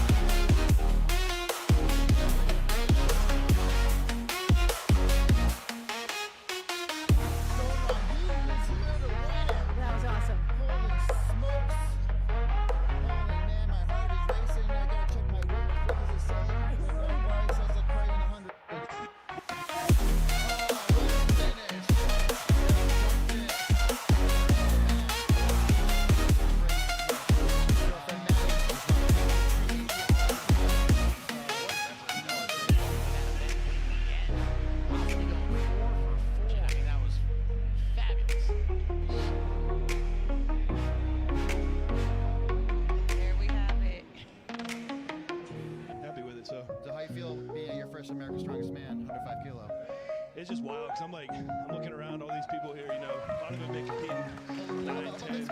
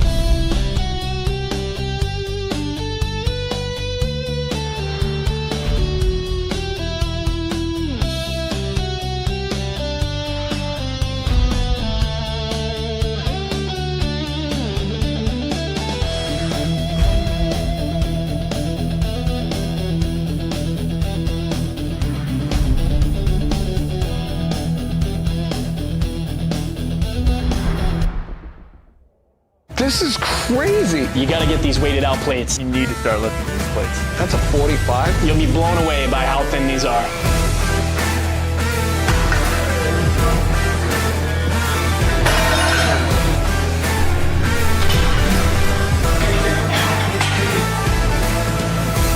I like these things. They're deceptively heavy, thin, rock solid, pure metal.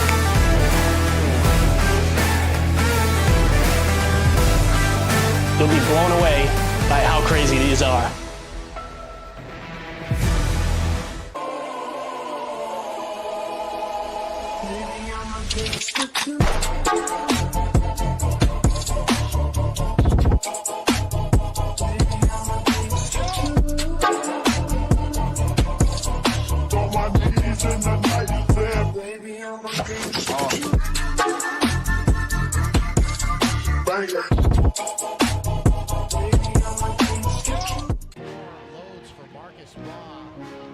Just putting his stamp on the day and the next day, as opposed to just competing on the day, or we don't manage the days individually.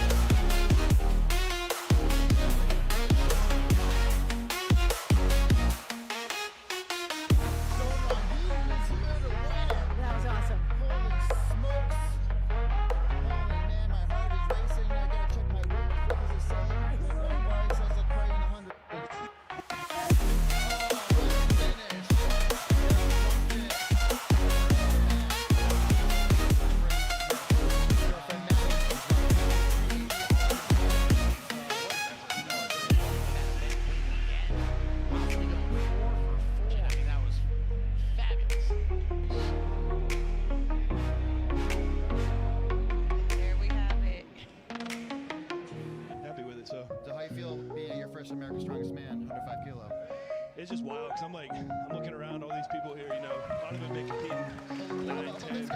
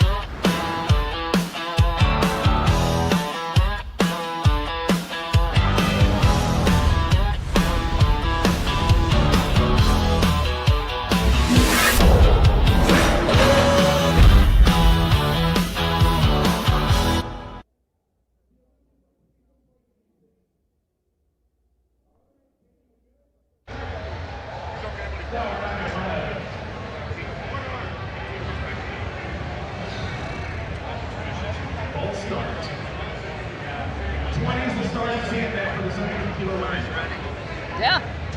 For the 105 men, it is 40 pounds. What's that? Are you on live stream right now? Well, I mean, you guys are, but this is going. But you guys not from that. It's not going to show none. Our camera's not. Hopefully they'll put that on. I don't know if Sean McCool likes my antics or not, you know? Doesn't matter, I do. Fair enough. Works for me, man.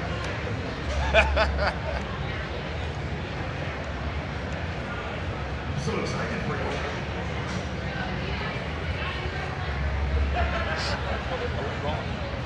Oh, KD, am I taking into account the stream?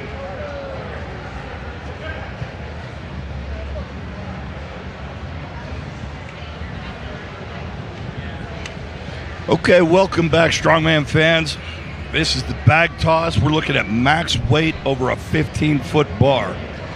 I'm looking forward to this event. What do you think? Yeah, I'm pretty excited, and I think this event is going to be it's going to be exciting because I think it could shake things up a little bit because, you know, this isn't necessarily just a raw strength event. There's a lot of technique that has to go into this, too, with throwing, right? So I think we're going to see a lot of, some surprises here for sure. So, well, this is one of those events that could really shake up the points. Yeah. Because you got the guys who are really good at, some of the power events, and then you have some of the people that might be really fast, rangy. They're able to, just launch this bag over the bar, but maybe they don't have the raw power to pull 750 pounds. I think, explosiveness definitely plays a role in here. So maybe if you don't have, as much static strength, but you have the explosiveness, you could see some people that are, further down in points. They may, score a little bit higher here. So we'll find out.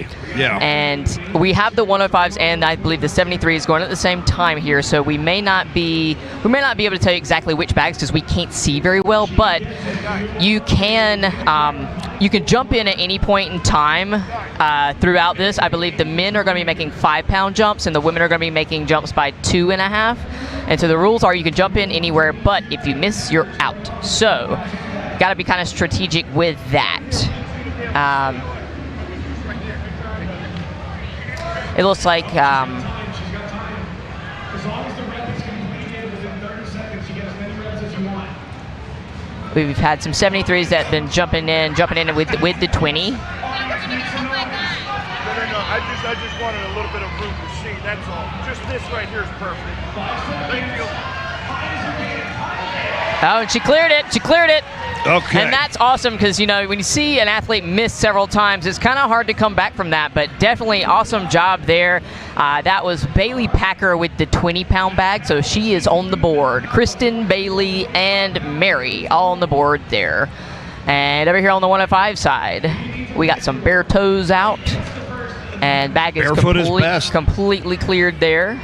He made that look easy. Made it look easy. You're going to see the guys who have practiced this event. They get it over in one throw. They're going to save so much energy. That first throw, if you have to go 3 or 4 times because you're trying to adjust your angle on the fly, it's going to be hard to kind of come back for your 4th attempt, 5th attempt, 6th, or in this case, there's 10 options. So you may see somebody do 10 throws before the world record. Yeah, because we do have, the attempt for the American record here. So that is something to think about.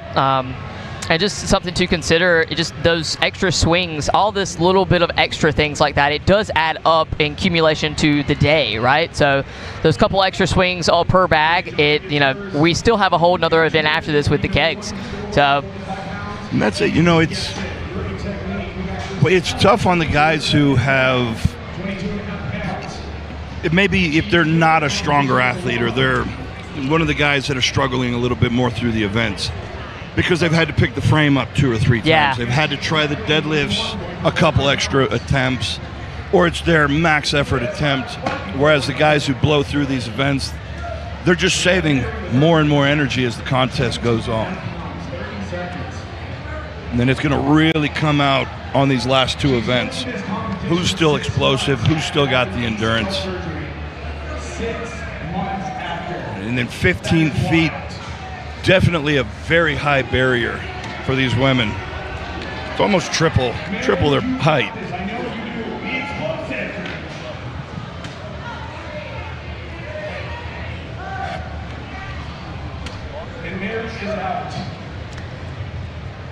It feels like it, with all the bodies and spaces, it feels like it could take a while, but like you said, there is going to be, I think, a point of where, you know, you kind of see everyone fall out at the same time, right? So, and we'll see it pretty quick, I think. So, and I believe they have 30 seconds per throw, so that should cut down some of the speed there, or some of the time that it takes there. And it's a little bit harder to follow here. They are moving fast. And I'll give them that. Yeah, they are moving fast. Moving fast.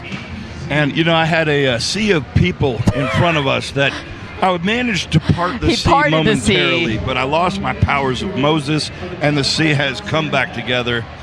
And, well, this screen is so back and forth, it's, you know, I don't understand all these colors and words. And it's just a lot. That's a lot. She threw that over easy. Yeah. Oh, so what you're saying is this isn't warm-ups, they're already competing. Yeah, they are going. Okay. Yeah. Justin over with one throw there. And that was unsure. That was the 45-pound for Justin. I believe that was Jenny just cleared. I'm assuming that was a 25 for Jenny. I think she just jumped in with the 25. On their third round already. Good, man. Yeah, a couple of them for sure. Spotters and loaders are clearing really out there. keeping this moving. Well, I tell you what, if you're one of the competitors and you're standing in back, you better pay attention to the back. That's Sarah Johnson's first throw. Yeah, you're about to clock. Sarah with a big throw there.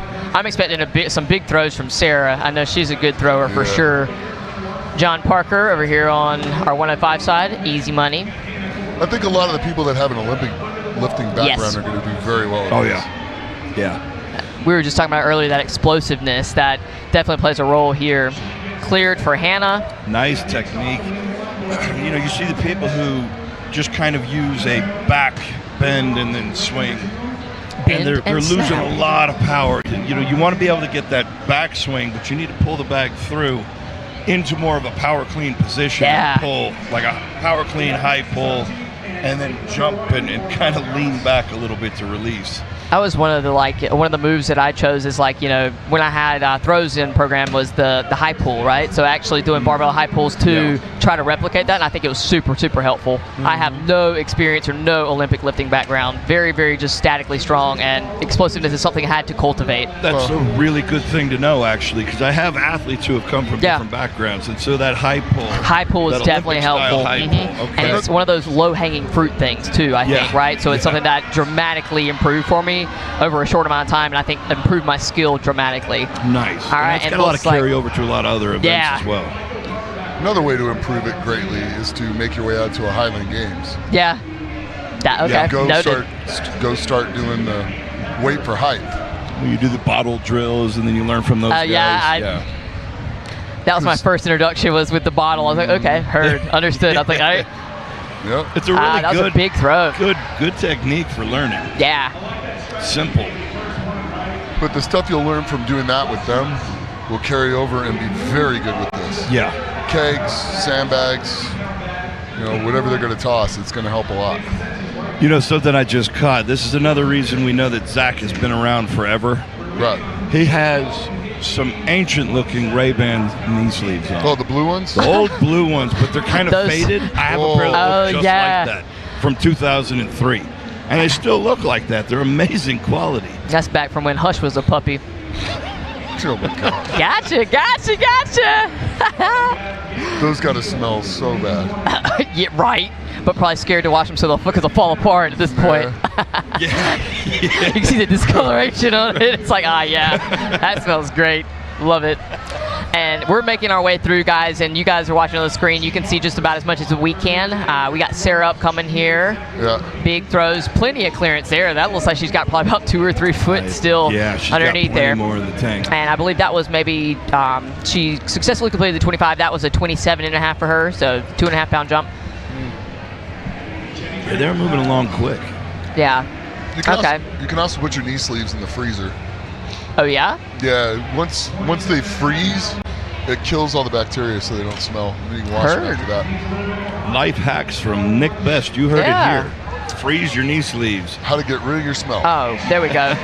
And great job from Jenny there. She missed it on the first throw and then came back, nailed it. because I do believe they have 30 seconds to complete it. So I believe that probably leaves room for 1 or 2 kind of whisks if you want to come back for it. Hannah's coming up. Big swing back and bumps right over. Wow. Easy work of that one. And that was a 27.5 for Hannah as well. John Parker launches it over the moon. Yeah, what weight are we on for the men now? Because this is still looking pretty smooth for a lot I believe they're on the 30 right now. Yeah, that was a 30 that John just cleared. Okay. All right. Yeah, that makes sense. That's still pretty light. Barefoot Stallion, Mr. Matt Powell. Wow. With a 30-pound bag. You like that one? Yeah, it's kind of interesting. And cleared it over. It's kind of like the single arm in the Highland Games where they start from the side and then swing it back through the legs. I'm personally not a fan of that. No? No, well, Kazmaier kind of put it in my head that that's the evil thing. You don't do that. Evil thing, okay. That was some stuff you don't do. You don't take it from the side. Just take it through, swing it through the legs very smoothly, in his words. Smoothly? Very smoothly, and then up and over. Oh, so close there. All right, so I believe that knocks out one of our 73s there. That's those. So Mary, I believe that was Mary. She is out, or no? That might have been Bailey. For my World's Strongest Man fans out there, if you could tell me what year he said very smoothly in regards to swinging a weight for height, leave it in the comments. I would love to see. What did they win? Did they get your car? My respect. Nick's car. Nick's car that I just won from picking something right on the circus dumbbells. You get his car. But you didn't. Oh. Doesn't matter. They're still getting your car. No, you're not They getting still get it. They still get it. And Justin's up and over, I believe, with the 50-pound as well. Yep. And you got Grace here. And it's up and over. Yeah, now you're going to see people starting to use the board. Yeah. It looks like a nice little ricochet effect. I mean, Yeah, exactly. working. And that's DJ, cleared it up over. Get a good rotation and it'll pop over. Yeah. You know, DJ's built for this event. All right. Tall, rangy athlete. He's got he gets a lot of extra speed. And we just watched Sarah make a couple marks there on the ground, so pretty much kind of signifying where she wants her feet to be. And that she's throwing like crazy today. Wow. She doesn't need to hit that backboard. She's got at least a foot or 2 of clearance there. So she cleared that up and over, and that was a 30. And I believe she has. So she has one. She has one more throw here. It looks like. Are they only getting 4 attempts? That's what I'm led to believe. Oh man, she's got so much more in her. She needs to go for 37 or 40. Yeah, I think she's capable of the 40. So I feel like if that is the case, if we only get 4, might start a little bit light there. But you know, beautiful job there, Jenny Draper. I believe that was a 30-pound bag for her. I don't know, at the speed this is moving, I think they should just let the athletes continue. Right. To go all the way through. Go until you drop. Yeah, until they fail. Nice. All right, nice up and move. over. Had a good backswing, great foreswing. Right. Really got a lot of power out of the legs on that one. And a cold iron coming in here. And she's a good thrower. Looks like she was a little bit far away. She got tipped forward on her backswing. You could see it was going out in front. That one looks a little better. Yeah, got it over. It looked like she scooped under it a little bit better too. Yeah.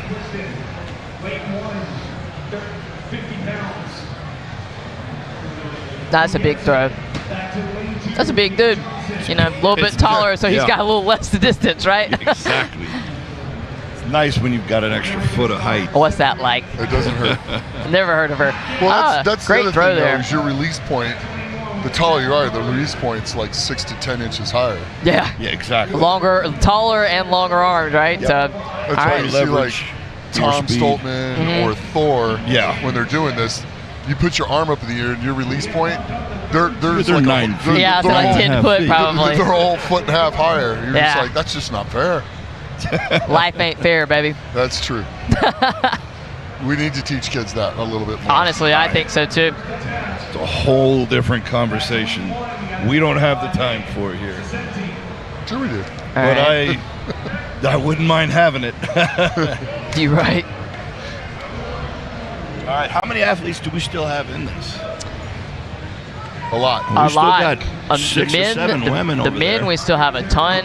And we got, looks like 10 men still in this. 1, 2, 3, 4, 5, 6, 7, 8, 9, 9. Very good, Nick. Very good. I can still Nailed count. that. I can still count.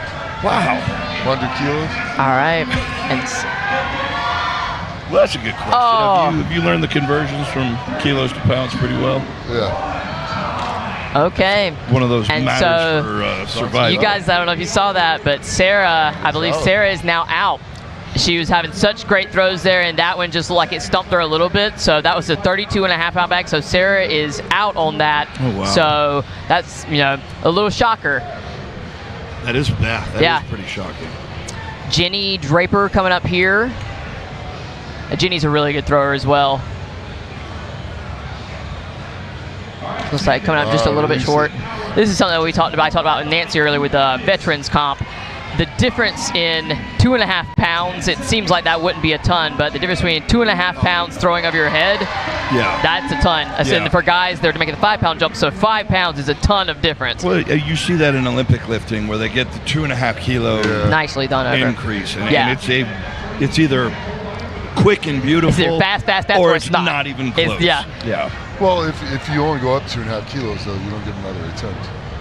Hannah. You have to go up. Oh, and Hannah got it up and over. That was a nice one. Yeah. Hannah's doing really well at this event. I'm excited for her. Yeah. Up and over for our guys. Guys are doing great over here. There's still a ton of our 105s still left. I think most of them are still in. Yeah. Let's see where we finally reach this threshold of where we're kind of falling out at. We'll see. I'm kind of thinking they needed to start a little bit higher, maybe. Maybe.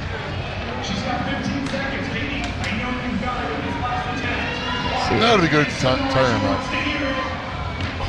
out. She mistimed that jump from her foreswing. All right, so that takes Katie Johnson out. That was powerful. Now, Zach was telling us that one of these guys was really strong on this, and that might have been him. I can't remember the name that he said. Oh, there's one. Go ahead.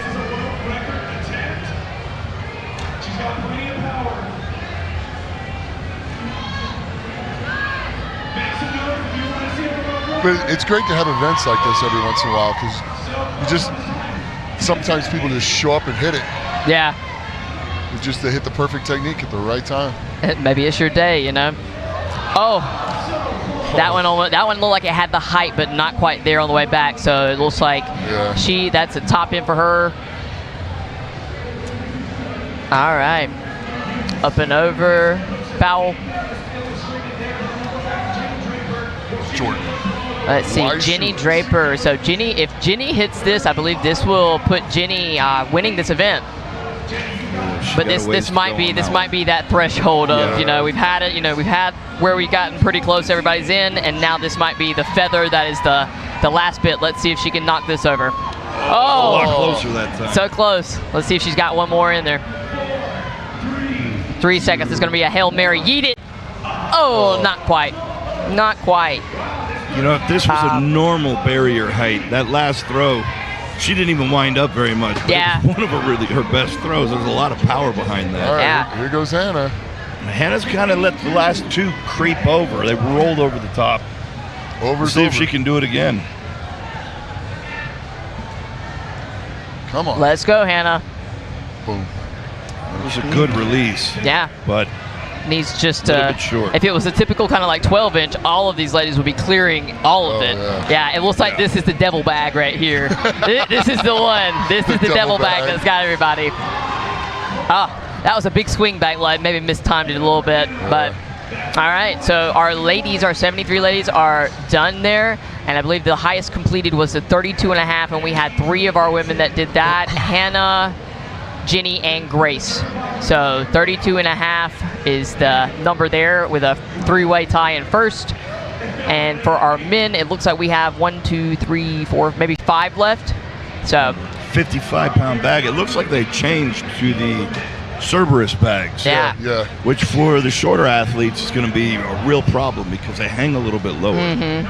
I said the Cerberus bags for me, definitely it's a harder to make sure they don't drag the ground, Yeah. right? So. Yeah.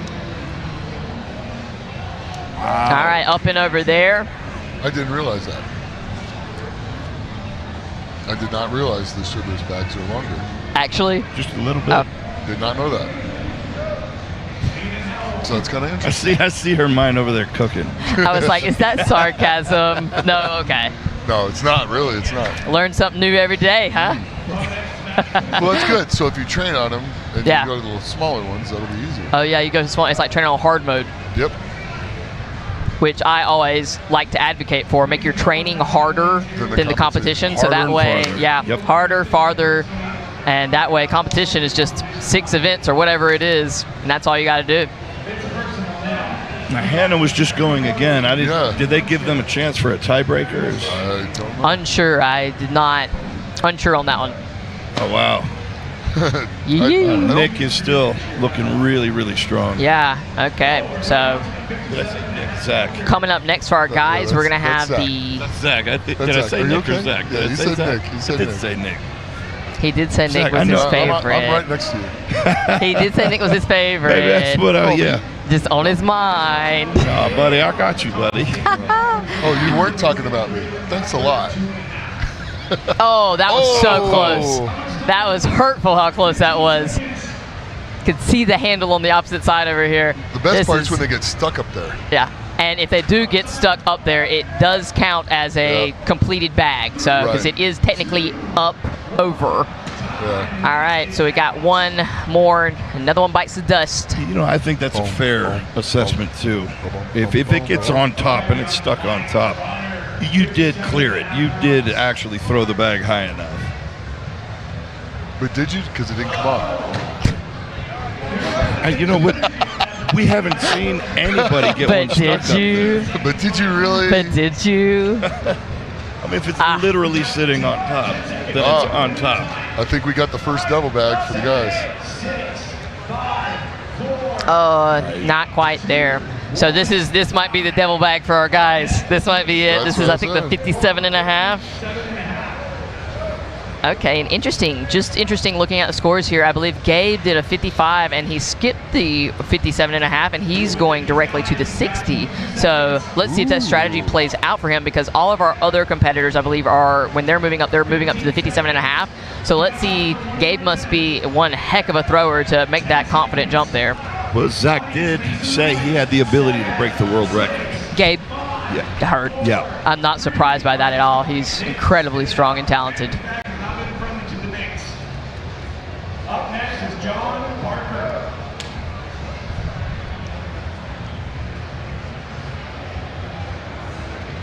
Okay. John has been looking really strong on this. Yeah, he's doing well.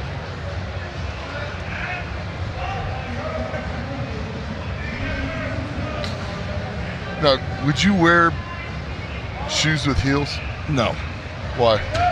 No, I only need those on axle or log. I would rather feel the ground a little bit more, and because I can jump better, and that's what this event is. You want to be able to explode up. All right. And I mean, I could see the rationale. I could see why people would want to. They Why? lean back into it a little bit No. more, but That's not why. oh, within what you tell me.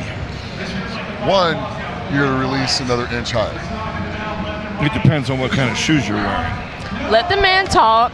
I want to hear what he's got to say. Let the man talk. Right. Two, what part did you bring up earlier about these bags? What, that they're a little bit longer to the ground? Yeah. So now if you're up an inch higher, the bags, You have a little bit more distance, yeah. you can get a little closer to the ground, swing, and have a longer lever And with to the throw. Olympic shoe, you can always, the angle too, right? The scoop. Or wear, and Gets that's it on his nice. third try. Nice. Or wear the high heel work boots. Yeah, So now that's what that I like. could Yeah, see. that's what I like.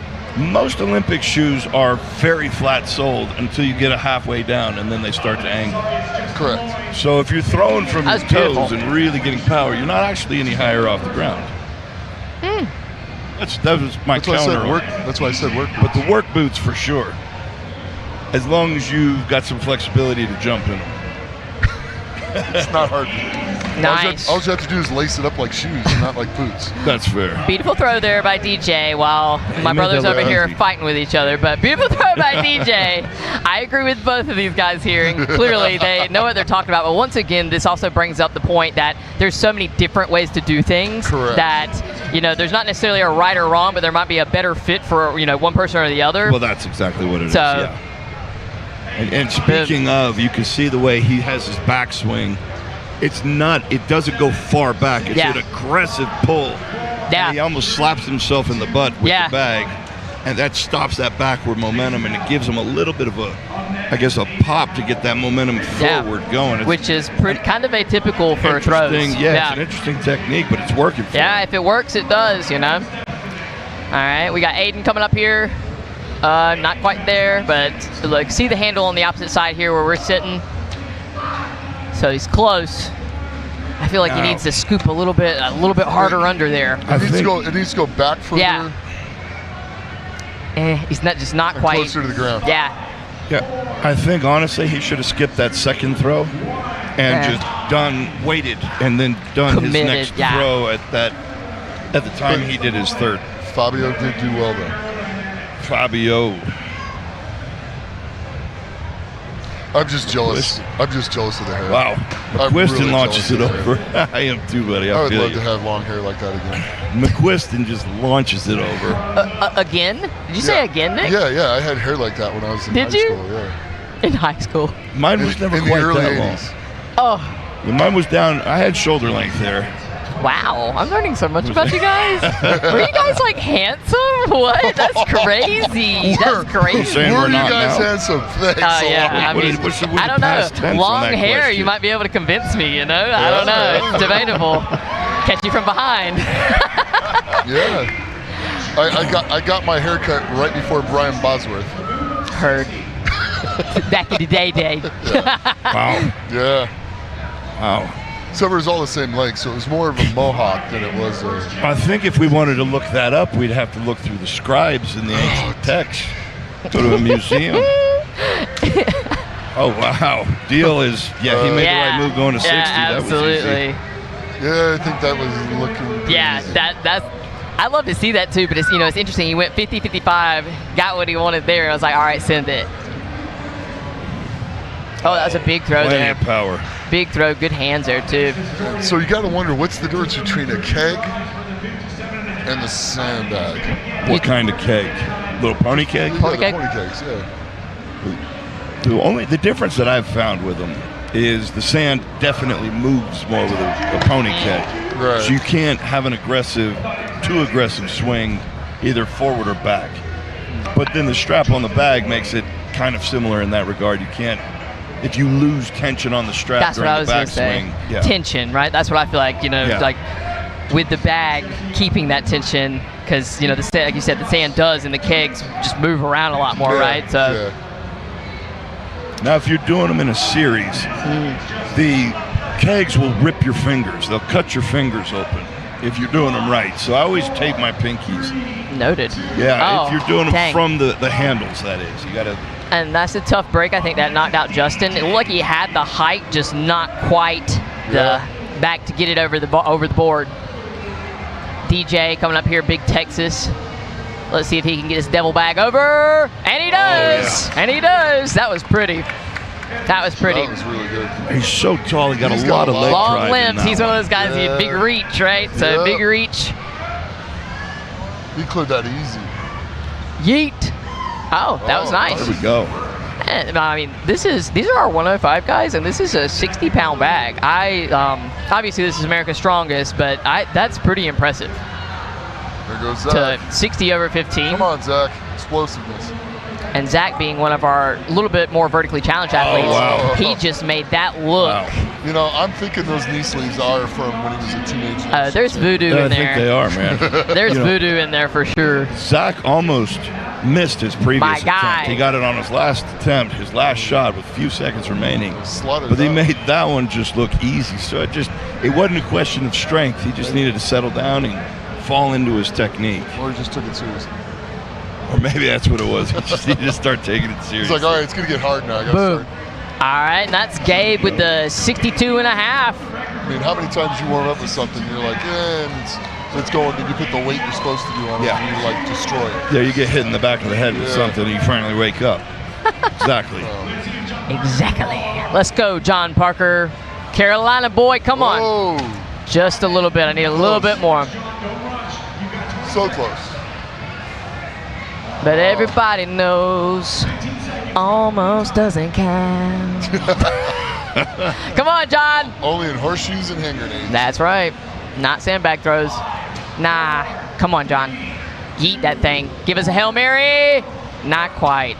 But beautiful performance there. John got it to the 60, I believe, so that's not a bad day.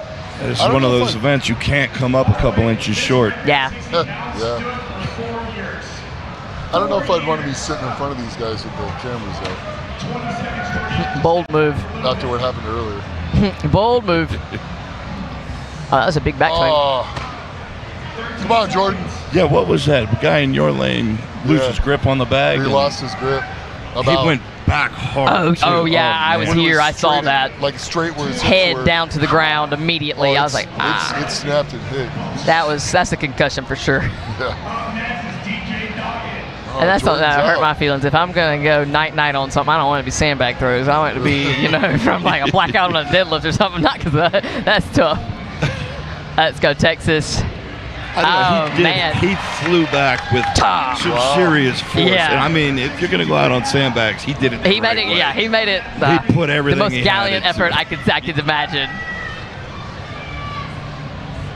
See, that's one perk of being low to the ground. If I fall, it don't hurt as bad. Oh, nicely done. Nicely done there. That was beautiful. That didn't even look hard for Matthew. No, he keeps doing that too. Every one of his throws.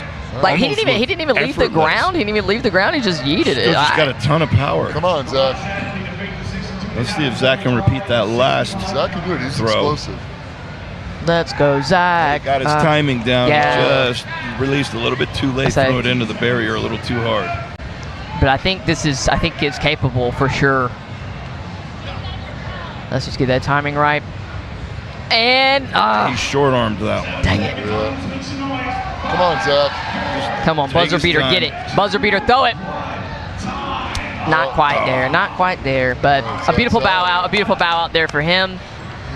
All right. So we're gonna have Gabe is gonna be doing the 65, DJ Doggett doing the 65, and Matthew McQuiston is gonna be doing the 65. Just the three of them, right? Yep. Yeah. Just the three of them. Everybody else has fallen out, and it looked like kind of in that 57.5, 60 kind of area. That was where we kind of I don't know who you picking. It's either Gabe or DJ. And I love Texas. I love Texas. I love being in Texas, so I'm going to put my money on DJ. Gabe is the man, though. Gabe is the man. Gabe kind of just inched over the barrier on that last one. Maybe he was holding something back. But so far out of the throws that I've seen, DJ has had the highest with each weight. But then also Sleeper Matthew, he hasn't even made it look hard yet. He doesn't look like he's even trying. He hasn't even made it look hard yet. So I guess we're about to find out.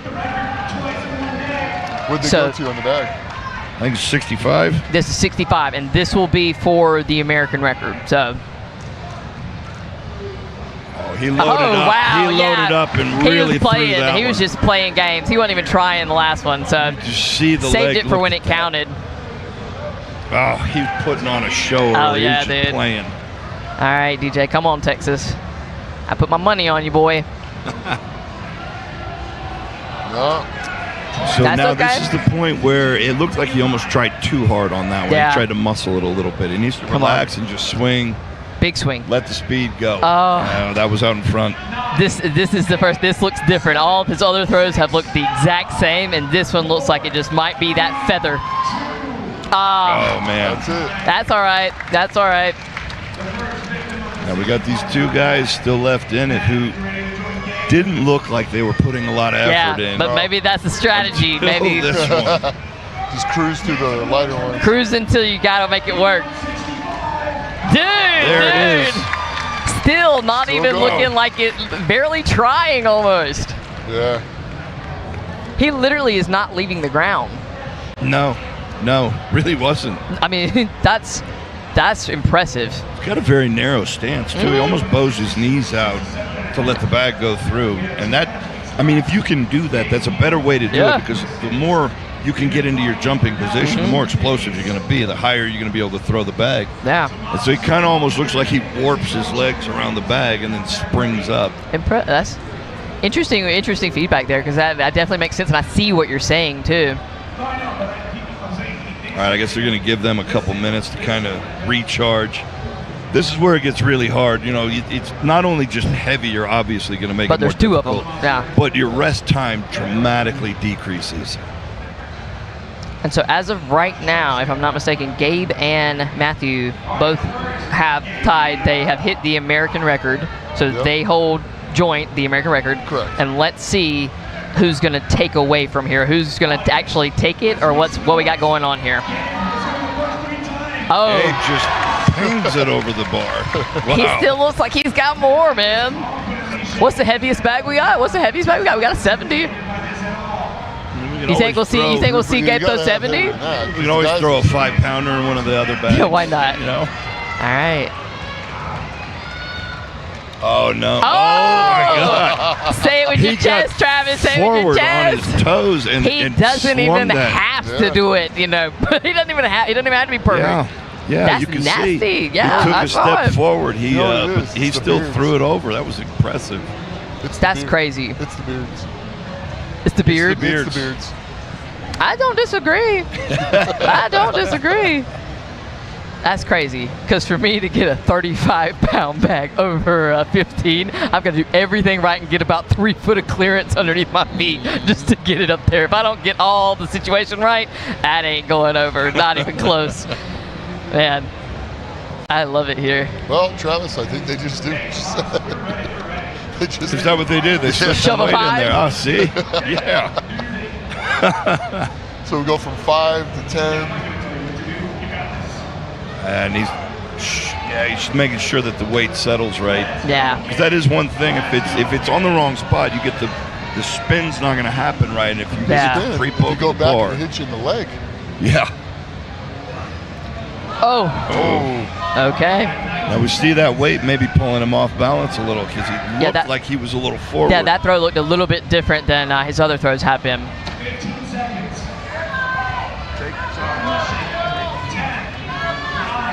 I think if he takes his time and commits here, I think he's got it. Not quite. Okay. All right, well, this leaves the door open for Matthew. This leaves the door open. They have both have joint the American record at 67.5, and so let's see if Matthew wants it for his own. Let's see if he wants it, and this is 70 pounds over a 15-foot throw. Let's see.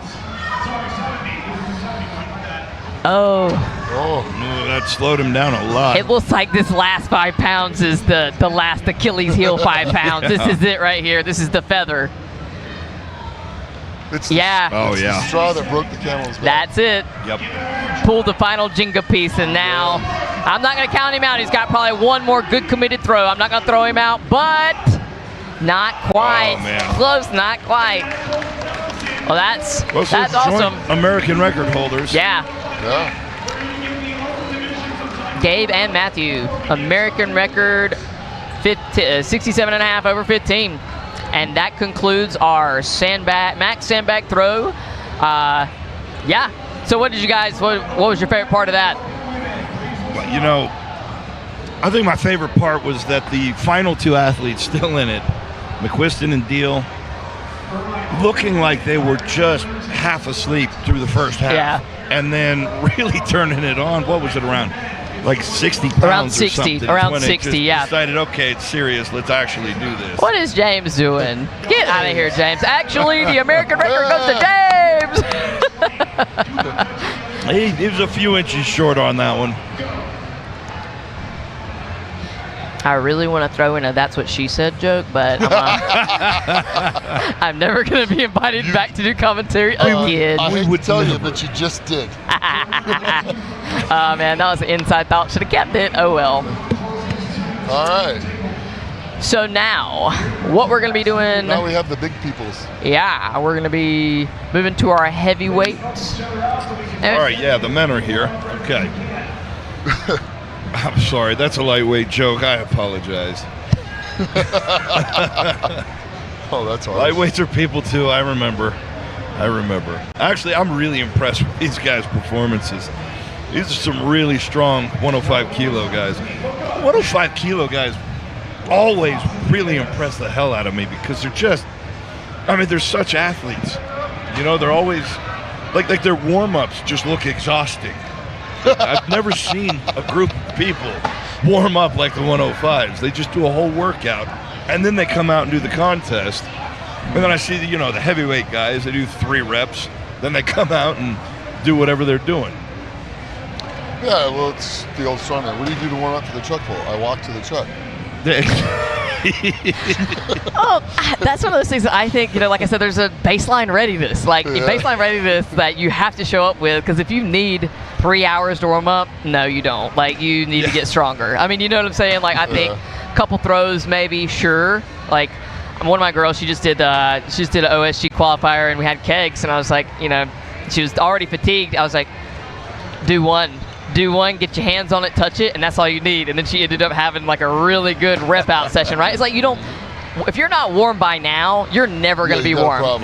Touch it once, get your technique down, and then call it a day. Because if you're not warm, you're never going to be. And now you're just going to fatigue yourself for no reason. It's just a neurological primer. Yeah. Wow. Oh, that was to the moon, bro. That was 20 foot? Yeah, I was looking at the ceiling earlier, wondering how high that light is up there. Because me personally, I'd aim for that. Because if you come up a little bit short, that's all right. I love it. I aim for that light, baby. Aim for that light. Oh my God. But that is, I don't know what that weight is right there, but our warm-up throws here, our big boys are chunking it. I feel like we may be like in a little danger zone almost. Yeah, we're angled a little bit sideways, but he's throwing a little bit over here, so we'll see what happens. I'll protect you though, Travis. I got you. I've never, to my knowledge, I've never had a concussion. So I think they're in the way a little more than we are. Yeah, we're okay over here. My arms aren't quite long enough to reach over there to save you, but you're saving me, so you're on your own. Okay. Oh yeah. Yeah, we'll do volleyball. Bump set spike. Okay. We were just talking about that. Nick Guardione coming over here telling us that he's aiming for us. For you, Travis. He's aiming for Travis. Are you blushing? You better save me. I told you. I got you, honey. I got you. I'll keep you safe. Oh, there we go. There's one. Just lost it forwards. I was at, I think it was last year, one of the PSLs, the 64 PSL, and the first warm-up throw, one of the girls, she launched it. It was a beautiful throw, but on the opposite end, somebody didn't know they were warming up, right square in the head. Oh, man. Hit her right square in the head, and I was like, oh, man, bummer. Because it's like, in what lifetime, what reality did the world connect to that? Like, she's right there at the right time. And I was like, dang. Oh, well, I pray a lot, though, so I've got that going for me. Well, you learn from track and field in high school to always be paying attention to what the throwers are doing. Honestly. You don't want a javelin in the side or a shot put in the head. No. Or a discus. I remember Kami Kashmiri, when I was in college, I did a track meet at Stanford. And, Kami Kashmiri let one go. And the milers were running, and they were all in their pack, and they were coming when he let it go. It skipped, and went across the front of him. Yeah. Just missed hitting the lead person in the mile. Dang. I was like, woo, pay attention to what's going on. Well, have you seen those videos of the javelin throws that go wrong? Oh, I've been hitting the foot with Is that another rabbit hole you've fallen into? Sometimes you're just clicking and things happen. And the internet will get you, boy. The internet will get you. I got hit by one of our sprinters who was trying to throw the javelin back to me. A guy named Jerry Looney hit me in the foot while I was in college. That was fun. Ow. I love it. You said his name. You still never forgave him. I hear that. No, I hear the bitterness. And he just had a sharp pain in his foot just now, just even thinking about it. And then I remember at Bakersfield, there was a track meet, and one of the press wasn't paying attention, and a guy let a hammer go, and people were yelling at him, look out, and he put up the clipboard and it took him out. Oh, Yikes. man. Oh. Well, good thing it put the clipboard up. It could have been really ugly. It was. Thank God for the clipboard. Because the throw is about 170, so yeah. Dang. It was not good. But are we? I think we're just hanging out, getting ready.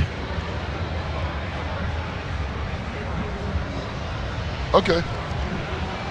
Okay. Cool. Okay. Well, we'll take a short break and we'll see you in 5 minutes. Enjoy these commercials by the sponsors. How was that? That was cute. That was the big smile.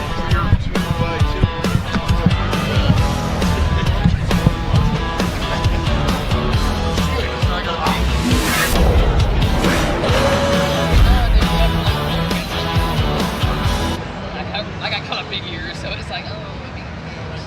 But try not to be a pussy about it, you know what I'm saying? Grandma ain't no bitch. Not today.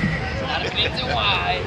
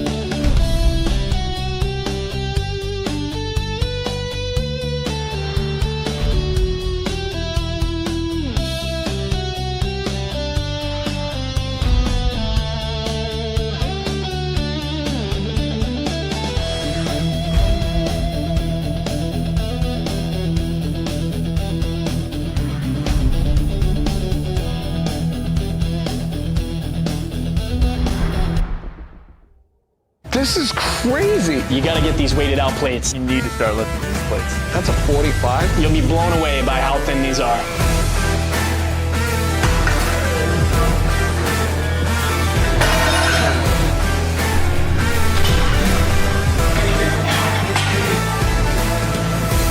I like these things. They're deceptively heavy, thin, rock solid, pure metal.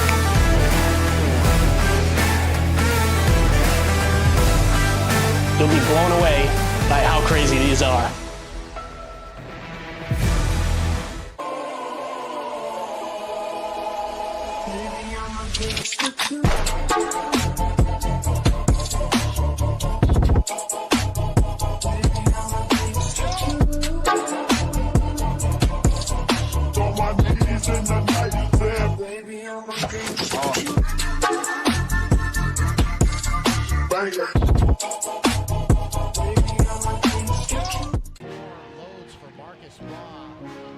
Just putting his stamp on the day. The next day, as opposed to just competing on the day or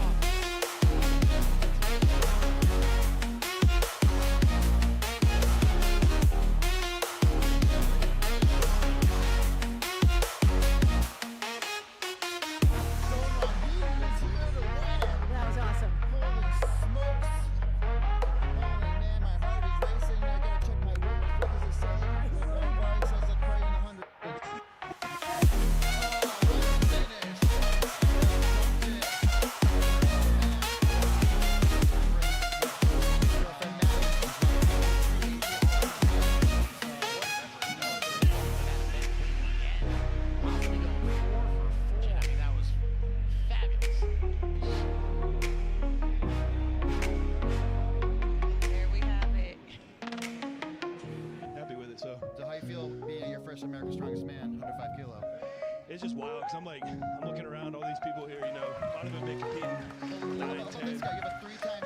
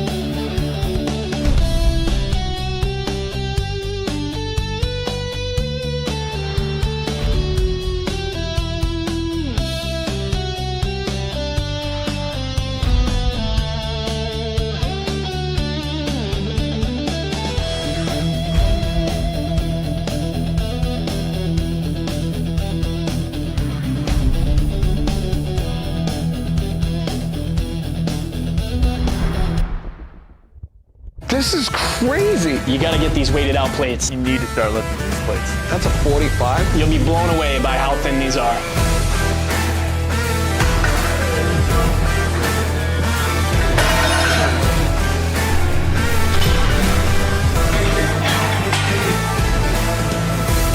I like these things. They're deceptively heavy.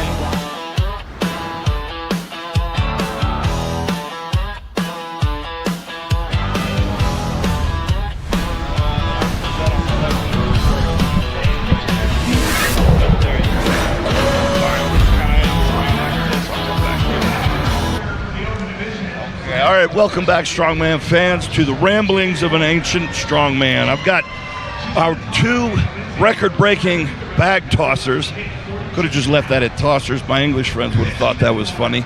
But yeah, that was a pretty impressive performance, guys. I mean, you broke the record 3 different times. So I think the record stood at 60 pounds, correct? And you guys broke it at 62, 65, and 67.5. How did that feel? I'll let you go first. I'll be honest, I kind of lost track of the weight. I wasn't sure which weight was which, so I didn't know what was record. I just said, all right, whatever bag's out there, I guess I'm going to go chuck it. That's kind of the best way to do it, man. Now, Gabe, what did you think? This was supposed to be a good event for me. I think both of us in training have hit quite a bit more, but... I haven't. That was okay. a big PR for me. Gabe's one of the best, probably the best thrower in the 105 class. I know he's done 70. He's done 70 plus in training. I've seen it. So I was just happy to hang with him and to be mentioned in the same breath as Sandbag throws his game. Say, I saw y'all go. I watched obviously the whole thing, and it looked like it wasn't until maybe 60 pounds where you guys kind of woke up and actually got serious about it. There was a few throws that almost looked lazy that they just kind of rolled over, and then all of a sudden, this totally different person came out in both of you once it got over 60 pounds. So, what was going on? I mean, you said you didn't even know the weight, but were you aware of where you were at? I was, yeah. I initially came in planning to open at 60, and then kind of got with the record. Okay. Kind of got swept up into it and just wanted to get some back throws under me. But so that was where I knew I was going to start having to actually pull out the gas. Do you think that may have played in on not hitting that 70 pounder? I think so. Yeah, I do. I think if I had stuck to my plan a little bit more, it would have been there. It's one of those events, you've only got so many good throws before you kind of burn out. Absolutely. Yeah. And now, did you just plan on hitting every rep, every weight? Yeah, I got out there, and there's so many different lines on the floor. I felt lost, like I couldn't figure out where exactly I wanted to stand. So I knew I wanted to take a lot of build up reps or warm up reps to kind of dial in where exactly I wanted to stand and where to put my feet. That makes sense. Yeah. That makes sense. Now I was looking at where you guys had to throw from, and there's that light straight into the light. Absolutely. Yeah. Okay. Yeah. So that threw you off as much as I thought it would. Yeah. So I mean, honestly, that's one of those things, because it's slightly in front of you, that's going to screw up the release point a little bit. You know, and then when you're trying to break a record, little things like that matter more than people realize. Yeah, and the environment and just the fatigue of the weekend too, I think is a big part of it too. Well, that's fair. I mean, you guys did have a deadlift event and the frame to the circus dumbbell, which you guys have done really well on today. So now we've got one more event, correct? Yes. Yep. Now, how are you feeling for the last event? I'm ready to go. I don't want to warm up. I want to get it done. Oh, you're warm by now. If you're not warm by now, let's set it up. Let's get it rolling. Yeah. I like it. Same. How are you feeling? Yeah, same. Yeah, I'm just ready to get this thing over with. So this is really fun for people at home watching this. I met this guy, I don't know, like a billion years ago, 2021 maybe? Yeah. Yeah, in a tiny little show in middle of nowhere, Texas. And you were just kind of starting out, right? No, I hadn't even started yet. Oh, you hadn't even started? Okay. No. I've only been in the sport for about 2 years now. And so, wow, okay. So I thought you looked a lot skinnier then. I was. Yeah. All right. I mean, you've come a long way in that time, and now you're breaking records. Thank you. You know, how you feeling for the last event? It should be all right. I haven't gone quite this heavy on kegs just because we don't have one heavy enough. Now, where are you training? Several gyms. Middle of nowhere, Wyoming. Just kind of bounce around gyms depending on where I have what we have. That's fair. That's fair. I've kind of, I've got a couple athletes out there, and I know that they have to stockpile their own stuff. Yep. So you kind of you're building up the Wyoming strength. We're trying to. We're absolutely trying to. Yeah, man. Well, I've seen a lot of you guys really come up over the years, and today is going to be a really big fight to the finish. I know, and I know you guys want to get back to, well, maybe not warming up, but at least mentally prepping for the next event. So I'm going to let you guys get back. Congratulations Thanks, on Travis. that. And next time we're going to let 70 fly, right? We're going to let it fall. Yes, sir. All right, guys. Thank you for joining me. Thanks, Thank you.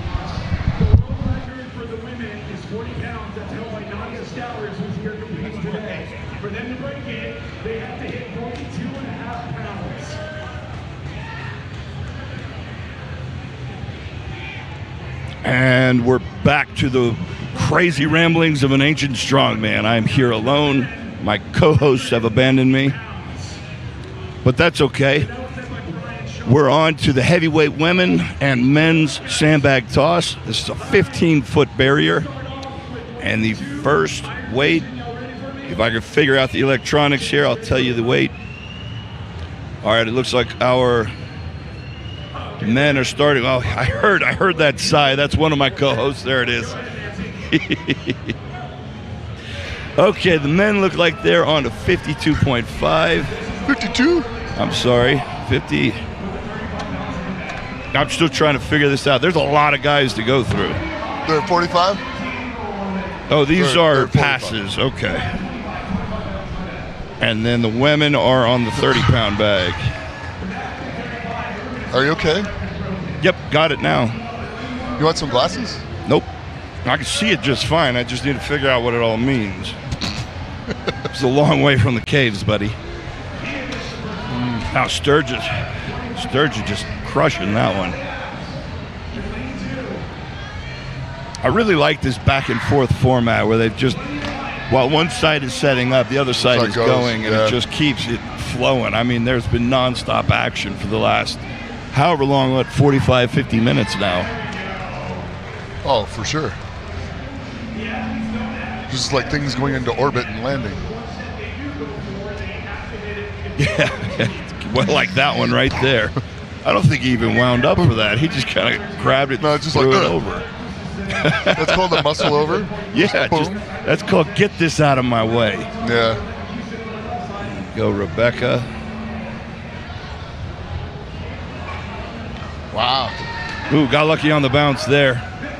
It's over, though. Hey, over's over. I mean, it was definitely high enough. It just landed on the right spot. There we go.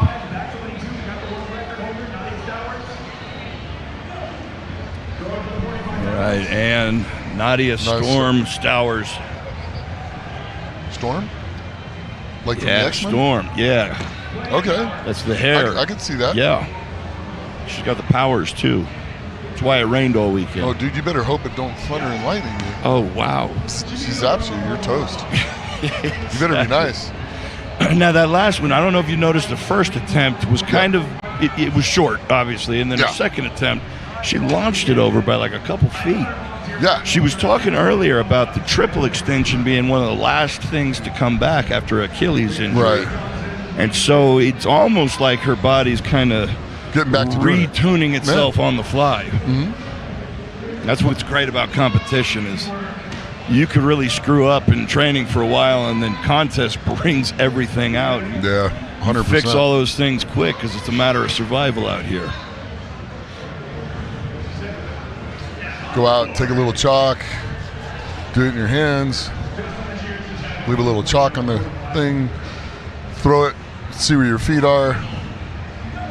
So I was about to ask, is that you would mark off a spot where you would want to go to every time, right? Yeah. She's happy with that one.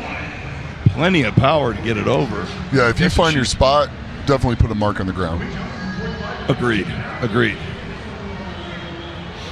Now everybody wants to run to the center, but if there's a bunch of marks on the ground, it's almost like you want to sidestep a little bit as you come back and have your own mark. That way you don't get confused with others. Yeah, and then it also depends on the surface. Like if you're outdoors and you're in a grassy area, sometimes the ground in one area gets matted down, so it's an advantage. Especially after 20 throws or something. To move to another area. Or somebody has launched it straight up and down, and you get a big divot in the ground. Or if they got a bar instead of a great backboard like this, the bar bends. Oh. You find the bend in the bar, and that's where you throw it. I've been to plenty of those shows. A little PVC pipe or something. There's this thing that I've talked about for years. It's called Strongman Tested.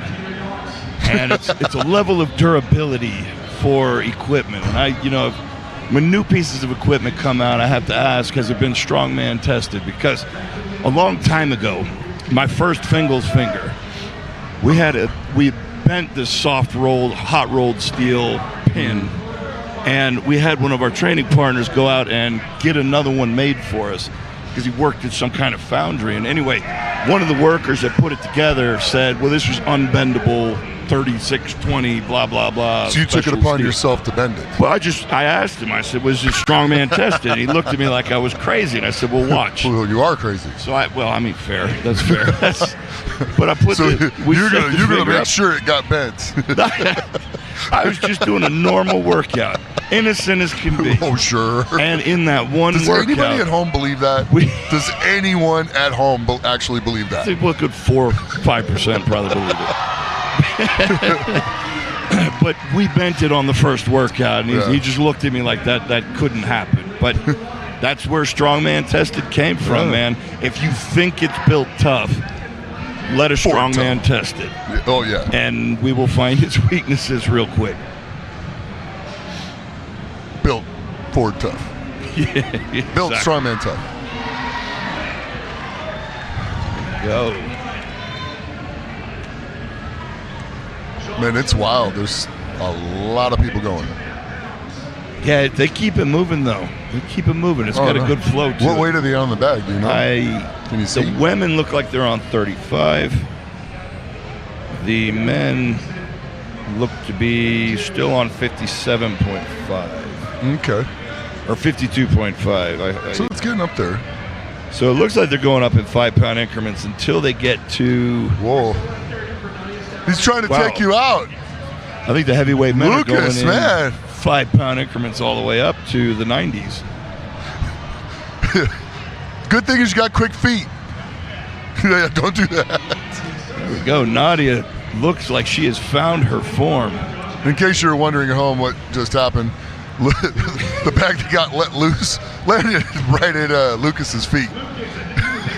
I mean, that's a smart move on his opponent. So, oops, I didn't mean to take you out, Nancy Kerrigan style. Wow, pipe in the shin is a little different. Oh, man. I think it was one of those ASPs, those police extendable batons. He came out of some back room, shouted he was a crazy fan, whacks Nancy Kerrigan in the knee. Turns out it's Tanya Harding's boyfriend. Right. You gotta love sports, man. True, very much so. Well, the drama. Yeah.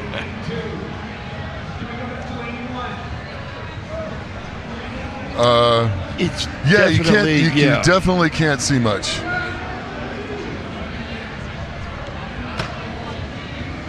No.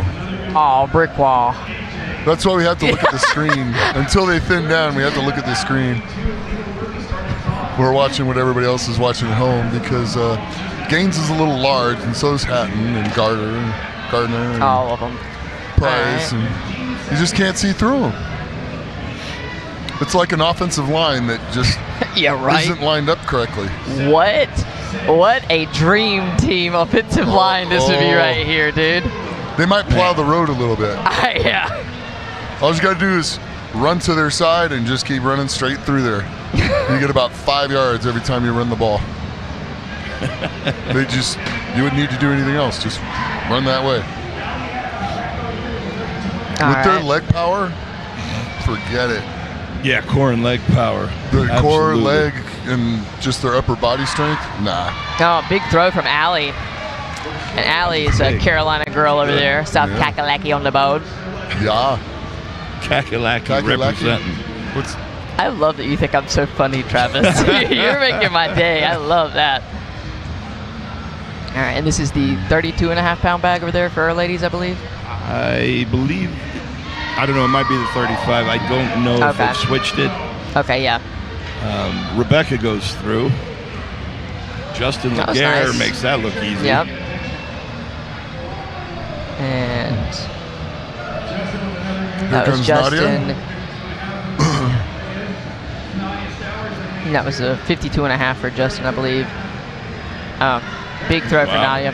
She made that look effortless. Look at that, not knowing when to start. Kind of stumbling a little bit there. Oh, wow. Oh, he's got plenty of power. Yeah. Right over. Plenty of power. He looked almost Have you happy. seen the size of him? Well, he looked happy with that throw. I think he's still warming up. All right, we got Summer Johnson here. Summer's also super explosive, so. Yeah, she is. She's just a brick house, explosive brick house. That's an athlete, you know? Yeah. Oh, dang. The height was there, but. Straight up. You've got to get a little bit of a trajectory on it. Yeah. That's a little there we right go. there. That's going to do it. Yeah, I think she kind of bent her arms on that first one. She just needed extra warm up. Maybe that's what it was. Yeah. Nick's so wise over there, just hands clasped in front of him. Just, see, yeah. see? Yeah. Scratching his beard a little bit. Yeah. Yeah. All right. Allie's coming up next. And Allie does do some Highlands games and stuff like that, so I believe she is a pretty good thrower. Yeah, I actually have that same color sport kilt. Do you? Yeah. Yeah, I had to get the purple because that's what my dad got, so I had to get the same one. And there's actually a family tartan for my German ancestry, but I can't find anybody to actually make it. All right, so you guys heard that. If you are, a seamstress out there, Travis he's got something for you, and that's a beautiful throw over there. German descent, so not Scottish, but the German descent. All right, Taylor Doxey coming up. So Allie is out at that 35-pound bag. Now, I'm not a fan of the one hand in front of the other. She made that look really easy, but I think that leaves a lot of room to it limits too much, I think. Taylor is an incredible thrower. I actually got some tips. I competed with her at the Pro-Am too, and I got some tips from her, and I tried throwing like that. I'm about the same either way, but she can probably clear. I mean, she can at least clear a 40 for sure. So maybe it works for her. Unsure, but she's a thrower for sure. I've seen her. She's She was probably at the Olympic City program. She was one of the most impressive throwers that I saw. I mean, she's built like a thrower. Yeah, so yeah. to be fair, yeah. I think very highly of her. That was beautiful. Rebecca. That was nice. Rebecca Houston. Nicely done. That was perfectly timed. And that's the 35. Let's see. Oh, big boy there. Yeah. Gets the rollover. Dang, that was quick too. Over's over. Over's over. Over's over. And that was Tyler. Yeah. Yep. Yeah, Nadia Sowers. Nadia. These women are moving through quick. Boom. Oh, wow. I wonder what the top end is for her. I have no idea, truly, but I bet you she's that. Based on the way that looked, that's at least a 45, maybe. Yeah. Beautiful throw over there for our men. Summer Johnson coming back out. Schellinger looked like he was just kind of like, all right, I'm just going to get it over. Yeah, I guess. Here we go. Just. That was nice. That was better than Summer's last throw at the lighter bag. It's kind of terrifying that that's the case, but you're absolutely right. Yeah. She's looking really good for this event. Heating up. Hey, has anybody seen Nick throw yet? No. Now that you mention it, no. No, Guardian has not even entered the chat. Yeah, because you can jump in on the bags anywhere you want, and he has not even entered the chat, as we said. Now, I know Josh can clear this. It's one of those things, don't rush. Oh, I think he rushed. I think he rushed. Yep. I think he didn't hear you say it louder. Yeah. There you go, yeah. There it goes. I think you were totally right, too. The first one just looked like wasn't fully committed to it. And we got Olga. She has been just insanely impressive. Dominant, yeah. This entire competition. I like the bunny hops. She's got a couple little bunny. I think the second one may have She was thrown her 4 off, feet but- high with no trajectory. There, that single hop. Oh, there we go. That'll do it. Well, I guess she was just out. It felt like she was out of position. Yeah. That's why she did the second one. She should have just stopped, reset, and then went. Go. Beautiful throw there. Thompson using his body weight to his advantage, just kind of leaned back and carried that one over.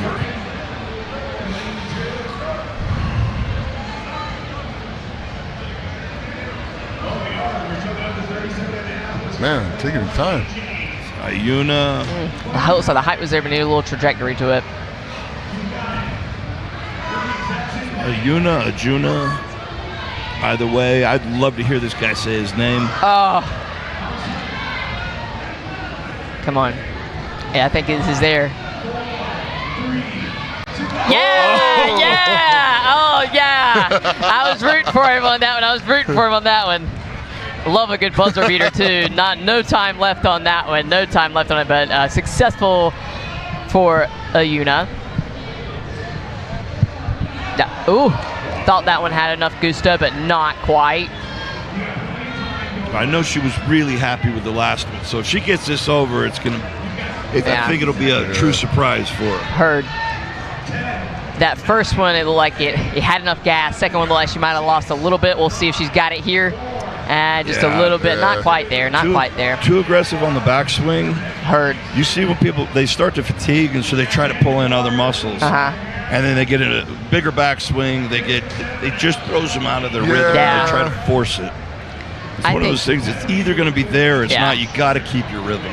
This is something I feel like, that you find your flow, but you can't force it. You can't force, and that's what we saw, I think, with the 70 with both the guys, and with DJ Doggett on the one before that, I think, too. Just like it looked forced, right? So yeah, it's like a golf swing. If you try to pull it and knock it hard, it's just not going to go.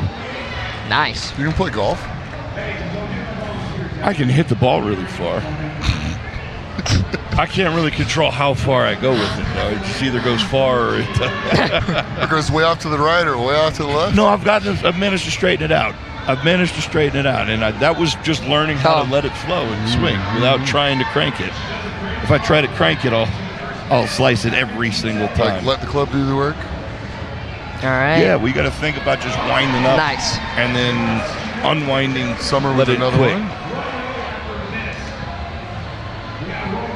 All right. And I'll say it is way harder to swing now than it was years ago.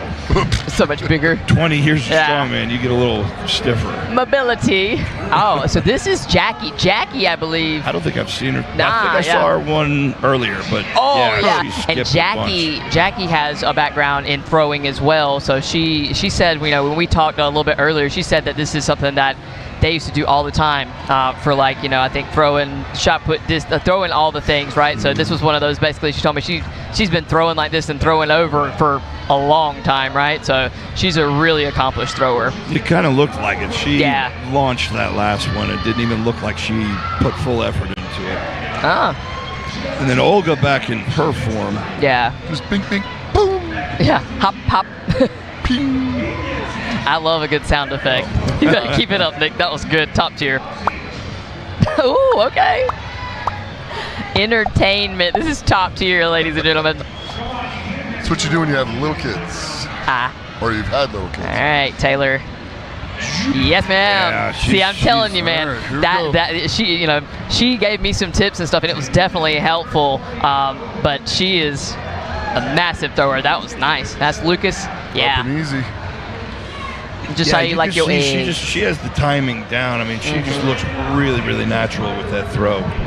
I still don't like the one hand in front of the other. I don't like it. But I can't knock her for using it because it's working for her. All right, Nadia coming out. It sounds like you just did. I can't, but I'm going to try as hard as I can. I can't. Make it known. Let it be known. She tried to muscle that one. Yeah. And Nadia is, obviously, she's incredibly strong, and she can muscle out a lot of things. But this, I say, throws is one thing that if you try to muscle it out, like we said, you're forcing it. It's not quite in it. Right. Commit. Okay, not quite there. All right. Yeah, her second throw was her better one. It was definitely. I think they might have got smooth. to the bag over there. It just wasn't quite enough left. All right, so I believe for our women we have maybe 4 left. Summer's coming back out, and this is the 40. Okay. Man, I'm still waiting for Nick. Swings. And she gets the roll over the top. Yeah, nice. boy. Yeah, boy. This is a ponytail. That's what it was, that extra whip. Yeah. A little extra momentum, throw that hair back. I whip my hair back and forth.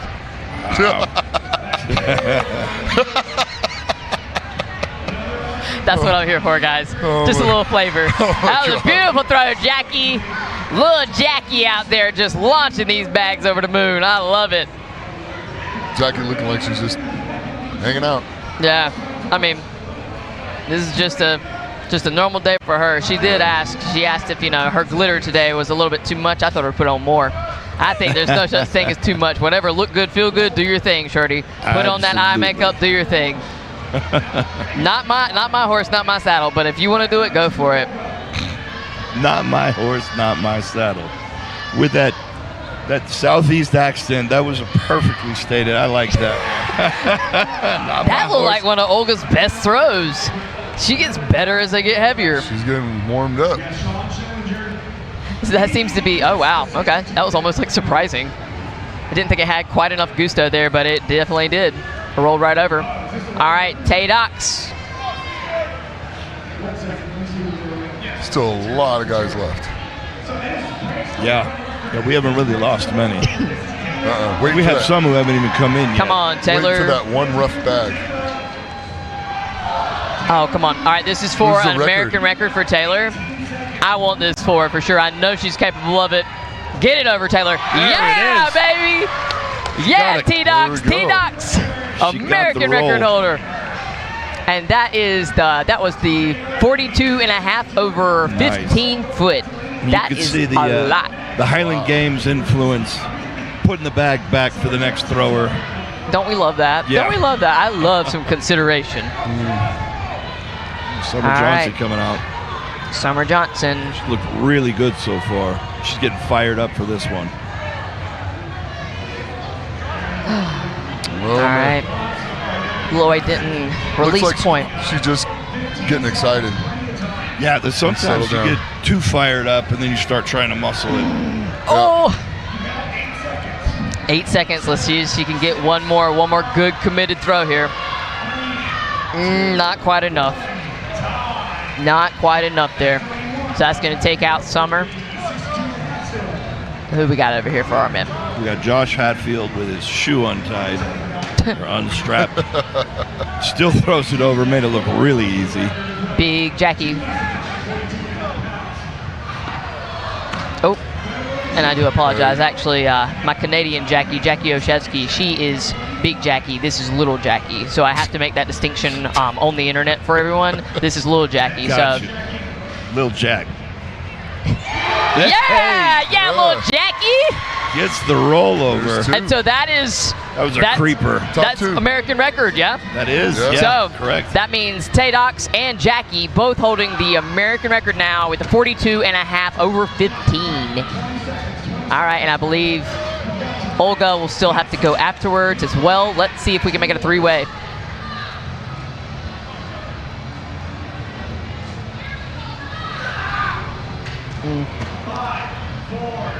Okay. We've lost a few men on this one. Lost a few in the war. Lost a few. The sandbag war. Let's bunny hop Olga. Olga! Oh. Too close. Yeah, well, she needs a little more. She can definitely do this. Calm down and just take a breath. Nope, Big she back needs swing. to reset. Just reset now. The height there, she's got to get it. Oh man, this is gonna be a little. This is gonna be a little bit of a shakeup. No way! Wow! Dang! And it just blows by it. She did the front, the one hand in front of the other. I was about to say that's the foot. That's the hand placement. Travis, I know, man. Yeah, Travis, what you got to say about it? I told him. I gave him the respect. I still don't like it, but man, it's working for them. I don't like it, but. I think when they switch bags this time, I think we're going to see a few guys go out because there's a lot of guys that are making it, but not by much. Taylor's going to get this one. Yeah! Yes. Oh, yeah! Nice. I'm so excited about that for Taylor. And that's the 45. Yeah. That's massive. New record. Yeah. And look at that release point, the big hands. Yeah, I love that. Wow.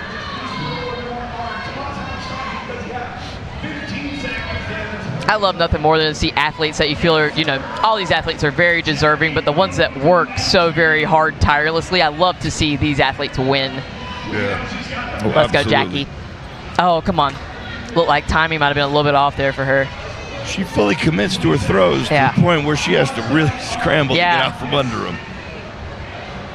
Big. Come on, Jackie. Come on, one more. One more committed throw. Let's see if she's got it in here. I believe in her. Come on. Let's go, little Jackie. This will be long and smooth. Don't muscle it. Come on. That was a better attempt. But Dang, just not quite. Not quite there for the day. Beautiful effort there for Jackie. So I believe we'll see Olga will be our only last one competing. That was beautiful. Zach Price still got plenty of power. Yeah. I think we'll get up to that 90-pound bag today. I think so too. And that's crazy. That's so heavy. Let's see what bunny hop Olga got. She's learned from that last one. She got the hands. She got the hands. Technique. She said that worked for her. Yeet. And it still did, dude. It still did. I have an athlete, an incredible athlete named Portia Birdsley, and she does this technique, and it works so much better for her than the other way. Yeah. It's one of she's probably the reason that I could watch it without cringing, but it's working so well. An American record that we cringed on. I know. You just want to go I hope everyone's come after you, Travis. I hope everyone come after you. Hey, I'm fully admitting that it is really working for these women. It works for Portia. It's working for these ladies. But you still don't like it. I'm not against trying it and now. it makes you crazy. I'm not against trying it. I've done a lot of things I don't like, and if it works better, I'm all for it. I'll take it. I'll do take whatever. a lesson from anywhere I can. I love that, and I think that's why one of the reasons why you're an incredible athlete. Because I think you have to, right? Like I don't like this, but I'm still gonna do it, especially if Coach tells me to. Exactly. What kind of dirt I need, Coach? I'm gonna eat it. Damn. Wow, Justin just made that look easy. Guys are still, we'll say they're still warming up, man. And we only a couple, maybe 4 or 5 out. Oh, yeah. Hey, Nick's coming out finally. Oh, Now, sure what guy. are we on? We're on the. Oh, yeah. Is that the 50? That's not a 50-pound bag, is it? 40, Is that 47 and a half, maybe? well, it says 50 faintly, but I can't tell if that was tried to be taped over or. Oh, boy. And he's still warming up. And he's just warming up. Yeah. Unsure. Okay, that was. The 67.5 is what it looks like we're on. Yeah. All right. And it's just Taylor and Olga left. Oh, man. So it's just Taylor and Olga, and this will be the 47 and a half bag. And these are new records, by the way. Yeah. Yeah. You guys were wondering. Yeah, it looks like both of these ladies Come on, have Tay-Tay. broken the record. So, yeah, currently Olga and Taylor both are joint holding that American record. And she's going to have to stick this one. Not quite there for today. Man, she still had a great day. Oh, yeah, absolutely. And I have no idea what her best is, but I think that's got to be close to it. That was beautiful. Man, Lucas is having a great day. I love that little celebration afterwards, too. Yeah. A little follow through. I got it. All right. You know, I was thinking about that. The way he squats down, it's almost like he throws his weight back so hard that he has to fall forward like that to catch Counterbalance kind of thing, right? Yeah. And I think Olga can get this, especially with the way that she's got her hands now, because she had clearance on the last one, and I think she can do this. She did it. Oh, man! The Ukrainian terror, Olga! The Ukrainian terror. I mean, dude, that's incredible. That's incredible. Dude, that's going to stick. You realize that, I hope it does. I hope it Ukrainian does. terror. I like that. We're going to wrestling names now. Oh! If it fits, it fits. That's all I'm saying. And I bet you, the only thing that could have made Olga throw better is if she was wearing her cowboy boots. Yeah. That's the only thing I think could have made that any better. Another 5 kilos on the Oh, back. absolutely. Yeah. Oh, dang. For a second, I thought that might have gone I did over. too. I did too. I thought it had the height, but not quite there on the. Yeah, from this angle, it looked like it was going. All right, so maybe this is the devil weight bag where we're at here. This is 67 still? Yep, Okay. I think so. So we've seen Lucas go through on this. We've seen Nick come in on this. And we've seen a few other guys go through. Yeah, we're going to still have a pretty good group going. Ladies and gentlemen, Jerry Pritchett. Jerry Pritchett, wow. What's up, my man? This is the strongest group of dudes I've ever been around, so I feel so happy to be here. Jerry, how'd the rest of the training go? How did the rest of the training go? Good. Yeah? Frame down the back, put it outside the gate for you. Oh, sweet. Thank you. Steeplechase Street. Nice. Right on. That's cool. Thanks. All right. How's this going? Yeah, they're catching up. Yeah, we got one more after this.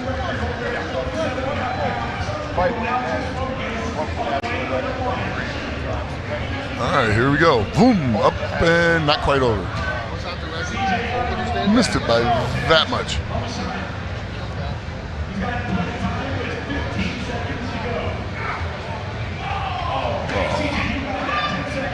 You got enough time. CJ's got enough time for one more. For about 3. Got enough time, just enough time for about 3 if you go out and get started right away. 1. Okay. Timed that last one perfectly. That'd have been awesome if it went over. Yeah, I think if the bag's in the air, you're okay when the time runs out. Yeah. All right. Yeah. So this seems to be the one that is. This seems to be the one that's taken out a couple people. So. Yeah, this is the bag. That was hurtful. That was hurtful. Dude, Hatfield didn't even move, man. He hit him in the back. He barely even moved out of the way. He's like a little pebble. Dang. He needs to just take that time. Yeah. Don't throw the second one so fast. Come out, treat it like a single. A whole nother rep. Now he's fatiguing and it starts throwing it out in front. Yeah. And there's my hat in the background. Your what? My hat. Oh, okay. Got to hang it up because there's nowhere to put it down here, and I'm not going to. You're retiring? No, hanging up my. Nick. You heard it here first, folks. hanging your hat here. Too stupid to quit, man. That won't happen for a long time. Whoa. Oh, Bubba. Look at gangs all here. Yeah, Bubba. Bubba Pritchard just has entered the scene. That's one of the strongest, I think, like 16-year-olds I've ever. 14. I'm just throwing you out there as one of the. I'm shouting you out as one of the strongest 14-year-old, the strongest 14-year-old in the world, my guy. You're so impressive, dude. Strongest teenager. Yeah. Period. No. He was doing a 500-pound frame today. Yeah. He did a 250-pound log for 3. His best deadlift's like what, like 650 or something like that. And I'm like, yeah. that's crazy. When he grows up, dude. Oh no, it's. Yeah. It's over for all these guys. It's over. It's not if, it's how many and when he gets bored. Yeah, dude. There's going to be no stopping him. No, when he grows up, that's the end. Everyone else, you can retire when he grows up. Yeah. Talking about Bubba? Yeah. I went out and trained with Jerry the first time. Bubba was 9 years old. He's just kind of husky little kid. We had a good time because I threw one of the sandbags onto the roof, so we That's we what my had to go grandma find used a to call ladder. me too. Husky. Yeah, Westwood, I was always called Husky. Code Husky. word. It's just a big boy you know is going to be a friggin' monster. I'm big boned. What are you talking about? That's crazy. So, yeah, I think we've been friends now for, like 7 years, 8 years. He's 15. He'll be 15 in December, I believe. So, because he turned 14 last year at OSG. So what you're saying is next year he'll deadlift you. Maybe. Basically. It was his 14th birthday when he took second in the 16 to 18-year-old category at OSG. That's a world championship. Yeah. Oh, he was yeah. 14. Yeah, that's great. Literally a day of being 14. Kid's a monster, an absolute monster. Yeah, I think he's going to be ready for OSG this year. And he's a really nice kid, too. That's what I like. He's a good person. I like him a lot. You can be strong, that's one thing, but also to be a decent person and kind. Yeah. He's a great kid. Yeah. I'm going to tell you this. He's also been raised around a bunch of guys in a lifting environment, and he can dish it out. Heard. Well, but he probably had to survive to be around you guys. Exactly. I mean, like, y'all kind of mean, you know what I'm saying? We were talking about that strong training group and the effect that can mentally have. Strong. He's had that kind of training group the whole time, and when you're around a group of guys like that, they're all good guys. So he's just good. That's who he's. His influences are. And also it normalizes a lot of things too, right? Because if you see your dad and their friends, like, okay, 1,000 pounds deadlift is a normal thing. Okay, so that's cool. So I need to go ahead. If I'm 14, I need to be about half that. I need to, so like, then by the law of obviously where we're at now, seems to be working. I mean, it's kind of worked out that way. Exactly. You got 500-pound overhead press. Log press is the world record. And you're talking about something's burning. Are we on fire? We might be on fire. Something on fire. No need for concern. It's Lucas and Nick. What is it? Yeah. It's literally Nick Guardione on fire. It's the what? Oh, it's the laser. Oh, okay. Nick needs to keep leaning closer because he can't hear. It's that age getting to him. Hey. I didn't hear that. Yeah. If he could hear your insults, it might be helpful, but... If he could hear If he could hear them, but... Oh, man. We're just going to have to go train after this, Travis. Can I come train? I think I've soaked up some good juice here, so I mean, I'm ready to go. I might have a 600-pound deadlift in me today, guys. I don't know. I'm here for it. I might need to train with Bubba. I might be like, you know what? I'm saying it's probably closer to 700. Oh, yeah? From all those you put back, all the headsets you put back on. All those things, all that those salt. All The that salt. sweaty headsets. Is this the 72-pound bag? Yes. Okay. Yes. Ooh, it's getting serious. 72.5. It looks like we have 5 wow, athletes left. 5 athletes left here throwing this 72 and a half. All right, here's where it's going to start getting real spicy. He stepped to the side. I'm telling you, he got his spot, and he didn't want to confuse with anybody else, so he steps over to the side. I see that, and slightly he's to the throwing, left, yeah.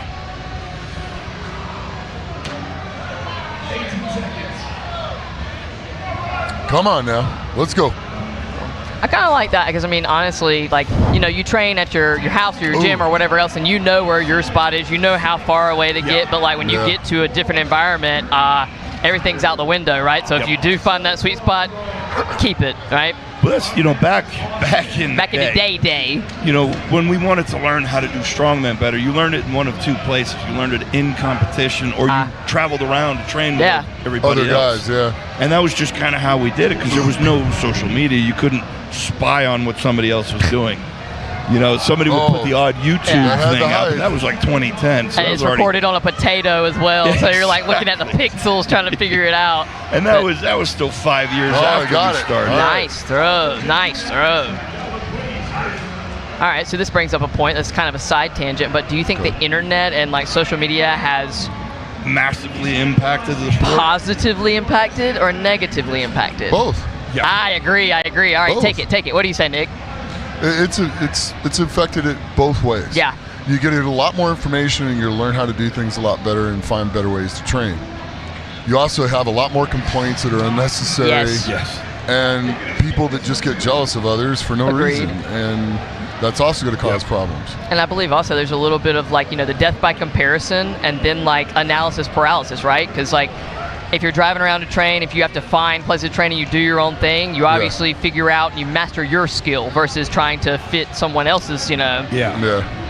Well, that's what I was going to bring up. There's almost too much information. Lucas was very happy You know, and about that's that where one. getting a coach really comes in handy now, because you get somebody to help you kind of weed through all the information out there. Because a lot of the information, maybe all of it is good for certain people at certain times, and not all of it's going to be good for you at this time. Yeah. And so having somebody to kind of guide is essential nowadays. Otherwise, you're just kind of mowing through it on your own like we did way back in the day. Yeah. You know, making all of the mistakes so that these guys don't have to. You know, and I think that's obviously the part of the benefit of hiring a coach is so you don't have to, right? But I do think there's an element that you're missing, right? Because I think your caliber athletes and like a little bit, you know, with a little bit age, right? Like you guys figured it out yourself. You guys figured it out yourself, so you know how to do it wrong, but you also know how to do it right. But like that's how you coach better, in my opinion, is by doing it wrong so bad you're like, that's not how to do it. That's not how to do it. Right. So I have a lot of respect for people like you guys who figured it out yourself. Yeah, you know, I know all the wrong ways and all of the right ways to do pretty much everything. People forget they're their own best science experiment. It's And data. Everything's data. People forget that. And it's good to learn from other people and find ways to do things. But you try it, you see how well it works for you. If it's not working really good for you, you don't keep doing it. Yeah. And you write down what works, you write down what wasn't work, and you keep track of those things. And people don't do that enough. They turn and just rely on one person. And it's like, you gotta, there's one person you rely on, that's the one you're looking at in the mirror. Absolutely. And the person that you're looking at in the mirror makes you successful, they also make you unsuccessful. Nobody else makes you. You can get really good advice and have people guide you and stuff like that, but at the end of the day, it's up to you. Yeah. Because it's a team. You're out there by yourself, absolutely. But what it took to get there, you got to have a support around you. You got to have all that. But ultimately, you got to do it. You can have all the information in the world. You're still the one accountable. Yep. That's why you got to take that scientific approach, kind of like Nick was saying. You keep track of what works and what doesn't. Your food. That's why I have all of my athletes have a written journal. I love that. They have to. I need them to write that stuff down. I've been keeping one since 1997. Nick's got some that are chiseled in stone. And you can look back at these things. You can see like what worked 3,000 years ago. And then Yes. Oh yeah. Yes. Hello. Always.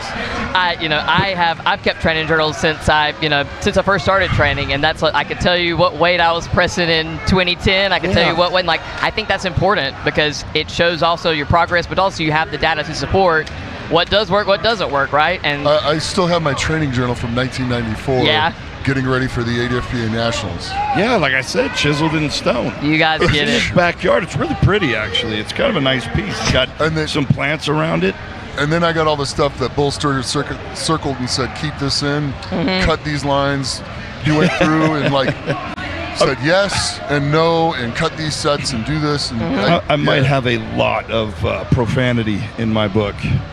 A lot of you probably should. Yeah, I agree. You should, because there should be stuff that frustrates the crap out of you. Oh, there should yeah. be sessions that you All right, want here to goes quit Nick. and burn it down. But There he goes, creeps it over. I think what happens is it's the athletes that become the best that are the ones that do have the poor sessions and they don't burn it down every single time. Yeah, I've wanted to quit powerlifting so many times, right? But it's the people that you want to so bad, but then guess what?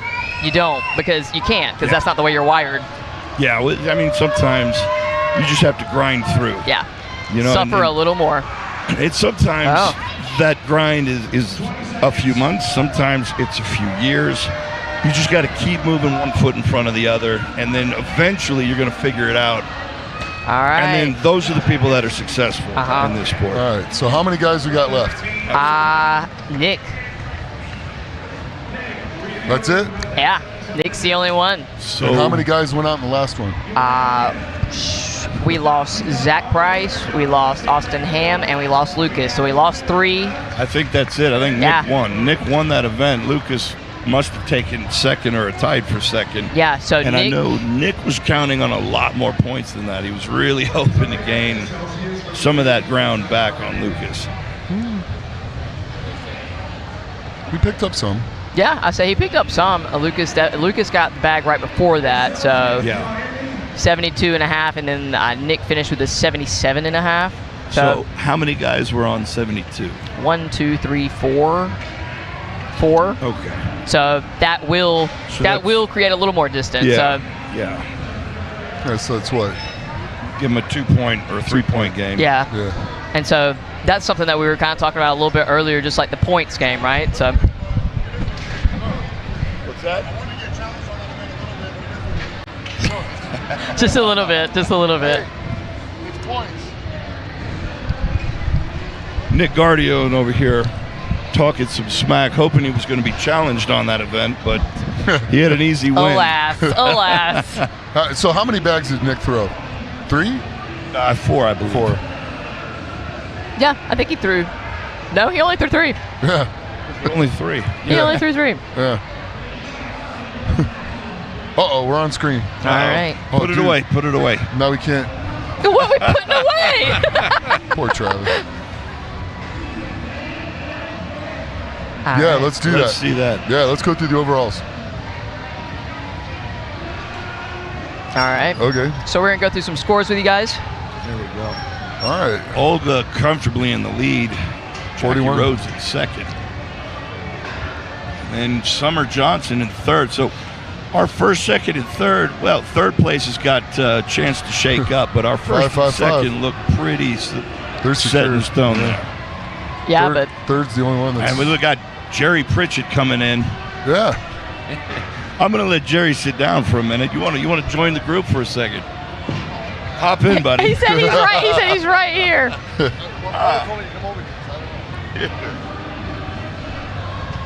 you go, man. Whoa.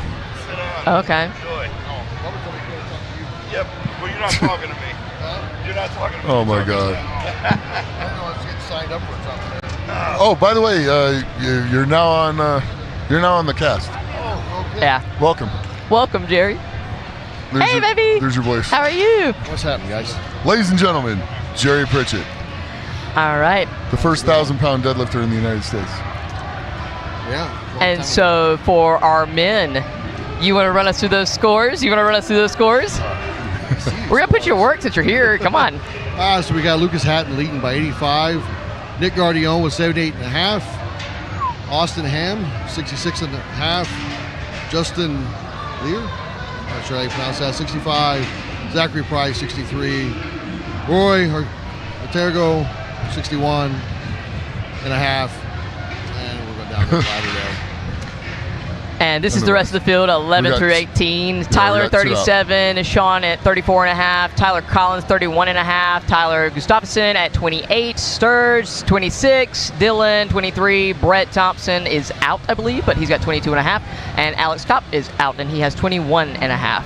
So the top 2 scorers that we have, Nick and Lucas, definitely pulling away there. Yeah, so For our men's 105 class, we got Matthew coming in hot. He is on the lead with 55.5, and Zach McCarley is a little bit behind, 2 points, 53.5, and DJ Doggett is coming in right behind, 42.5. So 1 and 2 definitely really tight there. A little bit of room on the third, and the third we could see probably maybe shake up because just Jordan is in fourth and has 38.5. So that's something that we could see just kind of the scores adjust there. Couple bout. Yeah. 11 through 14, we got Matt Powell, 31. Nick Stock is 28. Mike O'Connor, 25. And Nick is at the end. At 21. I lost it. It's okay. I can't even read it from here. So I'm blind, we're yeah. okay. So I'm sorry, I'm like in your lap. I couldn't see it. Yeah, I need to put my glasses on. I'm the youngest, freshest set of eyes here, and that's probably not a good look for anybody. I've been welding since I was 12, so it's not the greatest behind. All right. So what's going on? What do we got next? We got the keg medley, or the keg load medley, coming up next. So that'll be our final event. I think it's 3 kegs over a bar, and I think it's set from 25 foot away. So we'll see what happens there. How do you feel about kegs? Okay, I feel like you don't see them as much anymore. Years ago, we used to see kegs all the time. All the time. A lot of keg loads, or even keg over the bar for reps. I feel it's one of those ones you don't see as much anymore, so it's kind of cool seeing them bring it back. For sure. Kegs are hard. I'd rather do the keg than the sandbag. Really? Yeah. Well, as I've gotten older, I don't have to get down as far to grab the keg. Heard. That makes sense. And then the keg's stiff. When you pick up the sandbag, it's a little loose. That's the power lifter in you, isn't it? Yeah. I like a hard Husafel rather than a Husafel bag. I don't like the movability of it, right? I like something that's really like sturdy. Right. How do you feel about technique in terms of loading there with the keg? Technique-wise, loading with the keg? Yeah. Well, basically, for me, if it were me, I have my neoprene belt on, and then I have my leather belt on, but loose. Okay. So I put the leather belt on because some of the other belts will pop out. So I put a leather belt on loose, and then when I pick up the keg, I catch the keg on that. And set it on top? And then just run, because now it's on my hips instead of on my stomach. Okay. And you can breathe, you can run, and when you get to the end, you just pop your hips, and you just send the keg right over the top. What's it like to be tall? You can just come right in and then throw it up, huh? I'm not tall, because usually when they go to do that, it's at 54. Yeah. So that's a little different. So you might have to reach a little bit, huh? Yeah, Jerry will throw it right over. Yeah. You have an advantage for taller guys on something like this, any kind of load. And the ones that carry this low, the keg's very unforgiving. You carry it low and you push it with your legs. Yeah. You're going to wear out very fast. That'll tear up a low back real quick. Oh, and your hamstrings will be toast. And especially to be at the end of the day here, and especially with the heavyweight guys and the women who started with deadlifts today, if you're trying to carry the keg low, that's going to make it really brutal, I feel like, on you. So, like I said, if you can get that shelf built with the belt and get it in there, you'll be fine. You'll still be able to breathe. You'll be able to pop it up high enough to get it over the bar. Would you carry cross barrel, or would you take the second to sit and lap it to get your hands across the bottom of the barrel? I carry it this way. Yeah, so you can easily load. Easily lower. The bigger ones, it's worth that second on the pick. It's to get your hands out. Well, look at this gorilla. This guy. Well, the funny thing is the tilt. It only goes to one hand, so only one hand has to go low. Yeah. And so you just bam, bam, and you just pop it, and this hand never changes. You just pop this hand up, and then change your grip on it and go. Heard. So it's pretty. I mean, it's just pop, dip, and go. And as you're dipping, you just move your hand because it's already here. Yeah. So you roll up your. If you have neoprene shorts on, you're fine. But if you don't, you roll up your pants, catch it in your underwear, so your legs, it hits the skin of your legs, and the keg don't slide down. Just pick it up and go. Heard. Yeah. So. It's definitely one of those. You can see who's been training with kegs is more familiar. Yeah. Versus the ones that are kind of fumbled with it, because like Nick's saying, it should be almost one fluid motion as you pick it, and then that other hand's coming off to grab the bottom of the barrel. Yep. So you're even. And that's why I said, like, the familiarity and the technique, right? So, like, if you have been training with kegs, I think that's going to shave off a ton of time because you can be strong, but then if you don't have the skill in terms of that transition or where to put your hands, right? A bag, A bag, you can kind of, you can figure that out, right? I mean, like it's a big mass, right? This right here, I feel like could add a little bit of, and if the keg is slick too, right? So well, there's where you're gonna have an issue. Okay, so is that what you think is going to be a little bit of a gameplay there? Yeah, because if the guys have it wrong on their stomach and they go to pop it, it's going to slide down their stomach. They're going to have to come back, sit down, re-get it, pooch out their belly, and so throw it over the top. Our keg weights, I don't think, well, I think we talked about it. We said that these weights weren't going to be anything that was going to be, kind of like, we anticipate everybody's probably going to be finishing.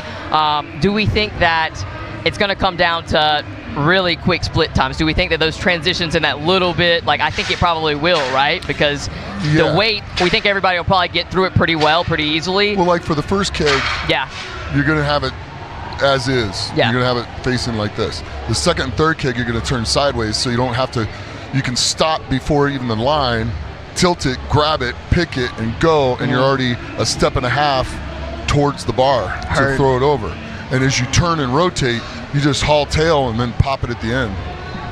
So you'll save probably a second and a half by doing that. And I think you'll save 2 steps every time you do the keg. And those 1 to 2 seconds, that's time that is of the essence here, especially if something is heavy enough that's like, okay, maybe 1 or 2 people are going to get the last one. Maybe you don't have to worry so much about, because if you know you can do it, great. But with something that the whole event or the whole field is going to finish, you got to be quick with it. You got to make sure that you're not losing those 1 to 2 seconds. And I think we saw that on like even the deadlift event too, with like different classes. Is the straps, no straps, like how quick those transitions were. It makes a difference. So everybody gets through. It's who's the fastest. Right. Who can move their feet the quickest, and the taller guys are going to have advantage over the shorter guys. In this, same with the women, because you're carrying it at hip height as you come across. If the guys don't have to pop their hips and just drop it and run, or depending on what they do, you could take a hard step and toss it over and turn. I've seen that before, and it's pretty sick. If you could just launch a keg, I used to do that. It don't even turn into a load, just launch it. I like that. Yeah. I mean, so I'm excited to watch this, and I think that I think this might be something that we'll see those little split times, those quick things. We might see some surprises. We thought we might see some surprises in the sandbag toss, but honestly, we didn't really, truly. And the other part where kegs are weird is the keg's going to be fairly heavy. If you don't pick it up right, you want to make sure your arms are straight. I heard. Okay. So, it could be pretty interesting. The grip shirts the girls have on will definitely help. Keg. This would be interesting to watch. I haven't seen kegs done in a long time.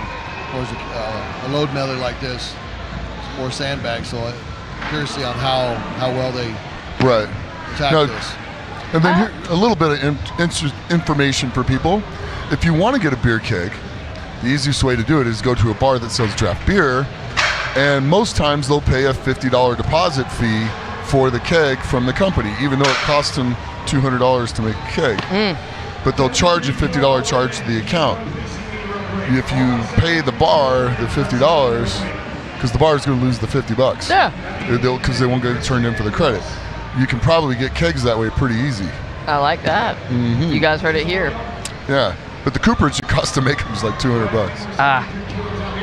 So if you didn't know that. And that's sometimes that's one of the limiting factors, is if people have access, right? Like obviously, in my opinion, you can get in your car and you can drive. You can get in your car and you can drive, and you can find it if you want it. So I don't think that's an excuse. But in some instances, how bad do you want it? Like how bad do you want it? I've driven 2.5 hours just to go get my knees wrapped from somebody reliable. It doesn't matter. It matters what your priorities are. But if you need or want access to kegs, you can find it. Facebook Marketplace is a wild place too. I'm just gonna let y'all know that. I love Facebook Marketplace for gym equipment, and like there's kegs all day long. So, I think that's a valuable thing to have, access to. And I haven't seen kegs a ton previously, but here in this past year, I've seen them a ton, right? And I think that's when people start seeing different events and they're like, oh, that's actually something we could do. Back around, Because there was something very similar to this, I believe, the Santa Monica Classic earlier this year. I saw that.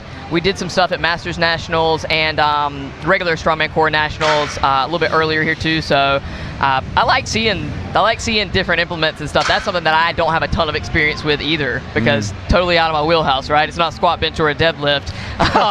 But that's something that the first time I ever played with picking up a keg, I've got athletes that I coach, right, that have done kegs and whatnot, and I've just taken for granted that, oh, well, she makes it look so easy, that transition. And like what you're talking about, you're like, oh, it's just boom, boom, clap. Well, if you don't know how to boom, boom, clap, you're like, what do I do with where does it go? Yeah. But like, once you get it, but it definitely takes a little bit of adjusting to, for sure, because it is new. So just a little fun fact, if you have kegs, or if you think that that's going to be something you need access to for training, you should get it, and you should get it yesterday. Okay, now, if you do get a keg. Now how to load it. And how to well. Tell the people. So there's a little ring on the inside of the coupler, and you grab a hold of that with a pair of needle nose pliers, and you squeeze it together, and it'll shorten. Yep. And you can pull it out. Then all you have to do is twist it, and then lift the nozzle out, and then you can load the keg with whatever you want. Cut the shaft off, and then you can use it to cap it and keep reusing it to hold things in. So all the way full of concrete, it's 330 pounds. If you put 3 bags in it, it's about 290 pounds. Okay. And then you can go with different levels, and then it doesn't slosh, it doesn't wobble, it doesn't do anything else, and it's easy to take care of. That's a heavy keg. Yeah. That's a heavy keg, but also great idea there, and great tips too, because I've definitely heard people like, oh, I struggled so hard to get the cap off, and it's like, well, you just should have asked somebody that knew what they were doing in the first place. So Nick just shared some information that probably just saved all you guys 2 to 3 hours of frustration and time. So make sure you actually listen to that. It's worth getting the needle nose, some snap ring pliers, and getting those rings off there instead of trying to fight. I've seen all kinds of hack jobs. Yeah, same. Valves open. People trying to cut the top off. It's like, no, don't do that. Now, I did cut the top completely open with a plasma on one of mine because I filled it full of concrete. Yeah, well, I got one that's 350. Yeah, well, if you have access to a plasma cutter, you can cut pretty much anything, and then you can weld it back or whatever you want to, right? Well, but Jerry, last time I checked, Jerry was fairly good at welding. Fairly good. Expert. Not bad. Perks of having a fab shop. Yeah. Not bad. I got stuff he made for me like 10, 15 years ago. It's still kicking ass. My dad's making another one. I measured that this morning. Oh, sweet. Thank you. Yeah, he told me you were gonna make some stuff for him. Yeah. I'm very excited. My dad is a metal fabricator, so tools of trade, I can do ugly weld. They're not pretty, nothing's pretty, but I can glue it together, right? So I think that's fun, because then if you have implements, like me and my dad made a wheelbarrow for one of my, I had a loading medley, and I was like, okay, hey Dad, let's make a wheelbarrow. And he was like, okay, I ain't never done that. How much does it have to be able to hold? I was like, maybe like 800 pounds. He was like, oh. That's a real wheelbarrow. Because my dad's 110 pounds soaking wet. So he's like, I ain't never done that before. That generation can build anything. Oh, yeah. That generation of fabricators, absolutely. They build anything. Never been formally taught pretty much anything, but can figure it out. Just explain what you need, and he will make it. Can't communicate to you, but he can figure it out, and then you just hop in, right? So. But I think welding and fabrication is one of the coolest things in the world, truly, because you can make anything. So if there's any kind of equipment you don't have access to, guess what? You can have access to it real quick. You need a circus dumbbell, take 2 propane takes, and we'll figure it out, right? If you want to make an easy hack job. Well. Looks like we've pretty much got the floor almost set here for our keg loads and medley. I really think they should put both the frames that way. Block off the kegs. That would actually be a great idea. Well, especially for this camera here. Yeah. Hey, Ronnie. Big Ronnie. That's not Ronnie. I was like, that's not him. Wait a minute, that's not Ronnie. Hey, Big Red in that shirt. Thomas. No. Tomas.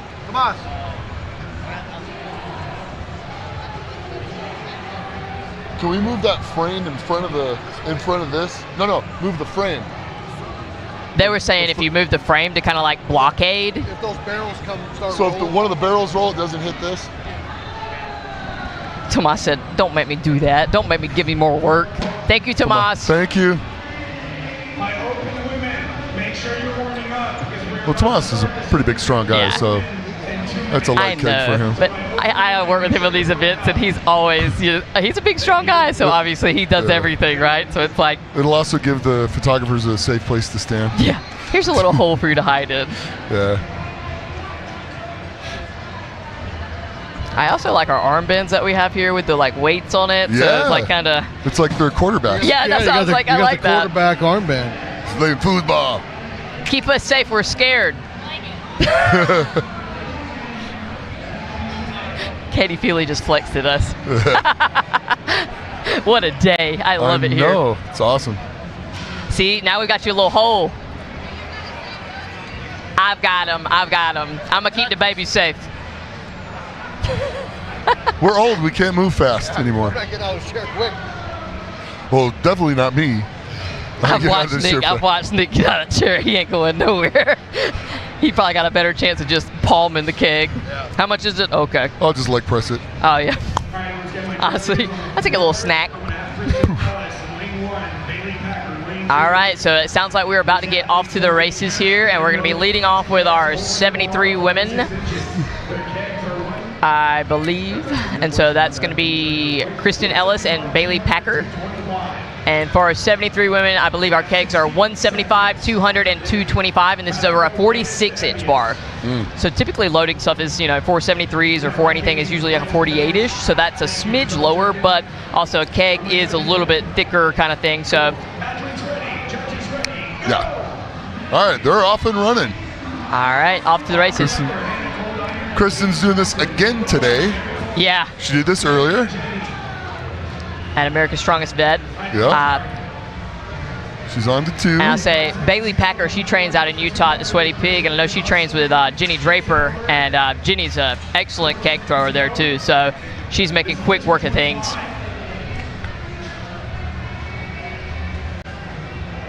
All right, and we're off, and it looks like Kristen is getting to the line quicker. Whoop. And it's There she over. goes. Yeah. That's a nice job there for Kristen.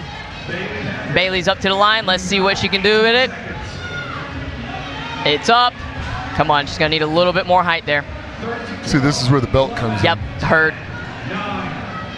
I think the belt is a great idea because it gives you, like you said, that little shelf, right? So.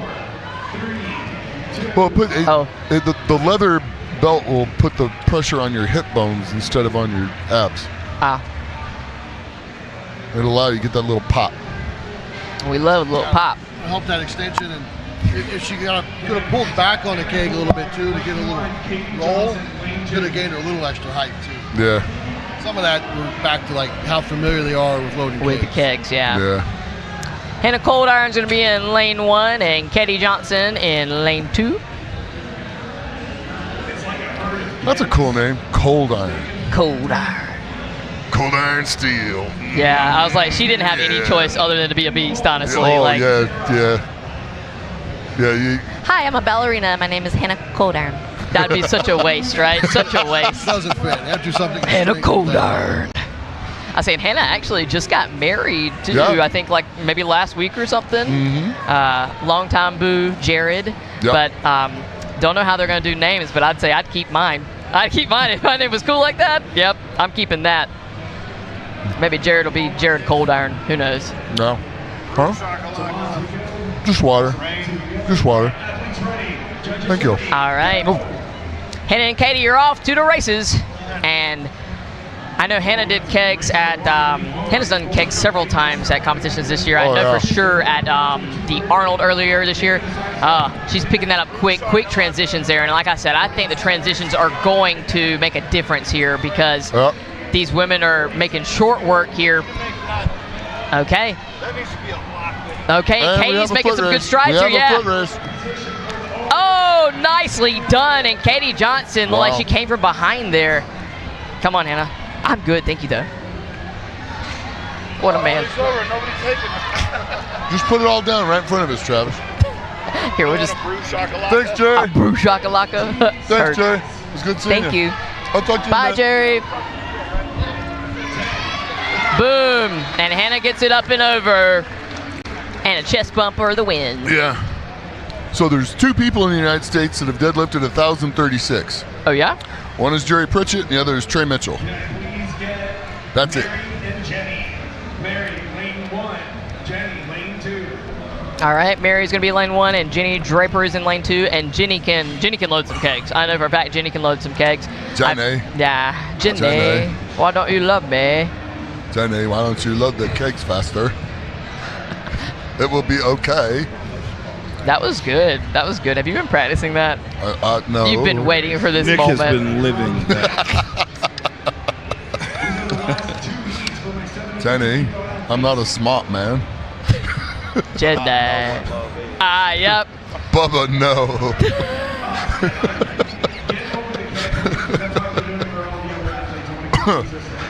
Oh, I should stop that. Oh, Lord. All right. Marianne, Jenny are off. Marianne, Jenny. Oh, wow.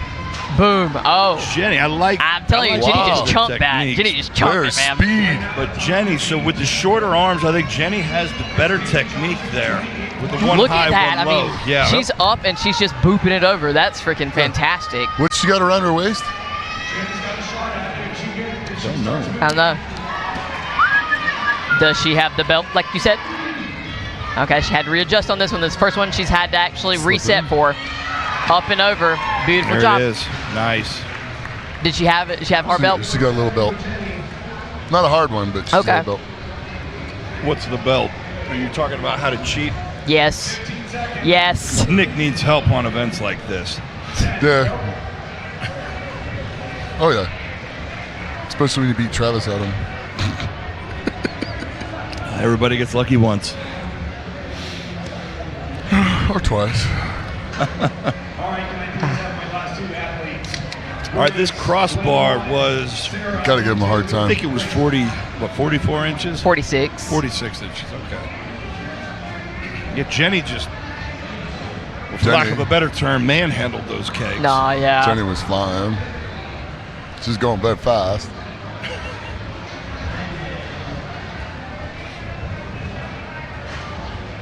Okay, I got to stop at the Forrest Gump. Quick reset on the field. Yeah. And this is our last heat of the 73s. So this is Grace and Sarah. All right, I had to try one of these brew chocolatas. I think it's an energy drink. This Cognatic. Somebody I'm not handed sure. me an energy drink earlier and it said, warning, only 2 per day. And I was Is like, that coffee? feels- That's the mitragynine. They have these. These are coffee? This was mitragynine. I don't know That's what that is. kratom. Kratom. That's No. something that most people should stay away from. Coffee Evolved? Coffee Evolved. Oh, see, you do want one after all. I want the coffee. Look at this. I bring some stuff. I bring goodies to my fellow commentators. They snub their noses until, of course, I've opened it. Okay. Now they come running. I'm not totally I don't dissatisfied with that. I It's don't pretty need you, sir. I'm happy with my white monster. Thank you very much. But I can't believe- appreciate the effort. Nick took my brew chocolata. How is it? Go ahead. I left you a little for a taste. No, that's all right. I got another one here. Cool, go on. See, I saw all of this happening. Gift of foresight.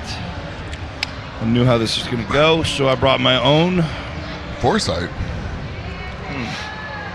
All right. Sarah's over there flexing, getting big for everyone. We're cleaned and ready to go. Yep, the brew Well, the chocolatas. kid's What'd you got to think? go back. What was your take on the brew chocolata? Oh, I was supposed to taste it? Exactly my point. That's good. That means it's a win. I drank it. It was gone. It was coffee. But then again, you're No one carbon of those in- ancient lifters too. Did you take the supplements back in the 90s, like the old before whey protein was around stuff? So Yeah. you know how to drink protein without tasting. Oh, God, it's horrible. Just hold your nose. Back in the day, Oh, you just had man. to chug it, man. It Hold was your nose just and throw it so- back. Well, you also were trying to gain weight and get bigger, so Yeah. you threw in a Pop-Tart, and then you threw in some ice cream, It was like and then you horse threw the feed. protein in it, and then it wasn't so bad. But it was before whey protein came out. Whey protein changed the game when it came to post-workout shakes. As far as taste goes, yeah. I mean, just ease and everything. Just you can shake it up without clumps. You don't have to chew dirty like soy Yeah. protein or whatever, casein. Well, yeah, but there's other things you could have did. You could have just thrown chicken breasts in a blender like Derek did. I've done that. You did that for a while. Ugh. You make it kind of a chicken salad. You add some spinach, you add a little bit of oil. I threw in a couple strawberries. And then you complement that with a sweet potato and peanut butter and whole milk shake. That's a gut bomb, by the way. You drink both of those back to back, it's like 1,500 calories. But And our ladies are off. Whoa. Wow. Whoa, look out. Oh, look yeah. out. Here they come. This is going to be a photo finish, I feel like. All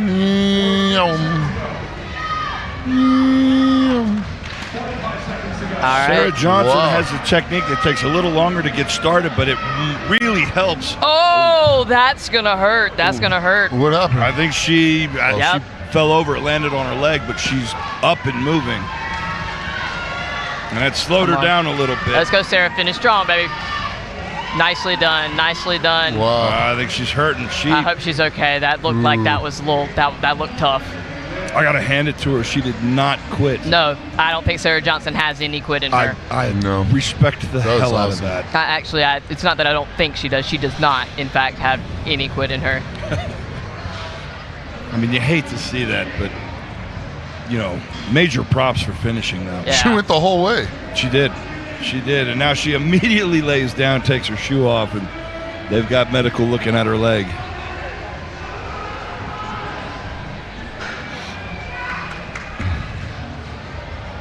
That's like you smash your foot and you just keep going because, you know, there's nothing you can do about it now. Yeah. It ain't going to get any worse. That's pretty much it. Break your ankle. Oh, man.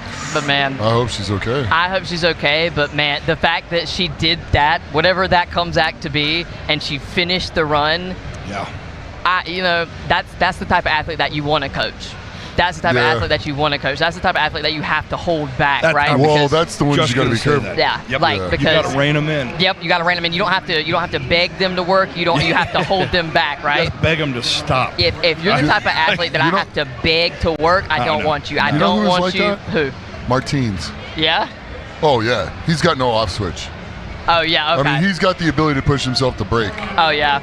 I mean, blinders on. Like, that's the main reason why I need a coach is to rein me in, right? All right. Well, that circus act going on in front of us. I was like, that looks like that could be problematic. Not sure, but Derek is doing a little bit of keg rolling for us. But so that concludes the 73s, and it looks like finals. It looks like even with Sarah doing a little bit slower there, she definitely is still staying in first there. So I believe that's the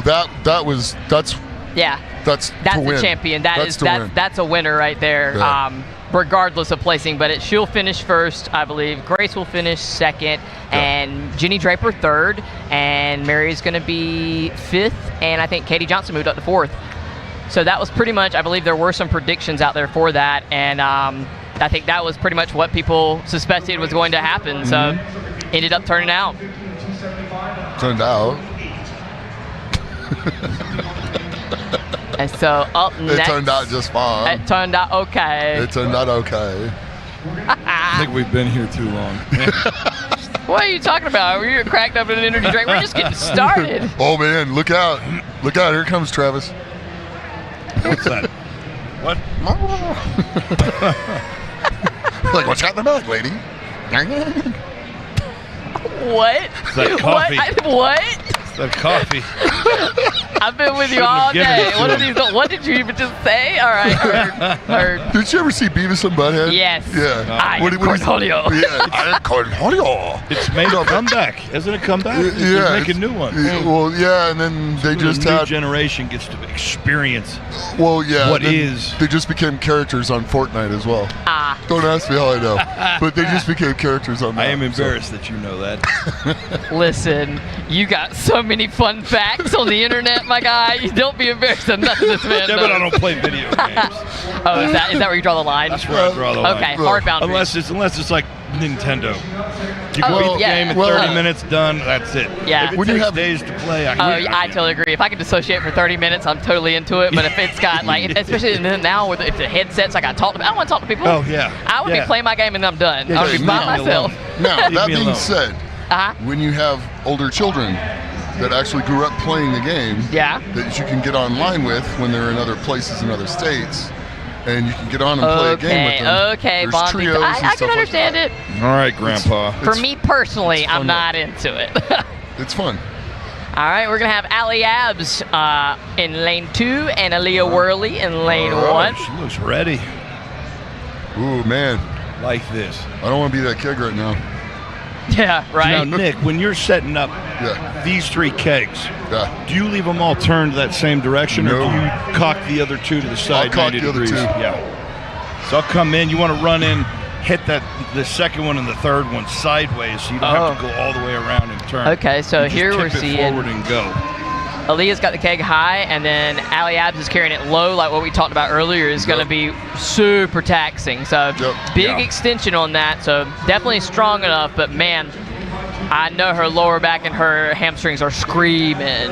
Yeah, when you have to carry it that distance, banging on the legs the whole time. But it's one of those things that if your arms aren't long enough, you can't carry it with where you want to. You kind of have to fight that, and that looks like what she has to do now. Yeah.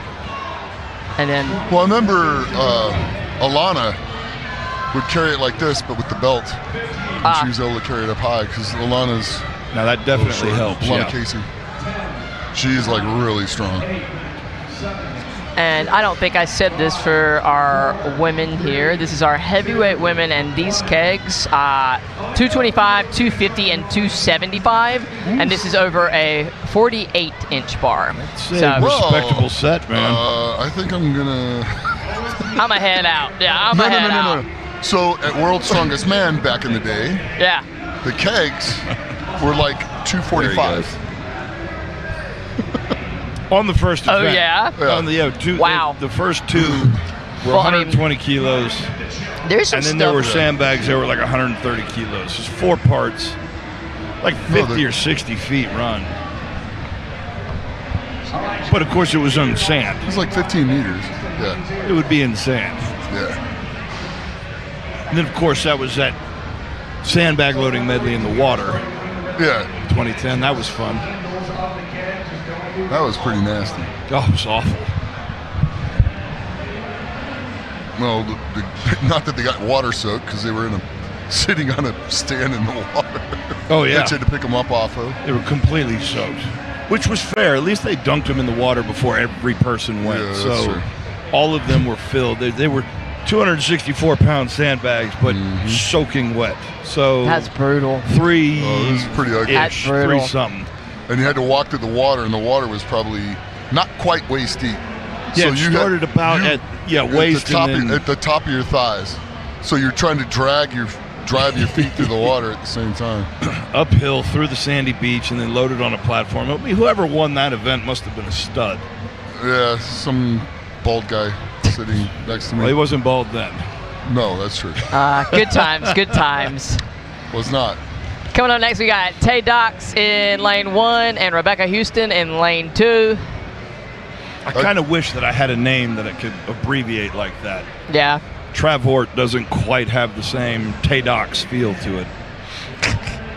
No. You can just make up your own name. Bama Burr, where'd that come from? Who knows? But just make it up. Make it up, start calling yourself whatever you want. We just used to call him Ort. Yeah. Ort. T.O. Ort. Ort. T.O. Ort. Ort. Tort. Ort. Tort. Turtle. I think I've been bullied for my last name most of my life. Probably part of the reason why I'm as strong as I am. Oh, in case you guys don't know, but Nick is playing the world's smallest violin to, about the bullying story that. Grow up with the last name of Best, dude. I don't know. Was that a bad one? Did you get? How many times I got worst? Oh, so creative. Oh, so yeah. creative. No, I'm like, it was bad. call it like I see it, baby. Oh, shit. When you the best, you the best. What's up? Even the Lord named me like this. I can't help it. It is what it is, If only he'd have had your take. I know. My mindset is honestly top tier. That's how I got rid of my bully. No, that's back then you just punched him in the mouth. Oh. Yeah, Nick had some anger issues back in the day. Peace, love, and puka shells, you know what I'm saying? So that's why I gotta have the mindset I ain't want to fight. Lover, not a fighter. Yeah, well, I mean, that's why he's so nice now. It's gone. Got it all out. It's gone, yeah. All right. And Taylor's up and moving fast, carrying a high pick. Both of them moving quickly. And also through that first keg. Rebecca's moving pretty good. And Taylor's Yeah. Taylor's got it up. She's got the it up high, belt on too, so and just sitting straight up over on the belt. top, and off she Yeet. goes. Yeah, she's tall enough that she doesn't even have to sit, sit and load. She can just throw it over. And Rebecca's doing everything she can to keep it up and keep her feet moving. I think that may have been a tactical drop forward. Hey, I don't hate it. I don't hate it. I don't hate it. Nice. Taylor is done. Taylor smoked that. Come on, Rebecca. This is the last event. These ladies have been battling for 2 full days. One and done. One and done. And she's fighting with this 250. 250. 250. Get it. Gotta get it. Yeah. I think she put absolutely everything she had into that one. Yeah. I tell you what, loading the kegs in the sand going uphill was awful. That sounds horrible. Every piece of that. It just got worse and worse progressively as you kept saying more. It was uphill both ways. No, it was not. But It looks like we got Nadia Stowers and Summer Johnson coming out next. you know who really hates that one? Lawrence. Somebody you knocked him out of the file. Yeah. Yeah. 2010, that was an upsetting year for him.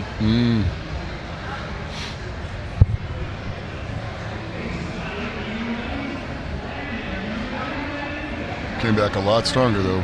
He got 4th the next year. Did he? Yeah. He just missed the podium the next year. I think sometimes the best motivation is to lose. Man. I think the best motivation is to get your butt whooped. Yeah, but how often? How often can you have the best motivation? You got to win a few of them. I don't know. You know what? If you keep losing, you lose until eventually you don't, though. That's so that's kind of my, like, if you dog enough to keep losing, eventually you won't. Nadia Stowers and Summer Johnson. It was like Rob Kearney. Yeah. Rob Kearney started out just awful, according to Poundstone. He said he was just awful. And then, as we know, he made it to World's Strongest Man all the way to the finals. Yeah. All right, both women, impressive starts here. Looks like Summers moving a little bit quicker. And that's a 250 keg that both of those women have there. Looks like Summers holding it a little higher. That's a lot of weight to be carrying on the front of her chest like that. Yes. Keep motoring down that walkway. And after doing so much today, right? Like, because these are our heavyweight women who did deadlift earlier this morning. That's right. It is now 3:42 Vegas time, but this morning around like 9:30 by the time something they like went, that. maybe Yeah, 10 I mean, o'clock. like, so. Yeah, that's a pretty long day. Yeah. Not. All right. Nadia's happy just to get that second one over. Honestly, that's a feat in itself. Yeah. Oh, yeah. 250-pound keg. What is this, a 30, 35-foot course? No, it's not that far. I think it's 30. It's 30? I think it's 30. And this will be our last heat of our heavyweight women. And this will be, honestly, I think they'll get all 3. I think they're going to get all 3 here because the only other person that has gotten all 3 was Taylor Doxey. And she did it pretty quickly. She did it in 39 seconds. I would not be surprised. You guys got any predictions here? I think Jackie and Olga will both complete the course. It's going to be who's fastest, but do you have a time frame in mind that you guys think they'll get it? It's going to be quick. Yeah. Time frame. So I think Olga's got it. I think she's going to take home the win in this event and the overall. But let's see the 3 kegs. 29. I'm thinking 29. 40 seconds. I think it'll both be faster than that. And you know what? Jackie's my dog. Jackie's my dog, and she's consistently been getting better and better at her moving. I want to see her get this, and I want to see her get it done quick. I'd love to see her get it done in, let's see, Taylor got it in 39. I'd love to see her get it in 35. Telling you, 29 seconds. All right, bet. Oh, Olga's out the gate, man. Olga might have it in 15 seconds. Who knows? Way to go. There we go. Both off to the races. Come on. Look at that power. That is that's 250 pounds that Olga just launched over there, that she sprinted with and launched over there. That's crazy. I would be willing to bet that. I mean, this is crazy. Beautiful job by Jackie, too. Oh, she knows she's going. She knows she's got There you go. Come on. There it is. I want to see She's this got it up time. in I want to see that position. time. Yeah. And Olga's up and over. Got it done. Come on, Jackie. You better finish strong, baby. Come on, Jack. She's a fighter, man. Look at this. Yeah, Jackie's got it. She's breathing hard, but she's Come not. on, Jackie. Come on, Jackie. So, come on. That a girl. That a girl. Good job. I love to see it. Love to see it. And so Olga finished in 35, and Jackie can't quite see that time there. Jackie does not have the time in there yet, but Olga got 35. So that's quick. Be around I think Olga was cruising. I don't know that I could load. I don't know that I could load one of those. Run the distance, and load one of those kegs in 35 seconds. Like that's crazy. All three 35 seconds, man. But I think she was cruising after. Yeah. After the first one, she realized what it was. Yeah, because she came out the gate heavy and hard on that first one. Wow. She turned and went, "Oh." Ukrainian terror. She said, "Oh, I don't even need to do this. I can put this on. I ain't got to put him high boat on. I can do it just slow and steady, slow and steady, and still in 35." Right. So excellent job. That concludes for our women. So we still have our 105 men and our open men. So yeah, and so for our 105 guys, they're gonna be loading over a 52-inch bar. So we're adjusting the crosshairs there now, and they're gonna be doing a 300, 325, and a 350 keg. That's a pretty stout medley. Let's see what the big guy's doing. And I think almost every guy is still in. It looks like we've lost one of the men. Two. Okay. Two of them. Okay. And for our heavyweight guys, they're going to be loading to a 52 as well for it's 350, 375, and 400. Yeah, that's going to be nice. A 400-pound keg is heavy. Yeah. Oh, sorry. You were talking about the heavy. I was talking about the lights. The middleweight man coming up. Middleweight man. We've lost one. And I will be right back. And Nick with his graceful dismount. Oh, we saw that on camera. That was beautiful. I hope you guys just... So what was your favorite part of that event? The way that Olga picked that first two kegs up and with the close side just muscled it up. She's a freaking and just savage. ran with it. That's hard to do. That is really freaking hard. To get it on the far side and hold it up, that's one thing. It's hard enough.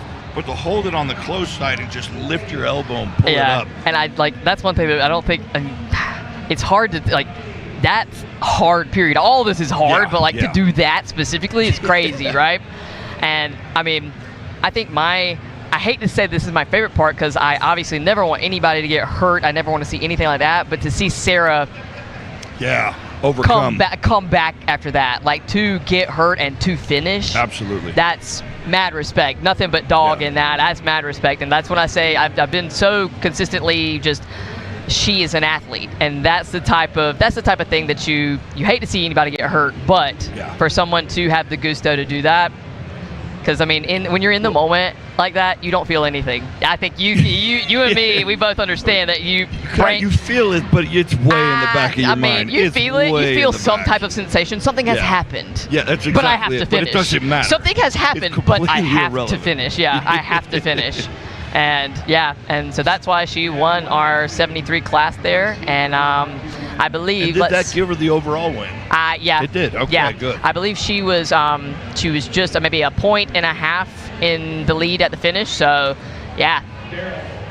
she finished with 38 and a half, and the second place was 37. So, what a great day for Sarah. And let's see who finished. I think Olga finished with 49, so she won, and then Jackie 41 and a half in second. Summer Johnson in third place with 33 and a half. But look at that spread right there. Nadia came in right fourth in 31, just a couple points behind.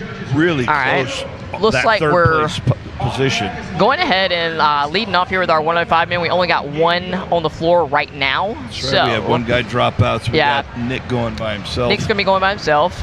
Now this was 300, 325, 350. Yep. And first one's already up and over. He's moving really well with this one too. And these guys are always in such great shape. I don't think 25-pound increase is really going to make a big difference for him. Yeah, I don't either. What was that, Travis? Well, now he's got it in place. Now, to be fair, the biggest difference here was probably just the extra length, the extra keg, the whole extra thing. All right, he's going to have to fight to get this over. Time is running out. Come on. Got to load it like a stone. Now his arms are a little too low around the sides. Yeah, I feel like that looks really bicep-y. Yeah. Even the way he was carrying at the finish looked really bicep-y. Yeah. And although these guys got pretty big biceps, definitely going to be more beneficial to use the rest of everything you got, even if it's shot, right? Even if it's shot. You're probably not doing 350-pound curls. Just saying. I don't know. I mean, maybe his boy Nick, but Derek gets himself in such precarious positions. I think. Oh yeah. Well, he's getting those action shots. All right. Yeah, but he's kind of safe on top of the keg, I guess. It's debatable. Ish. Kind of safe on top. Kind of mostly safe. I mean, because if the keg goes over the edge and bounces, it's going to hit the keg, not him. So the worst he's going to do is fall down. He's got crash pads on either side. He should be fine. fine. He's got crash pads. He's got pads, so it doesn't even matter. You just got to move before the other keg gets there. So you got about 7-8 seconds to get up.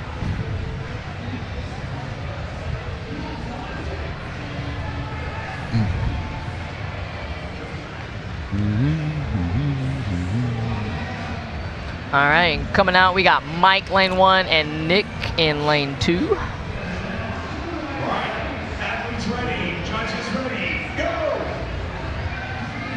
So what do you guys think about gloves on this? I've seen several. No? Either one of you guys? No gloves? Not on kegs. No? Okay. Sure. You said sure? Hand slipless. Heard.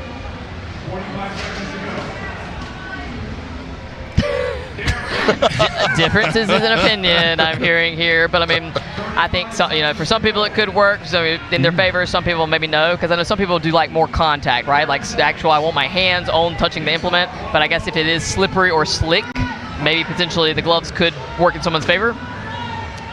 Yeah, I'm more of a I like to feel the equipment. I like to have my hands on raw dog.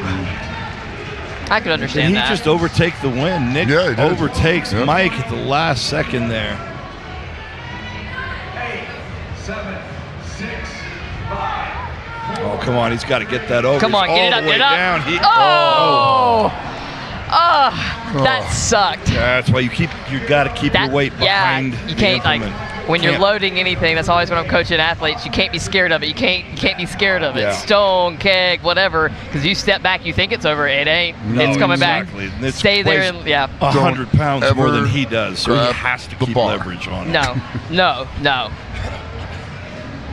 The other big thing, don't ever grab the bar. Yeah. And on stones, don't ever put your feet close together.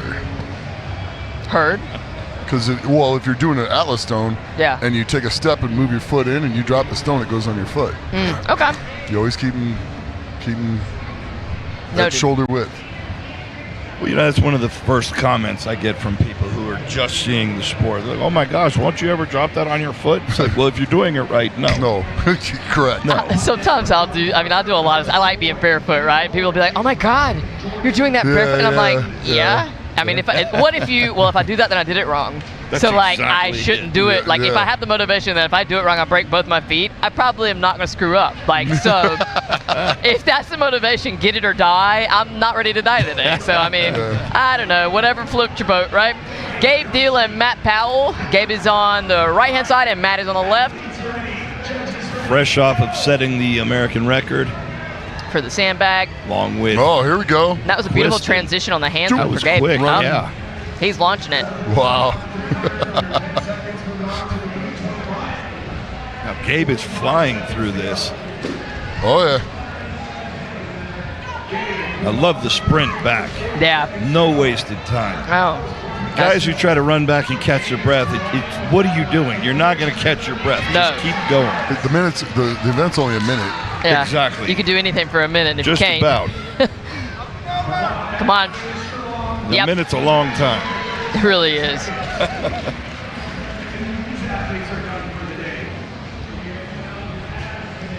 A minute's a long time, but then, ultimately I try to tell people too, if we have, say, 6 events total in the day, in theory, if it's not like a max where we're going, up and up and whatever else, right, with multiple attempts, ultimately you got maybe what? If it's 6 events, you got 6 minutes. If it's something else, you got 10 minutes, right? You have 10 minutes of total work time. Yeah. If you can't work for me for 10 minutes, that's all you got to do. Yeah. Commit to that, and guess what? Everything else, done deal. So in your training should be on hard mode because you're training and you're working for such an extended amount of time. On your comp day, short and choppy, get it done, right? You've only got to go through one run of this, one run of each event. That's exactly it. I love the old saying, cry in the dojo, laugh on the battlefield. Heard. Oh, Samurai, I've got it figured out, man.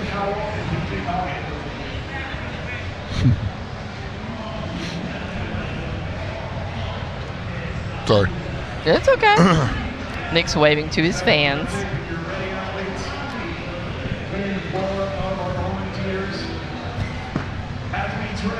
All right. We got John Parker over here on the left and Justin Loy on the right. And Justin gets to the bar first, up and over. And Justin's pretty quick too, for sure. Quick on his feet. It's very speedy. John looks like he's moving gracefully, floating. Nice job, Justin. There we go. And John might be moving a little bit slower there, but he's steady and consistent, making ground. Justin Lloyd just murdered that. Yeah, that was an incredible job by Justin. Come on, John. One foot after the other. It's almost over. Boom! Put one foot in front of the other. Oh. It's like Justin is currently in second place. 30 seconds on that. Gabe Deal still has the lead with 27.7.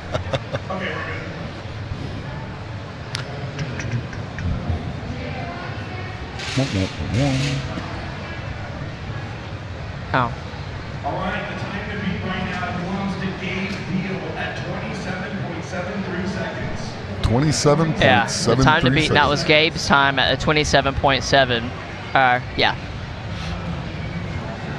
Up next, it's Chase Bradley in lane 1, Jordan Washulis in lane 2.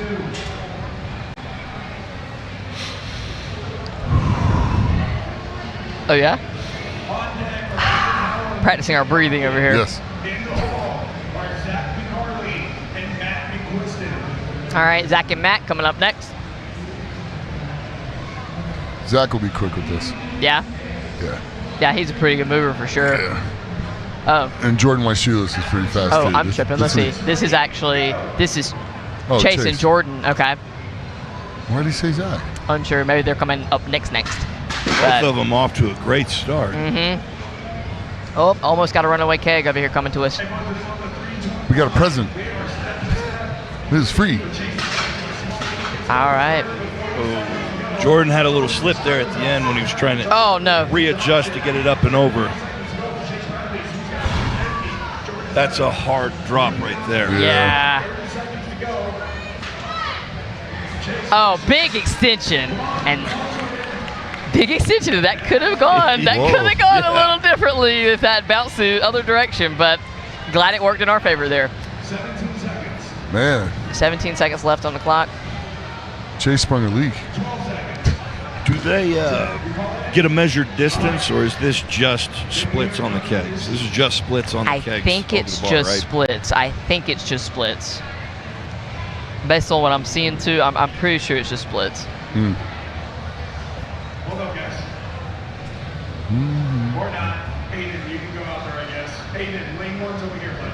I had to call you on it. Go ahead. Lane 1. DJ, lane 2. It's not hard. We've been doing this for 6 minutes.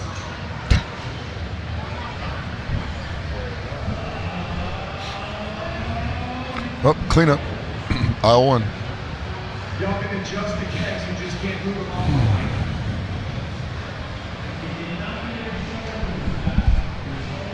Taking a second to clean a couple. Yeah. Clean up a little bit. And I'll say, we've been making excellent time here today. I know that was something that was, a big concern or of the essence for us here, but we're just shy of 4 o'clock over here Vegas time, and I believe based on our schedule, we are dead on. Yeah. Yeah, they're not turning the lights off on us like yesterday. No, not today, because we weren't anticipating starting our 105 men until 4:10. for our keg carry, so we are actually surprisingly, knock on wood, ahead of schedule.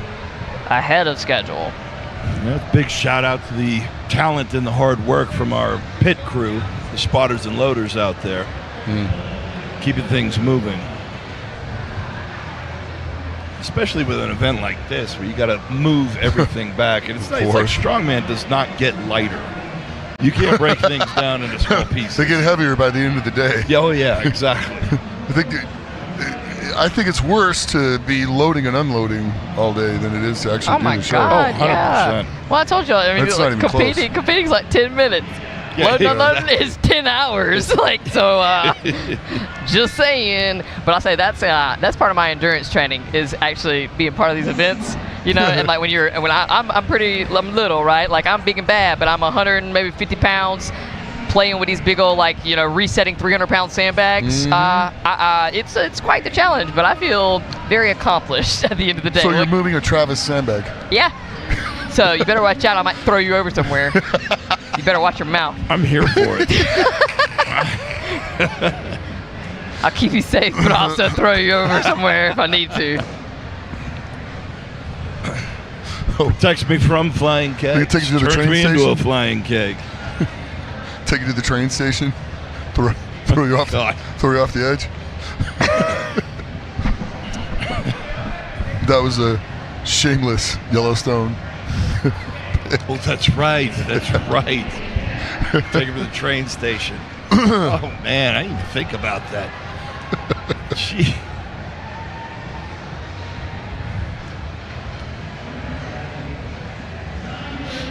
All right, we got our next two athletes out there getting ready. Looks like our spotters and loaders are done. They're lining up. Here we go. And they're off.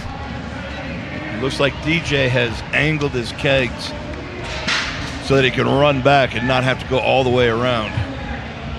I guess that's the smart DJ's move. got the smooth grab. Yeah. Because he's got the handles. Dang. Both these guys are just throwing it over there. Neck and neck at the moment. Yeah. Aiden's just... Wow, it's going to come down. Who wants it Who's more? going to chunk it first? All heart. Oh, I don't know. That looked like a tie. I think DJ I think got DJ's... Is it when the keg lands? I think it's when it hits the ground. Yeah, that looked like a tie. Because that's the closest thing I've ever seen to a tie. But Because it sounded the same. I mean, I think DJ's hit the ground maybe a millisecond before. We've got an instant replay. Aiden got to the bar. I think Aiden got to the bar first, but I don't know. I don't know, man. I don't know. That was close. I guess we'll find out. Hold on. Hold the phone. Oh, okay. Aiden 27.6 and DJ 27.5 something. So yep. Yeah, a tenth of a second, I'm guessing, or even less than a tenth of a second. So last two here, Zach and Matthew. I don't know why they said their names earlier, but there are final two here of the heat for the 105s, and this will be the 105's last event of the day to determine who is the world's strongest 105. America's strongest 105. I'm sorry. My bad. America, not the world. It's America's strongest. Ooh, spicy. I hear. I take it. I was wrong. I can accept feedback. That wasn't that spicy. I like it. I need people in my life to tell me when I'm wrong, because I do be sometimes. It's rare, but sometimes. And looking at this, guys, make sure I'm not tripping. It looks like these are the points here, and 53.5.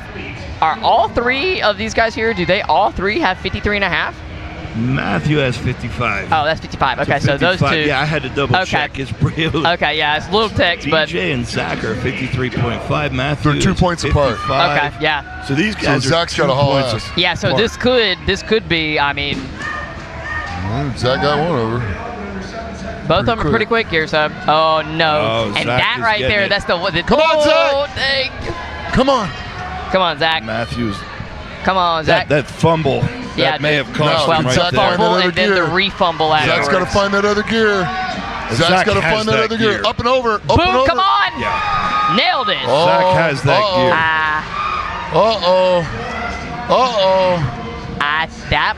That might. Yeah, I don't. Oh, man. That's tough right there. We're gonna see what happens. We're gonna see what happens with the points on that, but he had to fight. He put up a good fight. He did everything he could, but that stumble just took so much having and to it's like, re-pick. and the stumble, and then the re-stumble afterwards, because then you're rushing, right? Because you're like, crap, I screwed up, and then you fumble again. It's like, dang, coming back from one little fumble, maybe, but then if you have several, it's like, it's hard. I think once he did that first fumble, he was trying to make up ground, and I think that was it. That's gonna change the game for us, I believe. Matt will win this if he hasn't yet. So what? He will win this at some point. Oh, okay. I was like, Yeah. Okay, but not today. Maybe not today. But I was like, well, I mean. No, I think you're 100% right, man. He showed out. He's a very phenomenal competitor. Absolutely. That was. And I mean, truly something heartbreaking like that. Yeah. That's going to motivate you all the next year. You're going to come back here and you're going to blitz this. Second place sucks, man. Second place sucks. That's the worst taste to be left in your mouth, and especially on something like that, and it's so close. And I predict now he'll win by 10 points next year. Oh, yeah. No doubt. A gap. There'll be a gap. Maybe 10, maybe whatever it is, but. All right, now we're getting ready for the men's open heavyweight. What are our weights for this one? 350, 375, 400. 400. Those are some heavy kegs.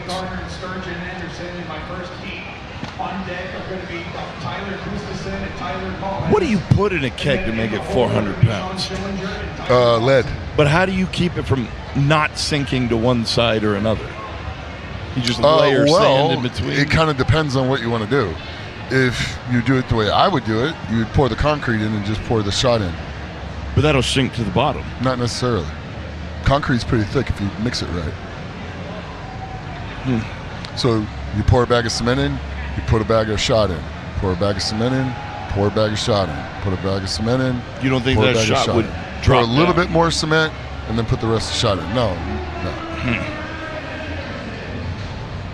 Because, like I said, the concrete's pretty thick, and the shot is spread out individually, so I don't think it'll move that much. Sure, I guess if you're using shot, each individual piece may not have enough weight to really displace any of the other concrete.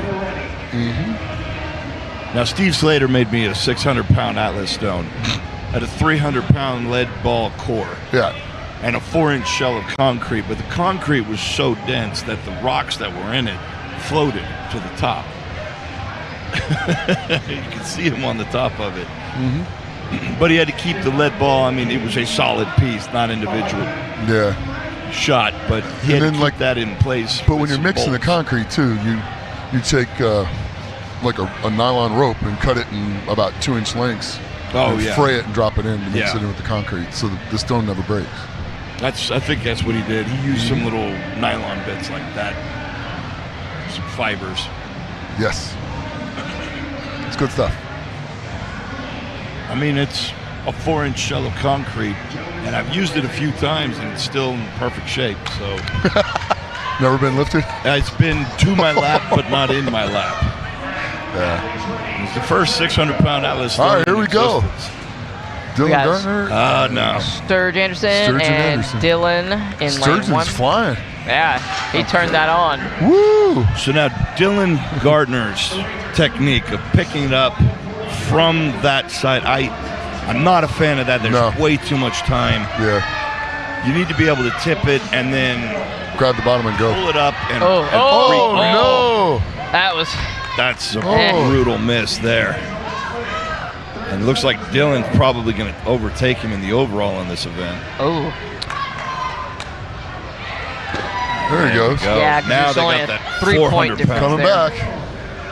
Yeah, but now they got to get it over for Sturgeon to take the win on this event in this heat.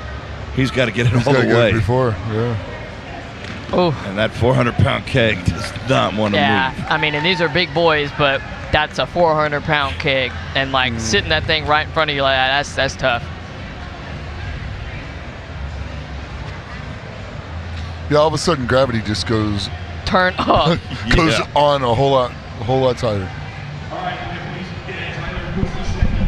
I think gravity is Gravity's always working hard with kegs, too. Kegs just feel heavy. It's 400 pounds of FU, as we would have said. And try and keep it clean for the kids at home. Way to go. You did so good. Just cheering on our volunteers. Well, the good thing is you can roll the kegs. Yeah. Yeah, fair point. And the good thing is they're on a rubber floor, so you don't have to worry about rolling across the concrete. Going clink, clink, clink, clink, clink. Yeah. Leaving a little trail in its wake. We'll get more grippy.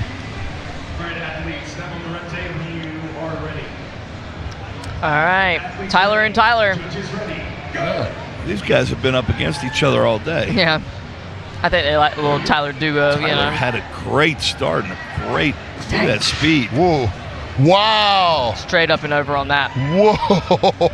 Yeah? Almost took one of the crew out on that one. But, you know, this is one of those, you just need to get the crash pads and then get the heck out of the way.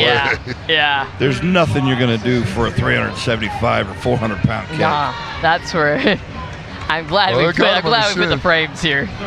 Yeah, right. Boom. Looks like for both of these guys, almost the hardest part is just getting it up into Just picking position. it up, yeah. Now this is just a 400 pound stone load. Just pop it up and over the bar. Yeah. There it is. That was big. Tyler Collins, that was big. That was very big. That was awesome, Tyler. Tyler and Tyler. Yeah, he got some really good extension. I think they're going to show that back on replay, but that took his time, big extension. That's exactly what you want to do. Pop the hips. Boop. He had some good clearance on it. I think that's a 52-inch bar that we're loading over. So, I mean, that's what they said, yeah. 52 or 54? 52. So he had, got that, had a little bit more room too. These are the final 6 heats of the America's Strongest Weekend at the Olympia.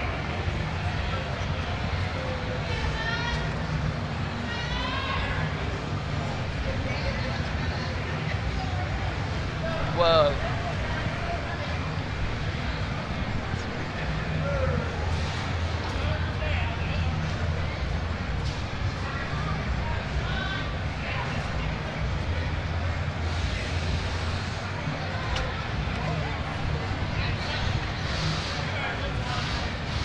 Nick Best over here doing his best sign language. Sorry. People over on the side. I think he's finally got the message. Now Nick can get his hands out of my face. As much as I love your hands, buddy, thank you. But Sean in lane 1, Tyler distracting. Thompson in lane 2. Up and over. Oh, dang. I heard that one. Is he okay? Okay, it looks like Sean is on the ground. Sean all right? Yeah, I think he had the pressure on his chest. He just kind of got he took a nap. lightheaded. Yeah. It was just looked sleepy time. Valsalva maneuver. It looked like he had a little night time. A little sleepy time. Tyler Thompson doing a really good job. Especially for such a large man. You don't see him sprint back usually. Yeah, I like that. I love to see some hustle. Tyler's came out here from Detroit muscle, but he's got a lot of fight in him. He's not going to let this go. I mean, you just made it through all of America's Strongest Man to the last event, the last keg. You've got to give it everything you've got. And both of these men are hurting now.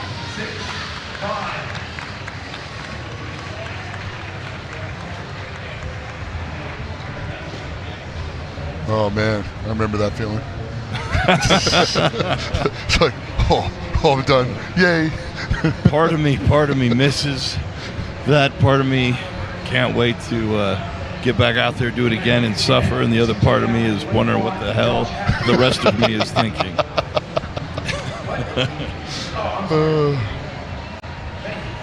Sorry, CJ Allen is going on his own. Well, you're Robo Travis now, though, too. That's right. You know, technically, I'm getting younger. You have to average all the pieces Your hip together. is a lot younger than mine. Yep. That is true. I mean, you How know. old is your hip now? Almost I mean, the 2 rest years. of your other It's hips. 1 year and 10 months. 1 year and 10 months. Yeah. And then, yeah, like the other pieces, a couple of years. So averaging it all out, I'm probably like 34. CJ Allen's going to be going by himself here. He's way quick on that first one. Yeah. Giving the spotters and loaders a little bit of a scare. The spotter and loaders got smart, and now they've set up kegs as barriers. Oh, that was almost disastrous. tragic. Yeah. Over's over. Over's over. You're not wrong. Yeah, over is over, exactly. There we go, CJ. Look at this. Gutting out a huge performance on this keg load, Bentley. That was impressive. Man, he motored a 400-pound keg. Yeah. He didn't make that look like 400 pounds. I think he trained that one a few times. Maybe. Well, it also helps to train at elevation. True. He lives in Wyoming, so. Oh, yeah. Oh, yeah. I'll say when I lived in Colorado, anytime I would come back home to South Carolina, dude, I would feel like a monster. I would just be able to go for days. And it's something I didn't even notice when I was there. I didn't notice when I was in Colorado. I was like, dang, I didn't know I had that big of a significant difference. But it definitely does. Definitely does. Yeah, going out to Brian's and training. Yeah. At well, he's at what, 6,500, 7,000? Well, yeah. Fort Collins. Estes Park is at like 7,700 feet. So you go there, and he was doing on the minute, every minute, I think 500 or 600 pound yokes for 70 feet. How many? 20. Nice. He was just like trying to breathe. That was just conditioning. Yeah. Nice. All right, you got Juna in lane 1 and Dan McGuire lane 2. Both men up and over on that first. Dan is a big man.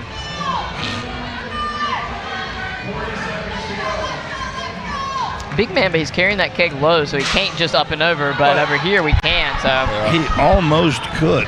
You know, he's almost tall enough to have almost just walked that right even over. with the lower carry, right? Like. Yeah.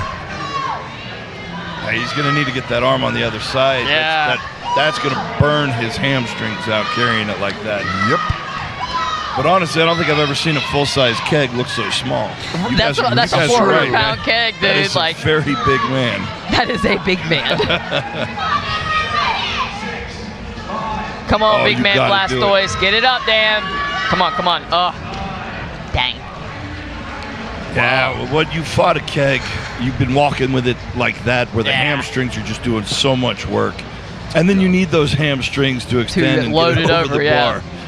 That's what it looked like too. Like got there and he's like, "All right, now what? Yep. Like, so what now? Because I'm shot." Like, it's a crazy feeling. Yeah. Oh yeah. Oh yeah. Doing the body what you want to, but it's just not like. Oh, and then the next day when you get up, and you try to like, you have to pick something up from the ground. Forget it. And it's like, I feel like after the show, you're like, oh yes, obviously you're fatigued and shot, right? But the adrenaline's still high, so it hasn't fully. It's not real bad. But then 3 hours later. Yeah. That night when you can't sleep and you're just throbbing your whole body, you're like, I'm so tired, but I can't sleep because my body is pulsating. Yeah, that's where if you're staying in the same hotel as Travis, he's already cleaned out the ice machine and it's all his stuff. How convenient. This sounds like it's happened before. Is there some bitterness to speak of? I probably have talked to the front desk about getting a wake-up call for whoever's room that Nick would be in. Go down to the hotel lobby, the restaurant, or the bar, and put it on someone else's room. Wow. What a guy. The other guys, yeah. What a guy. All right, we got Roy in lane 1 and Zach Price in lane 2. And Zach is moving, boy. Yeah, I'm a big fan of Zach, man. This is a guy that knows how to take the pain and go.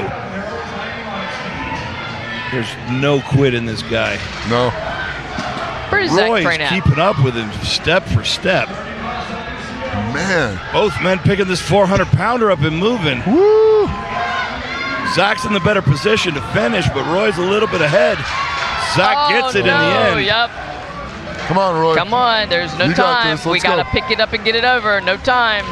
Oh, that's painful right there. The faster you do it, the faster it's over with, though. Very true. Exactly it. Yep. Never a truer statement. 100%. Never. It's going to hurt either way. A few times, yeah. It's going to hurt either way. Don't sit there and wait. Just get it done and be over. Yep.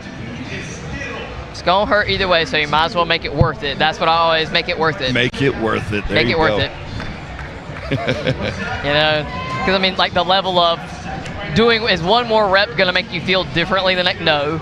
Like body-wise, no. You're already gonna feel like a train hit you, so you might as well make it worth it. Give it whatever you got left, and don't have any kind of regrets, right? Right. Well, that's it right there, because the pain of regret is far worse than the pain of whatever the event is. I'd rather go for the long shot and miss 100 times out of 100 than to go for the conservative bet and get it and wonder what if. Yeah, exactly. I can sleep at night knowing that I 100%. went for it, what I wanted, even if I missed. I do not care. But if I was conservative, if I was a punk about it, and I'm like, well, what if? What if I coulda? There's never going to be a what if I coulda. No, I did or I didn't. And that's the kind of people that I like in my life. You either did or you didn't. Sounds like you watched Star Wars. Do or do not? Once or twice. There Once is or no twice. try. There is no try. I'm basically Yoda. That's how I coach. Yeah, yeah. That's, you know, I got the height going for me, the wrinkles. Do you talk can that see way? it now. Do you talk that way too? If you catch me on the right day. Okay, both of these men Justin set and up Austin. ready to go. Let's go. And Austin's got a grip shirt on, so that'll probably be a little bit helpful. Justin's just raw dogging. Austin's going ham. Got him. Oh, sorry. No, I liked it. That was a good one. I was apologizing to Austin. Boom. Come on, Austin. Go. Austin definitely is, and his carry looks good too. He's got his hands in a position where he can just straight throw Very it over. solid. Oh yeah. This will be a good Wow, time. that was an impressive run. Wow. That was an impressive run. Never slowed down. I don't think he had any difference Every between single, 350 and 400. all three of them moved basically the same. Justin fights that last one over. Almost got it caught on the crossbar. Kept his composure, got it over. 29.75 seconds for all three kegs. Wow. That's pretty quick. That's pretty good. All right, the last two athletes of the America's Strongest at the Olympia. Here we go. The final two. What is the score here? It's like 8 points. Nick at 78.5, Lucas at 85, Austin Ham at 79.5.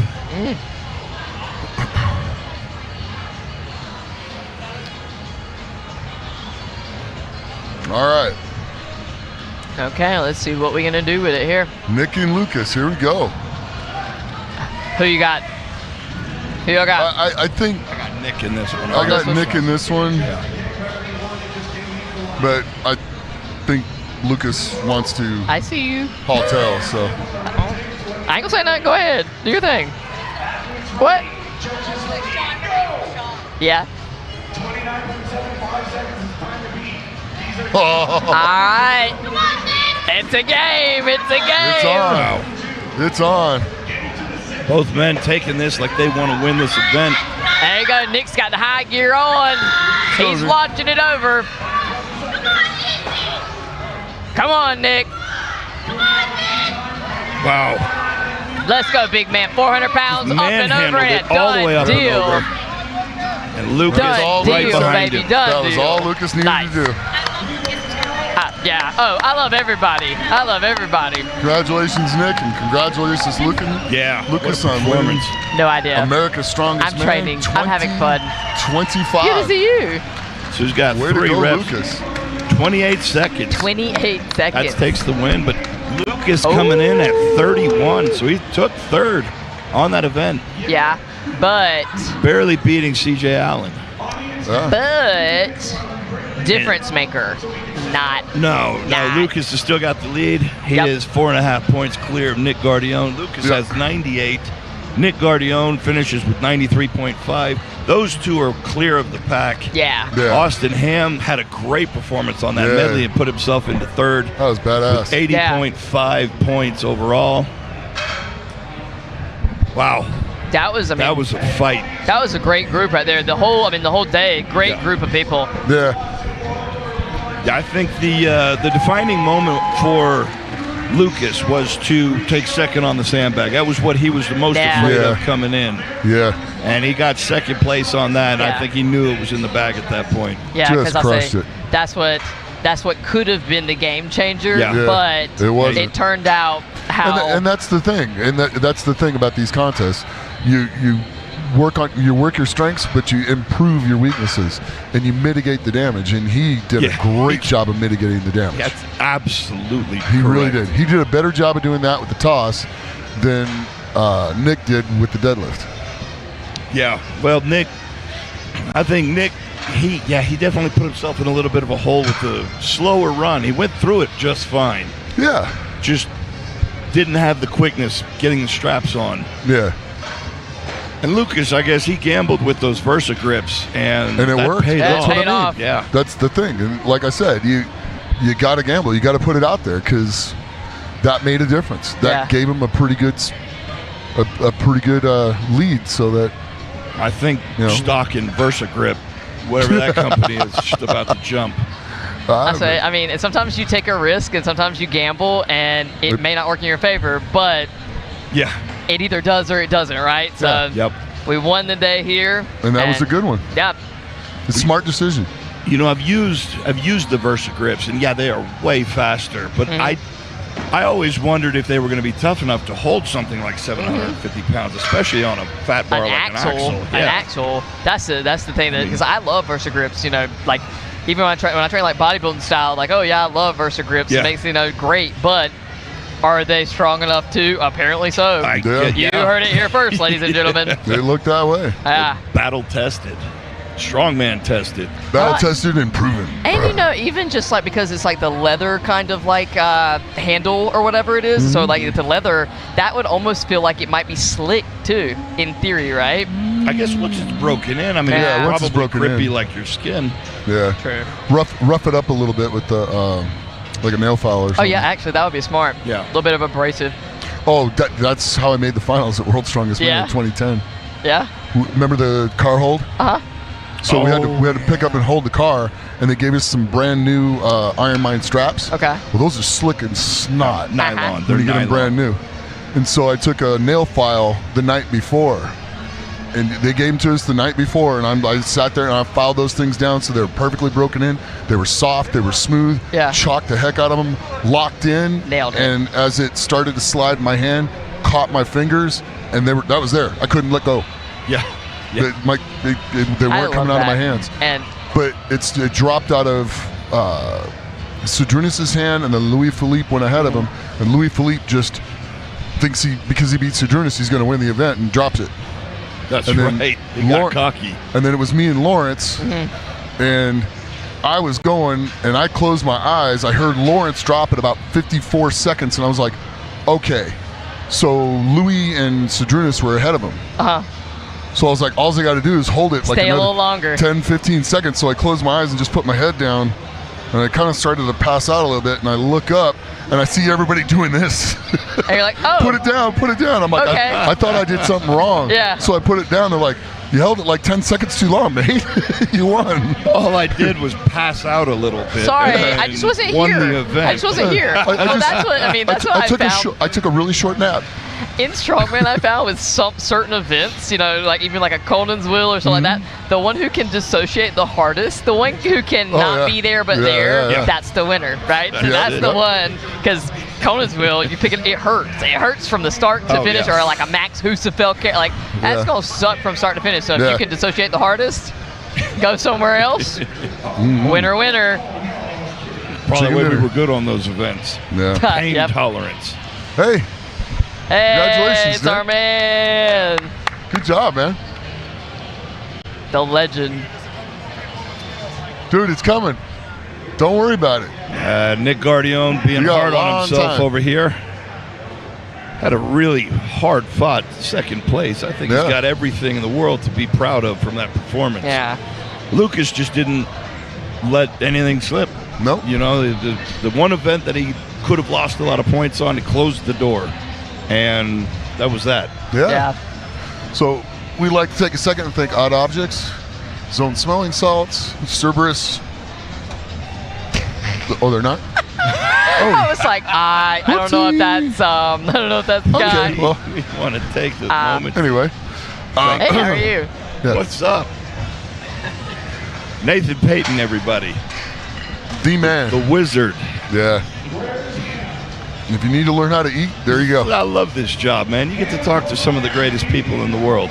Oh, I mean, look, yeah. I spent my entire day with you, Frank. I'm gonna say, and the amount of knowledge that I have gained today from sitting here talking to you guys, dude, Matt, I'm so happy. I knew that sitting here and commentating was gonna be fun, but like, you guys just dropped so much knowledge here. I feel like I'm a better competitor just from sitting here listening, because I'm gonna write this down and I'm gonna learn now. So I'm excited. We got and like 40 years experience between the two of us. Well, and like a little more. That's what I feel like though, is like you talk to people that know what they're doing, talk to people that have done it all the wrong ways, talk to people that have the experience. And like, if you're afraid to ask questions, if you're afraid to get that feedback, you're never gonna make it to this level. You're never gonna make it better. But if you ask questions, you learn. I'm just thankful to be here, so thank you guys for having me. No problem. Our pleasure. Our pleasure. It's been a fun day. It's been a really fun weekend. What was your favorite part of all the events, the entire weekend? What was your favorite thing to see, Travis? It's a tough question. I'm going to have to replay everything in my mind real quick. Oh, boy. This could take a while. We have to be out of here by 5, so... My brain works pretty quick in pictures. It like works a picture pretty quick. You know, Are you I mean, sure? one of my favorite moments was when she dropped the keg on her leg and then got up and fought for the win. I mean, the amount of heart that takes, because I've been there and I know what that feels like, and that just, I love seeing stuff like that. You know, I think out of the performances, that was probably one of my favorite things. That was, as far as the entire competition goes, talking to Nick Guardione has been a lot of fun, because I love his attitude. I love his spirit. You know, I can hear my words coming out of his mouth from when I was 10, 20, like forever younger. Well, you know, successful people, I feel like there are certain traits and characteristics that you can find within others that, common. like, you know, success leaves clues. I'll say that. So how about you? What was your favorite part of the weekend, Nick? It's hard to pick, because there was a lot of really cool stuff. Yeah. I think the work that Lucas did on the sandbag toss was pretty amazing for me. I think the risk he took in the axle deadlift with those straps, because that's what champions do. Yeah. I mean, they find a way to get done. Brian used to do that. You know, all the guys do. Eddie, God knows Eddie did that. Yeah. So, I mean, it's pretty neat to see that.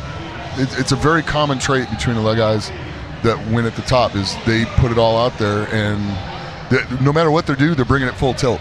100%. And that was probably the most impressive thing between Nick and Lucas. They both brought it all full tilt today. It was kind of funny to hear the answers that you get out of this. Like, Nick and I have been around the sport so long. We've seen so many just wildly incredible performances. But we both kind of look deeper at the thought behind it, or the undertone. And well, even at this age, you're still trying to learn. Yeah, we're still trying to learn. So if you're not, you're totally missing the point, right? I mean, like, if you're not trying to learn, if you're not trying to get better, then what are you even doing here? That's kind of my thought with it. What was your favorite part of the weekend? Sarah, that experience right there. Honestly, I love seeing Taylor get that for second, you know, for the American record with throws, because I really think highly of her. But seeing that in person, right? Just like seeing that's an athlete. That's a beautiful thing, and I hope that she's, you know, hope we find out how she's doing and stuff. Wish her a speedy recovery. But do we see her out there with the girls? We got the lightweight women, I believe, over there. And Olga just dominating. How about Olga? I got a big wall here. Olga. How about Olga just killing? Olga's little bunny hops are kind of cute too. Like, honestly, her just demeanor, period. She's such a jovial person and just so kind and fun to be around. So it's like, I love seeing people's duality. Like, you see this, you know, killer instinct kind of thing, but then you turn it on, you turn it off, right? But here's the other thing: the contest is over, and you see the competitors going out, and they're walking up to the crew and thanking them. Yes. Yep. This is the things that we tried to instill early on, and I love to see these guys doing the same thing. and setting that example for the generations to come. Yeah. Well, and this is what the sport's about. It's that brotherhood. yeah, absolutely. And this is one thing that I was telling people at the powerlifting event yesterday, that like volunteering at a powerlifting show, not nearly as rewarding as you're worked like a dog, right? But like the fact every single one of these people actually appreciates the work that these volunteers are doing. Now, I want to bring this up about volunteering at a powerlifting. Bring it up. They only use 25 kilo plates now. Okay. They used to use 50 kilo plates. Oh yeah. Heard. Yeah. So I still soft. use them. Those are hard to move. Soft and unrelated. So when they used to throw the 50 kilo plates up, when you put like 3 or 4 of those on the bar and then got to take them back off. Yeah. You got to do that for 8 hours. Yeah. Not so bad. The 25 kilos are much better. Yeah. Oh yeah. Oh, for sure. 1,000 times better. Yeah. But I've never felt more appreciated as working a strongman show, though, because for sure. everyone is so appreciative. Because you have to have your volunteers. You have to have people that are willing to work like this. I mean, for it to make it all work. And it's not a high-paying job, so it's for love of the sport. Yeah, I mean, it's not a high-paid job. Like that's the hardest I've ever worked for free, and I would do it day in, day out again because it's worth it. You know? Yeah. Oh, absolutely. Wow. All right, it looks like we're going to get ready for the awards ceremony. All right. There we go. Sign off. All right. All right. Okay, well, we just want to thank all of y'all for watching. This has been an incredible weekend. And I know I've had a good time, and I know Nick has probably had a good time. Probably. I've had a great time. I've had a great time. I have been heavily entertained. Thank you guys so much for having us. Oh, no, thanks for coming on. Yeah. Thanks, Stacy. Yeah, all right, we're going to leave y'all with that, and we're going to go to the awards ceremony. And go be the best you, by the way. Go be the best you. Go be the best you. Ooh, is that a little product placement? No, just go be the best you and get money. No. That's my words of wisdom. There we go. Be the best you and get money, everybody. Thank you for watching. You heard it here. Have a great day.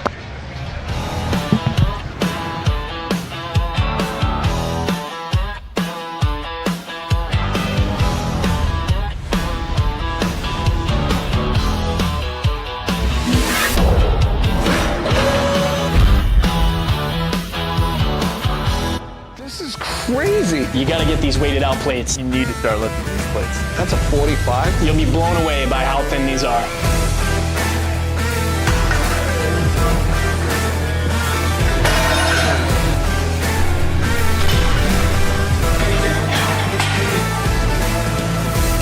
I like these things. They're deceptively heavy, thin, rock solid, pure metal.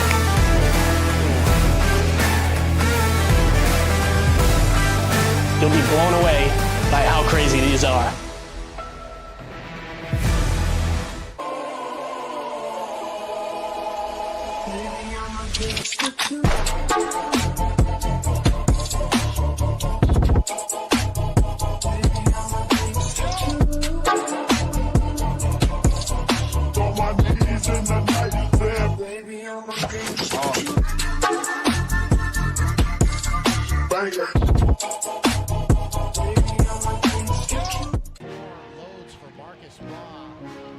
Just putting his stamp on the day, the next day, as opposed to just competing on the day, or we don't manage the days individually.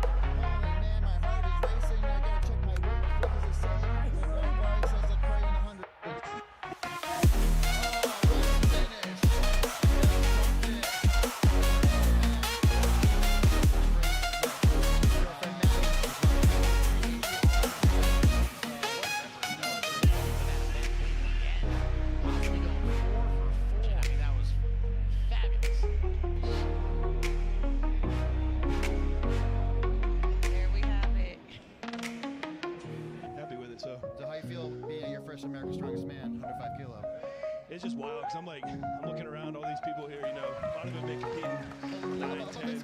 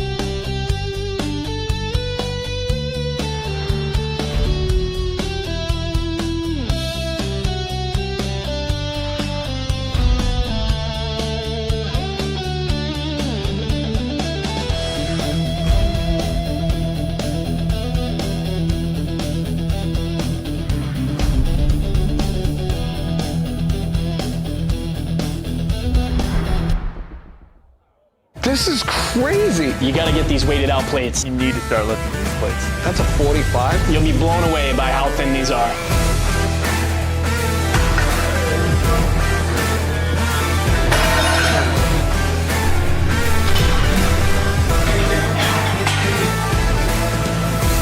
I like these things. They're deceptively heavy, thin, rock solid, pure metal.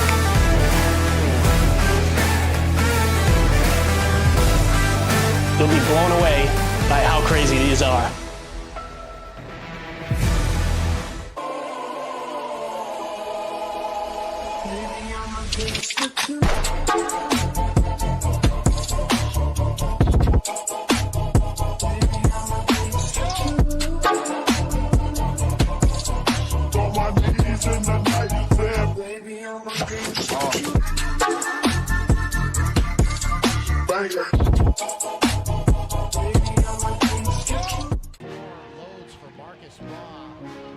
Just putting his stamp on the day, the next day, as opposed to just competing on one day, or we don't manage the days individually.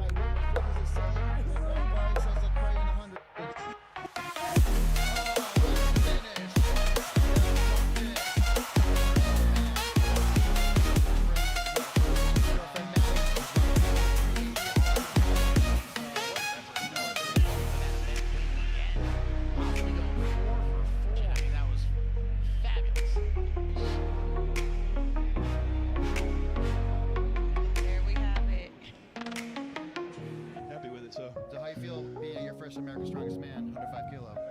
It's just wild because I'm looking around all these people here, you know, a lot of them been competing 9, 10. Give a 3-time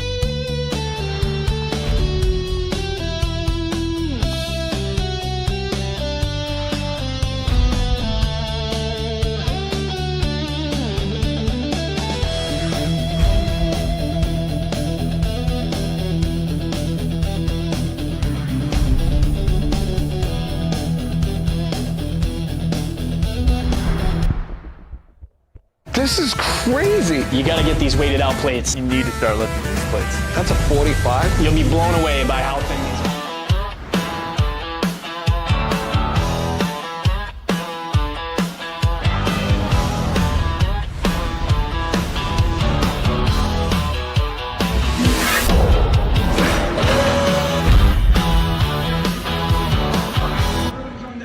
In front of those banners right over there. The 3 with Lucas, Olga, Zach, Hannah, and the America's Strongest Veteran.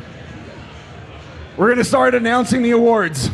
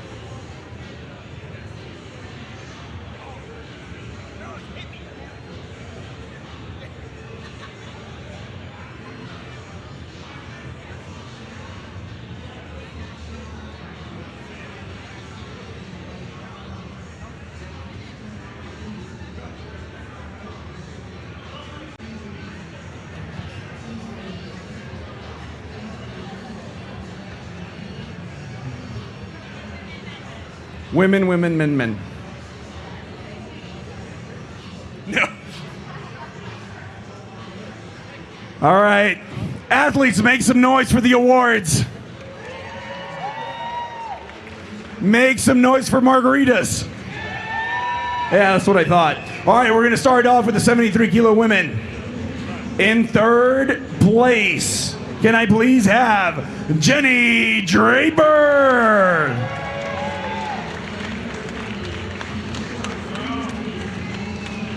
In second place, can I please get Grace Ingebrigtsen?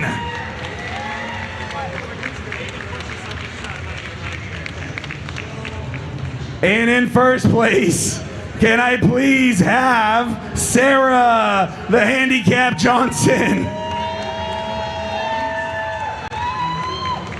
She might have a broken foot after that kickball. She finished that event, by the way.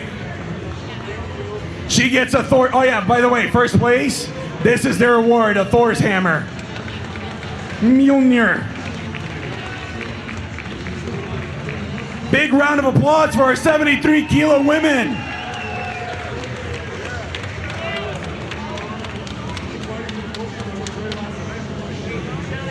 She's so dramatic sometimes. She said somebody just needs to bring her 8 beers and she'll be fine.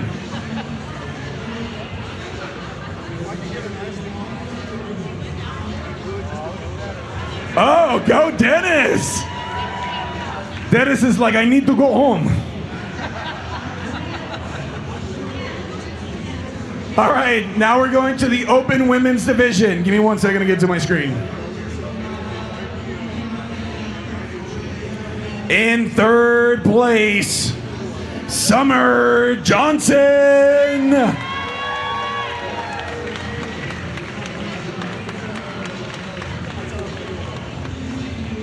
Are you cramping a little bit, Summer? In second place, Jackie Rhodes.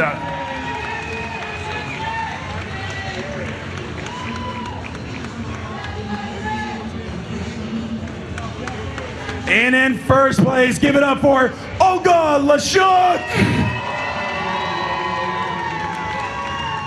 Not only did she win it, she also now has a record with the sandbag throw. By the way, she also won this event last year. So she's a 2-time champ now. Big round of applause for your open women's division.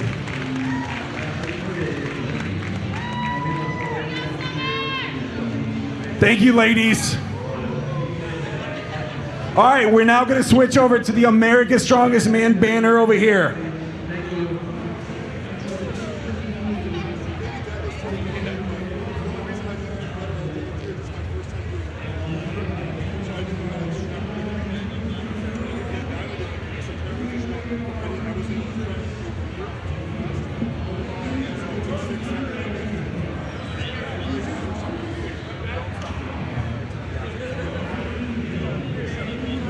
All right, we're now getting set up for the 105 men. Eric, are you still in charge of that spot that we talked about, or do we need to tell your brother? Huh? Both? Okay, we're good. Just double checking, guys. All right, for the 105 men, in third place, DJ Doggett.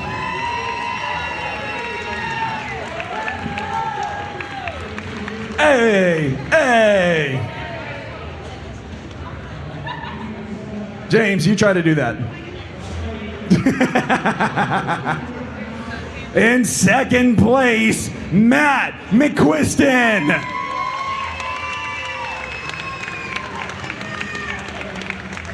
I love the awards because even though the athletes are excited, they're in so much pain.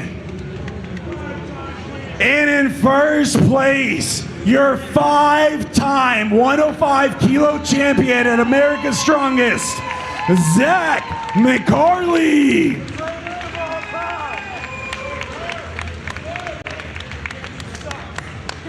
You get Mjolnir. You are finally worthy for the hammer. All right, let's take a good picture. Smile for the camera.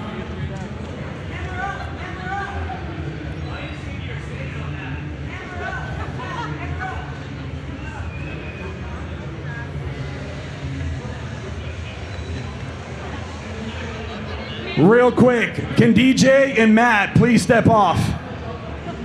Zach has something to say to the audience and the strongman community. Here you go, Zach.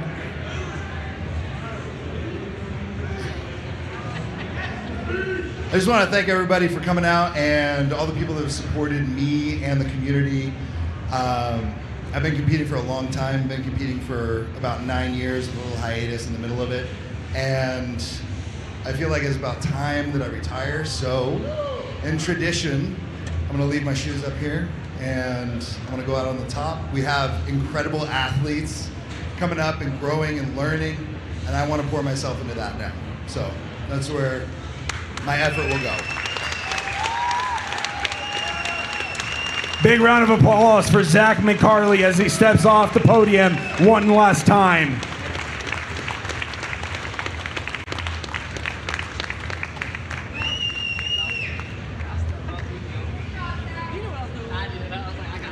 I'm not gonna cry. I'm not gonna cry.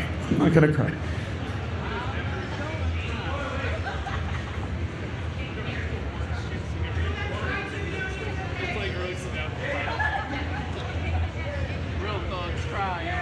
Derek's butt right there. Ooh.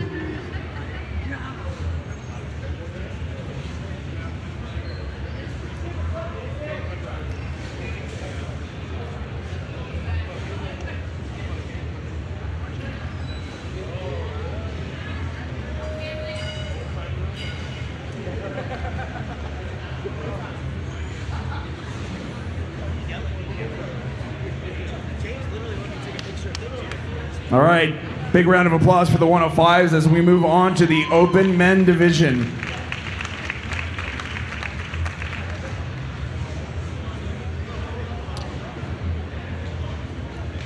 In third place, give it up for Austin Ham.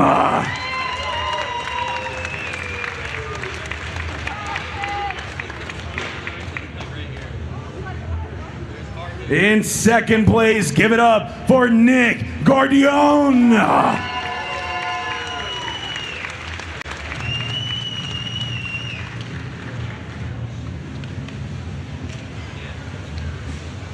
Oh, now y'all can see each other.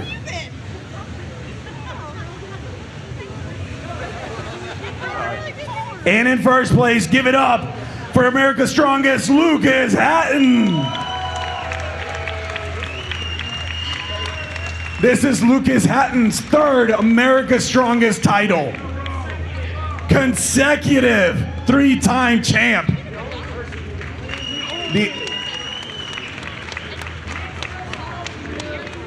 Is Nick still taller than you?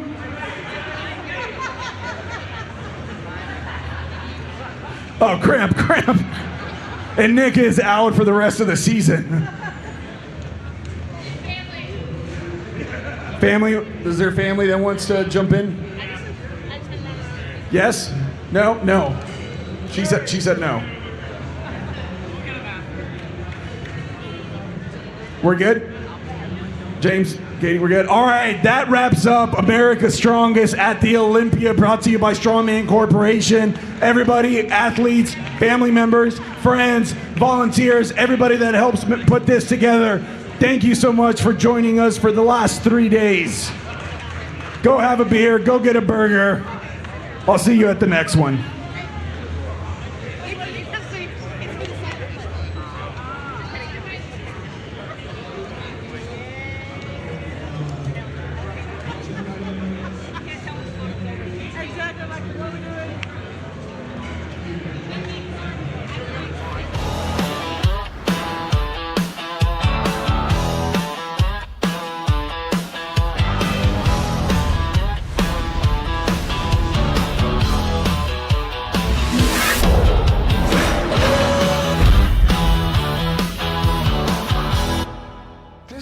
Crazy. You got to get these weighted out plates. You need to start lifting these plates. That's a 45. You'll be blown away by how thin these are.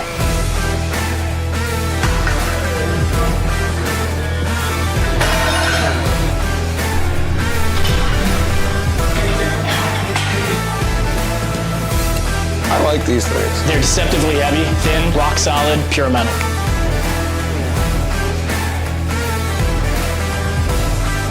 You'll be blown away by how crazy these are.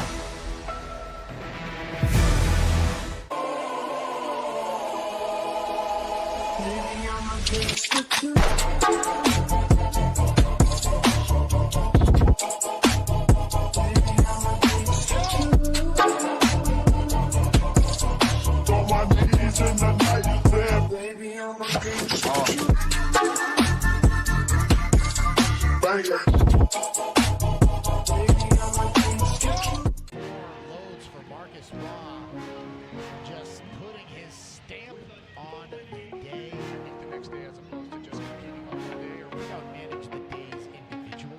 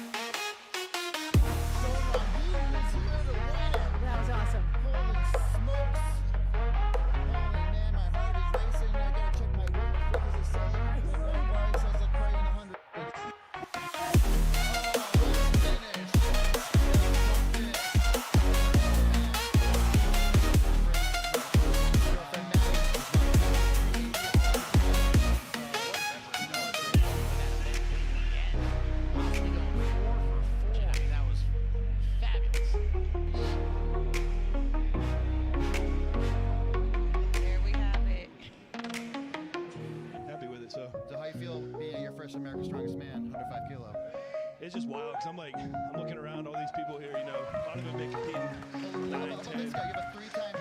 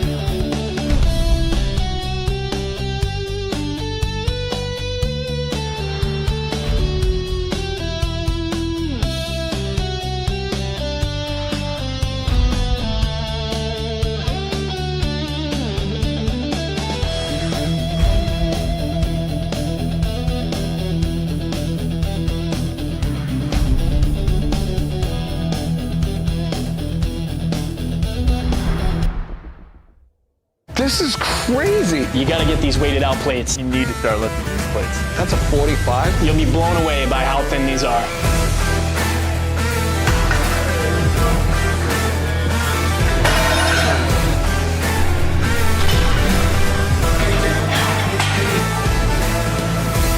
I like these things. They're deceptively heavy, thin, rock solid, pure metal.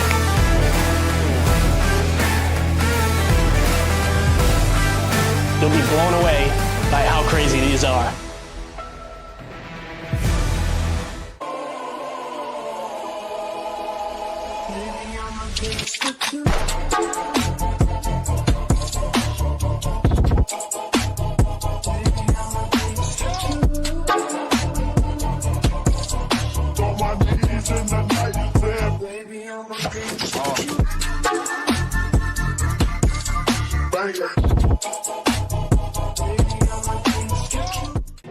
Loads for Marcus Raw. Just putting his stamp on the day. The next day, as opposed to just competing on the day, or we don't manage the days individually.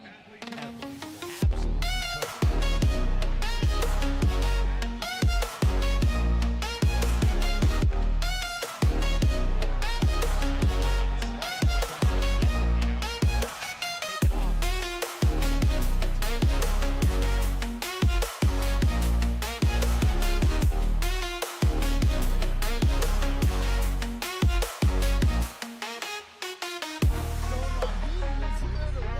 That was awesome. Holy smokes. Holy man, my heart is racing. I gotta check my work. What does it say? Everybody says a crane 100.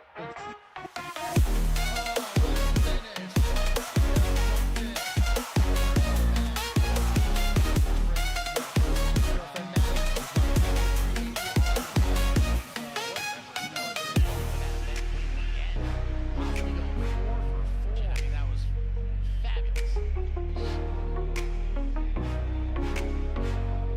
There we have it. Happy with it. So how you feel being your first America's Strongest Man, 105 kilo? it's just wild because I'm looking around all these people here. You know, a lot of them been competing 9, 10. You have a 3-time